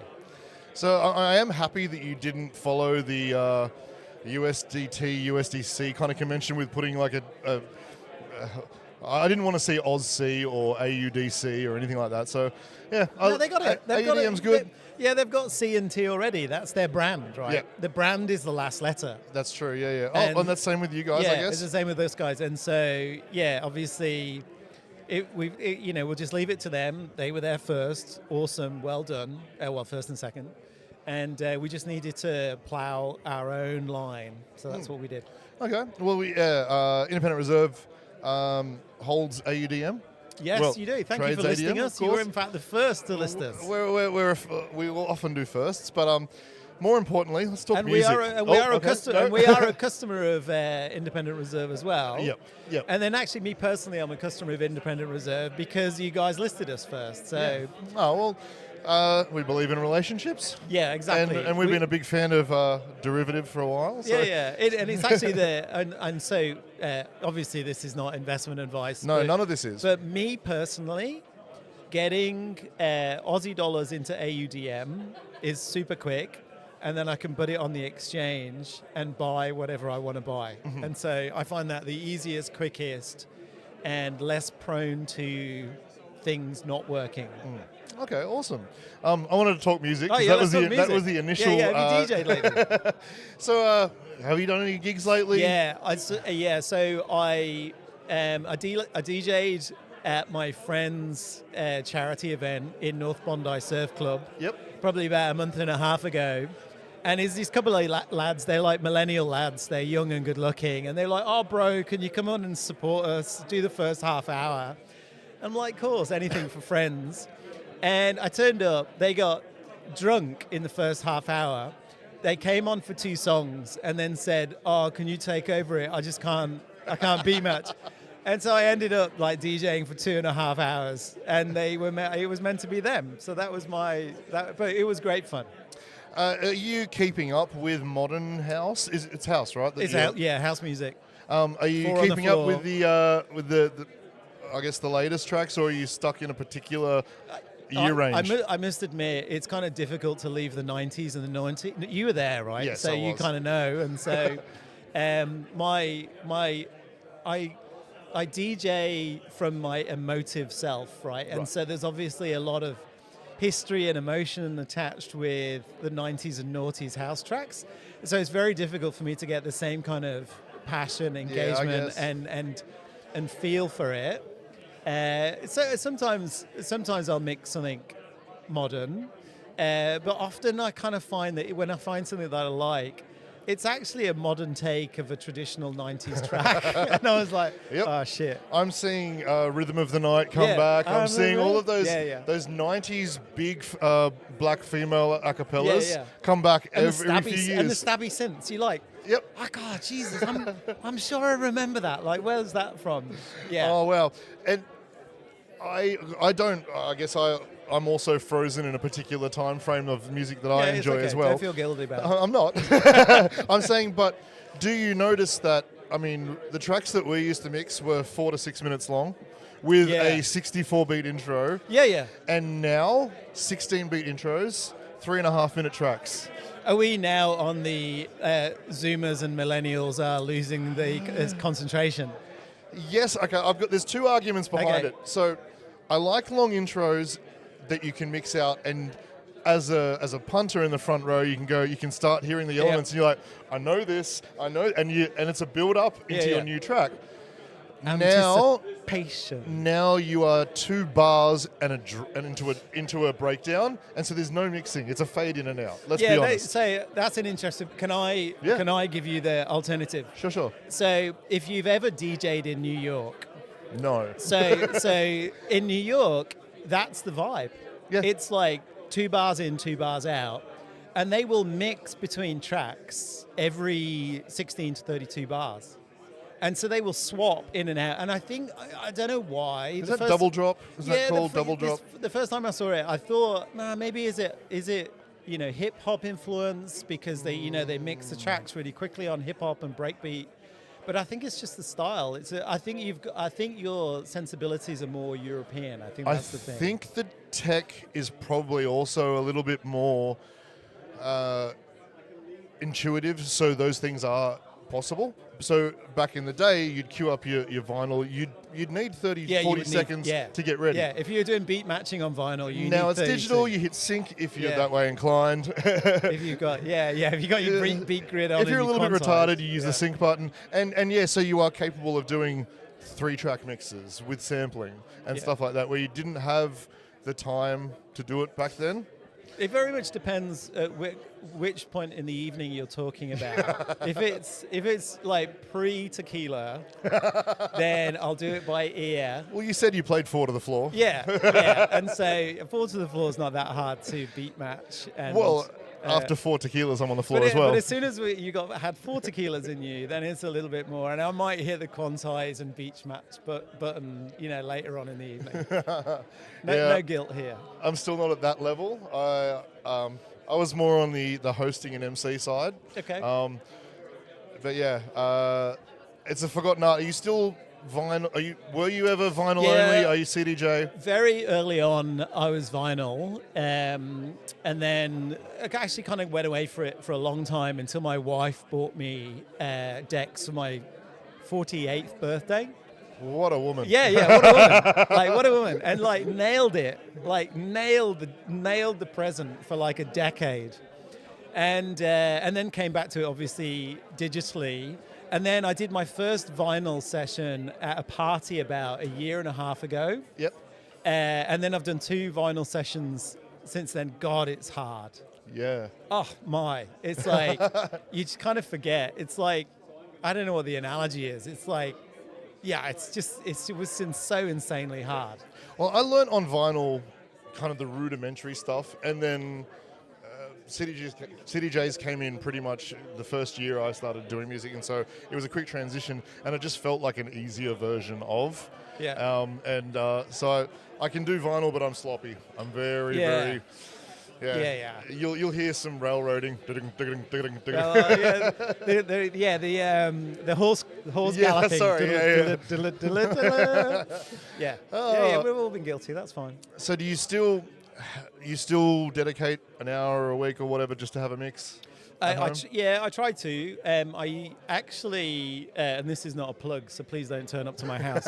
We actually run a DJ school on Thursday nights every 2 weeks, and there's a small group of us who just are improvers. Let's call us improvers. And we all just jump on for 3 tracks and check each other's technique and give each other advice and show each other tunes and stuff like that. And we'll start at 7:30 p.m. and DJ for 2.5 hours and then go home. And it's actually awesome Thursday evening entertainment. Yeah, wow. Oh, that's cool. Yeah, my partner is the DJ of the family, and I have to constantly remind her. I go, just go in, even if you're not gearing up for a gig, you'll feel better afterwards. And she does. It's always in a better mood afterwards. It's definitely a mood lifter, know. And I think music just has that effect on me, and I'm sure many other people. And I just feel as if, particularly running a startup is pretty stressful and it all consuming. And sometimes I just have to break from everything that's going on into work and worry about is the a cappella coming in at the right time, right? And it's nice. It's a nice escape. Yeah. Are you do you mix in key? Do you believe in this? I do mix in key. So yeah, I do mix in key. Do you mark your tracks with it? This is a 7A. This is a 1B. Yeah. I mark it, and then but then He's also a good DJ. You can tell. Thank you. And then, but also I'll have. Have you got DDJ 1000s? 800s. Okay, I got. Sorry, I don't want to brag, but No, I got no, the DDJ 1000s. We haven't that's upgraded for years. So I got the 1000s, and obviously you can switch keys on one of the. Yeah, I think it's whatever it is, shift and the third. What changes the key of the song digitally? But you have to be really careful. Firstly, you have to. Shit, we're getting too technical. No, now. this is cool. Yeah, okay. So you have to have a hot key. It would have to be analysed through record box first. You have to analyse the record. You have to have a hot key on essentially the first note of the chord progression, and then you can repeat that on the key change, and it will loop back onto that key, and you can actually play a melody on the key change pad. I've seen some people do similar. It's really hard because it doesn't look like a keyboard. And then you can actually then play a melody to get it into a different key, like a simple chord progression. Oh, yeah, okay. So Yeah. like you do a breakdown. Yeah. Yeah, okay, I see. Yeah. Oh, okay, that's a bit advanced. I thought when we got the visual representation of the WAV file, I thought we were the future there, but that was... No, that's so occasionally I'll do that if there's a nice phrase or melody that I want to switch. Technical too? Wow. Yeah, well, yeah. So you're not doing the old, if you want to change keys and you've run out of ideas, you just... You can 11:45 p.m. Then I'll do that. Yeah, nice. So, do you listen to the same music you DJ? No. No. I've got much more. Much broader tastes musically, than what I would DJ, and so, I listen to classical. I may, on occasion, even listen to jazz. Wow. See, yeah, jazz and classical is my thinking music. Yeah, exactly. I can't have words in the music if I'm trying to think. Yeah. Yeah. And I still love a bit of rock and roll because 90s, UK, like the Britpop kind of thing. It still emotes with me. But I have a range of music. Even at this age, I'll still listen to opera occasionally, and obviously never. It can make you feel a certain way. I get that. I get that. Yeah, it's kind of nice. There's a reason why they've been going for 250 years. I'm stuck in like early 2000s to 2010s pop punk metalcore. Okay. Aesthetic. I even dress the same. So. Well, apart from like syncing our outfits and our hairstyles. Yeah, we need to do that next time. What are you wearing tomorrow? I was actually going to go for I'm going to go for a blue suit, but it'll be more of a royal blue. It will have a Prince of Wales check. Okay. And a window panel. And I was going to go for a blue shirt. Blue shirt. I think I'm going to keep the glasses the same. And keep the facial hair the same. And I can't grow a beard in a day. I was going to wear a fragrance with a woody top note. Oh, actually, that reminds me. So there's the full details. Oh, wow. Oh, let's have a look. All right, so this is it's a Million, which is a dupe of Tom Ford's Oud Wood. And I've had both. Got sandalwood on the top note, I think. I think sandalwood, licorice, and leather. I couldn't get the other ones. yeah. But yeah, this is my go-to at the moment. That's lovely. I don't pay for expensive fragrances anymore. we're not being sponsored by these guys. No. So, look, if we had, I wouldn't need to be here. My son has weirdly got into fragrances massively. Is he early 20s? No, he's 15. Oh, he's a bit early. Yeah, is he looks maxing? Well, I haven't found a hammer in his bedroom yet. He's up on the. Well done. You should clip that one. So he is. Yeah, he's always weirdly, because you kind of remember these things from when they were children. He's always loved fragrances. Yeah. Mint was his thing to go to, and then about the age of 14, he's like, right, I want these perfumes and whatever aftershaves for my birthday. And we're like, okay. And so he would travel to shops, try them out. And firstly, these shops thought he was just taking the piss. But he's got maybe 20 different scents that he puts on and rotates. Some people have an overactive olfactory sense, and they become obsessed with fragrances because it works on them a lot more. Yeah. So. He loves it. And so I've always liked a good scent. And so there was a couple of choices. Either he steals mine, or I buy some for him for his birthday. So that's what we did. Well, I mean, there is a neuroscience element to why scents are the strongest recallers of memory, because the olfactory bulb sits at the highest on your brainstem before it reaches the other senses. So that essentially means that you smell something, the impulse goes directly to the limbic system, which is your memory and emotional core. And so if you've ever smelt an old girlfriend's perfume and you're instantly transformed back to year 9, that's what's happening. So wow, I didn't know that. Okay, so there is real science behind it. Oh, there's certain smells that'll take you back to your childhood every time, and that's just due to the geography of your olfactory bulb. That's it. Yeah, there's a particular perfume my grandmother used to have. Yeah. And when I smell it now, I'm transported to her front room. Exactly. Yeah, and it's the memory of the feeling probably of safeness and happiness. Yeah. She used to give me. I used to go to my grandmother's unless when she I was was sick. evil. No, she wasn't. She was lovely.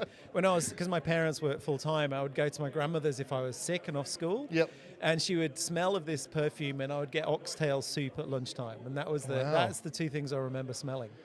I'm surprised you don't associate it with being sick. No, actually, I was. Yeah, kids get sick. Yeah, that's awesome. Oh, memory lane. memory scent lane. Yeah. So a 15-year-old. I've got 15-year-old daughters. Oh. Let's not introduce them. I love how you went. Yeah. Oh.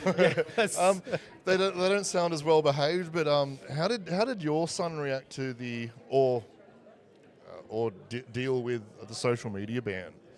Yeah, that was interesting. They obviously were talking about it a lot, which is interesting that it cut through to the echo chamber that these kids operate in. Yeah. And so that was the first kind of interesting observation. The second interesting observation is there's obviously ways of getting around it that are circulating in that environment that he immediately says, "Oh yeah, you know what? And I'm not gonna reveal how you get that out on here, but there is lo-fi ways of solving that problem. Yep. Let's put it that way. and so you're like, oh, that's really interesting, but actually, not go through with executing on those and just living with the fact that he got banned from Snapchat or something. Yeah. And it was really interesting that it cut even because I just thought it was just Canberra politicians, yakking. But it cut through to that group. It's very interesting. Well, yeah, as soon as they knew it was coming, because it probably was a discussion at the family table, and it went through and disseminated through the groups. Yeah. And my daughters went to a school where it was banned at a school level about a year before, and so they'd already gone through the grief Banned? For the most part, they complied. Okay, that's interesting. They complied. But then, within a month, you can embed viral videos within Pinterest and send people Pinterest boards, and then you click on it and watch the TikTok video. So there was so many ways around it, and but for the most part, I think it's held. And I don't know. There's a view amongst, I guess, my daughter's friends groups that we'll get it when we want it, and they don't have a need at the moment. So they all talk amongst WhatsApp, and that's it. So yeah, it's a. I would try to work out my own personal view. And when I try and work out my own personal view, it's impossible. I always try and go back to some fundamentals about my ideological fundamentals of what I believe, and it was very difficult for me to get away from the idea of individual liberty and freedom, and I know that they are, not adults in the sense of the law. But it was still difficult for me to say. We'd have to have a pretty good reason to restrict them from their liberty and freedom to communicate and speak and say what they want to do. And so I must say, I understand why. It does leave me with a bit of an ick. I totally agree. I mean? I totally agree. And I've got 3 or 4 different opposing thoughts similar to you. One is kids are bullying is on steroids at that age. And you give them an attack vector which multiplies that, and it is a disaster waiting to happen. Then I try and go, let me try and relate and go back to my high school years. Oh shit, we didn't have it. I don't have a point of reference. You know, we got it. I got it when I was like midway through uni, and there was the signs of how vicious it could be even then. But we were adult enough to deal with it. Well, we had the toilet room wall. That was essentially that was our Facebook wall. That was the Facebook feed. And I guess that was just as nasty, wasn't it? Yeah. Be funny if now you go into the toilets and there's like little heart emojis and thumbs up as people react to them. Thumb. Yeah. Yeah, but and also it's permanent record. Yeah. On the toilet wall, right? And so now you can delete tweets. You know, unless somebody screen grabs it. The internet is forever. Wayback Machine has exposed me more times than I'd like to admit. Maybe we should launch a new social media platform called the Toilet Wall.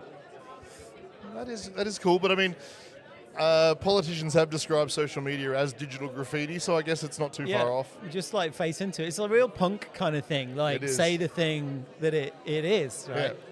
Well, I was speaking to someone else and they go, why don't we put smart contracts on paper? And I'm like, we could have paper money, paper crypto. Yeah. We could have serial numbers that are like on pieces of paper. Oh, that's banknotes. And I also speaking to a cybersecurity professional before, and we'll jump off soon because it starts to get very loud. Oh yeah, it's getting loud now. Can they hear us? Speaking to a cybersecurity expert, and he said that now there's AI agents going to Fiverr to hire humans to pass capture tests. Oh, right? yeah. And so can you imagine a world where there's a bunch of AIs going, these bloody humans are stealing our AI jobs? They're so stupid. And they fail the tests like one time out of 20. Anyway, it's been awesome catching up. Fantastic conversation. Thank you so much, and we'll catch up very soon. Thank you. See you soon. You. I can put my hat on now. Is that okay? That was perfect. That was amazing. Yeah, it's like a...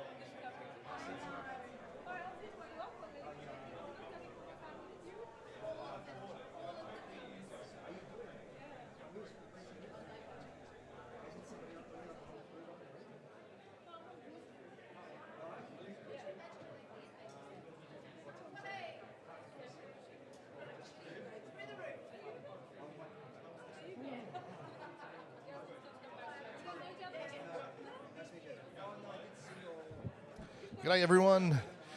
Oh, it's been a wild day so far at the DECA conference.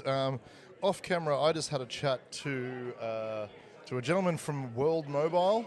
My Cardano listeners will appreciate and remember that.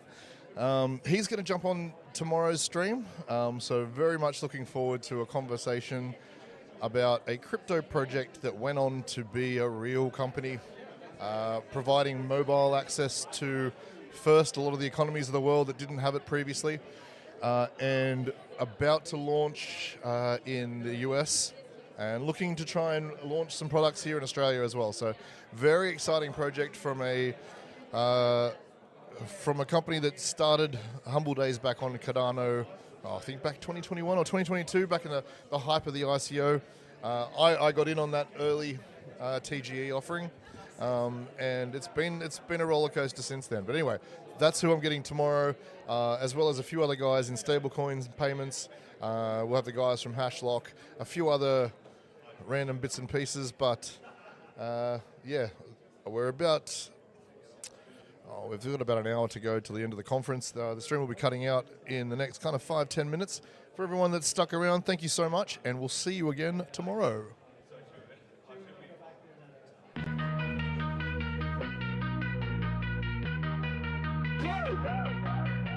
Lee and Nick with the Moonshot flow.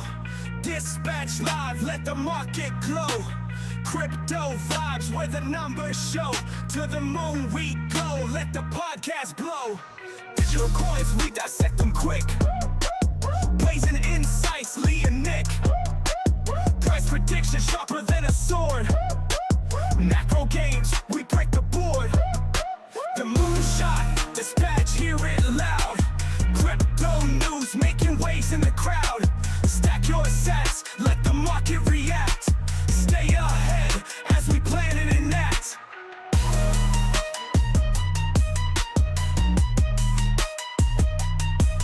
Volatility flips, we call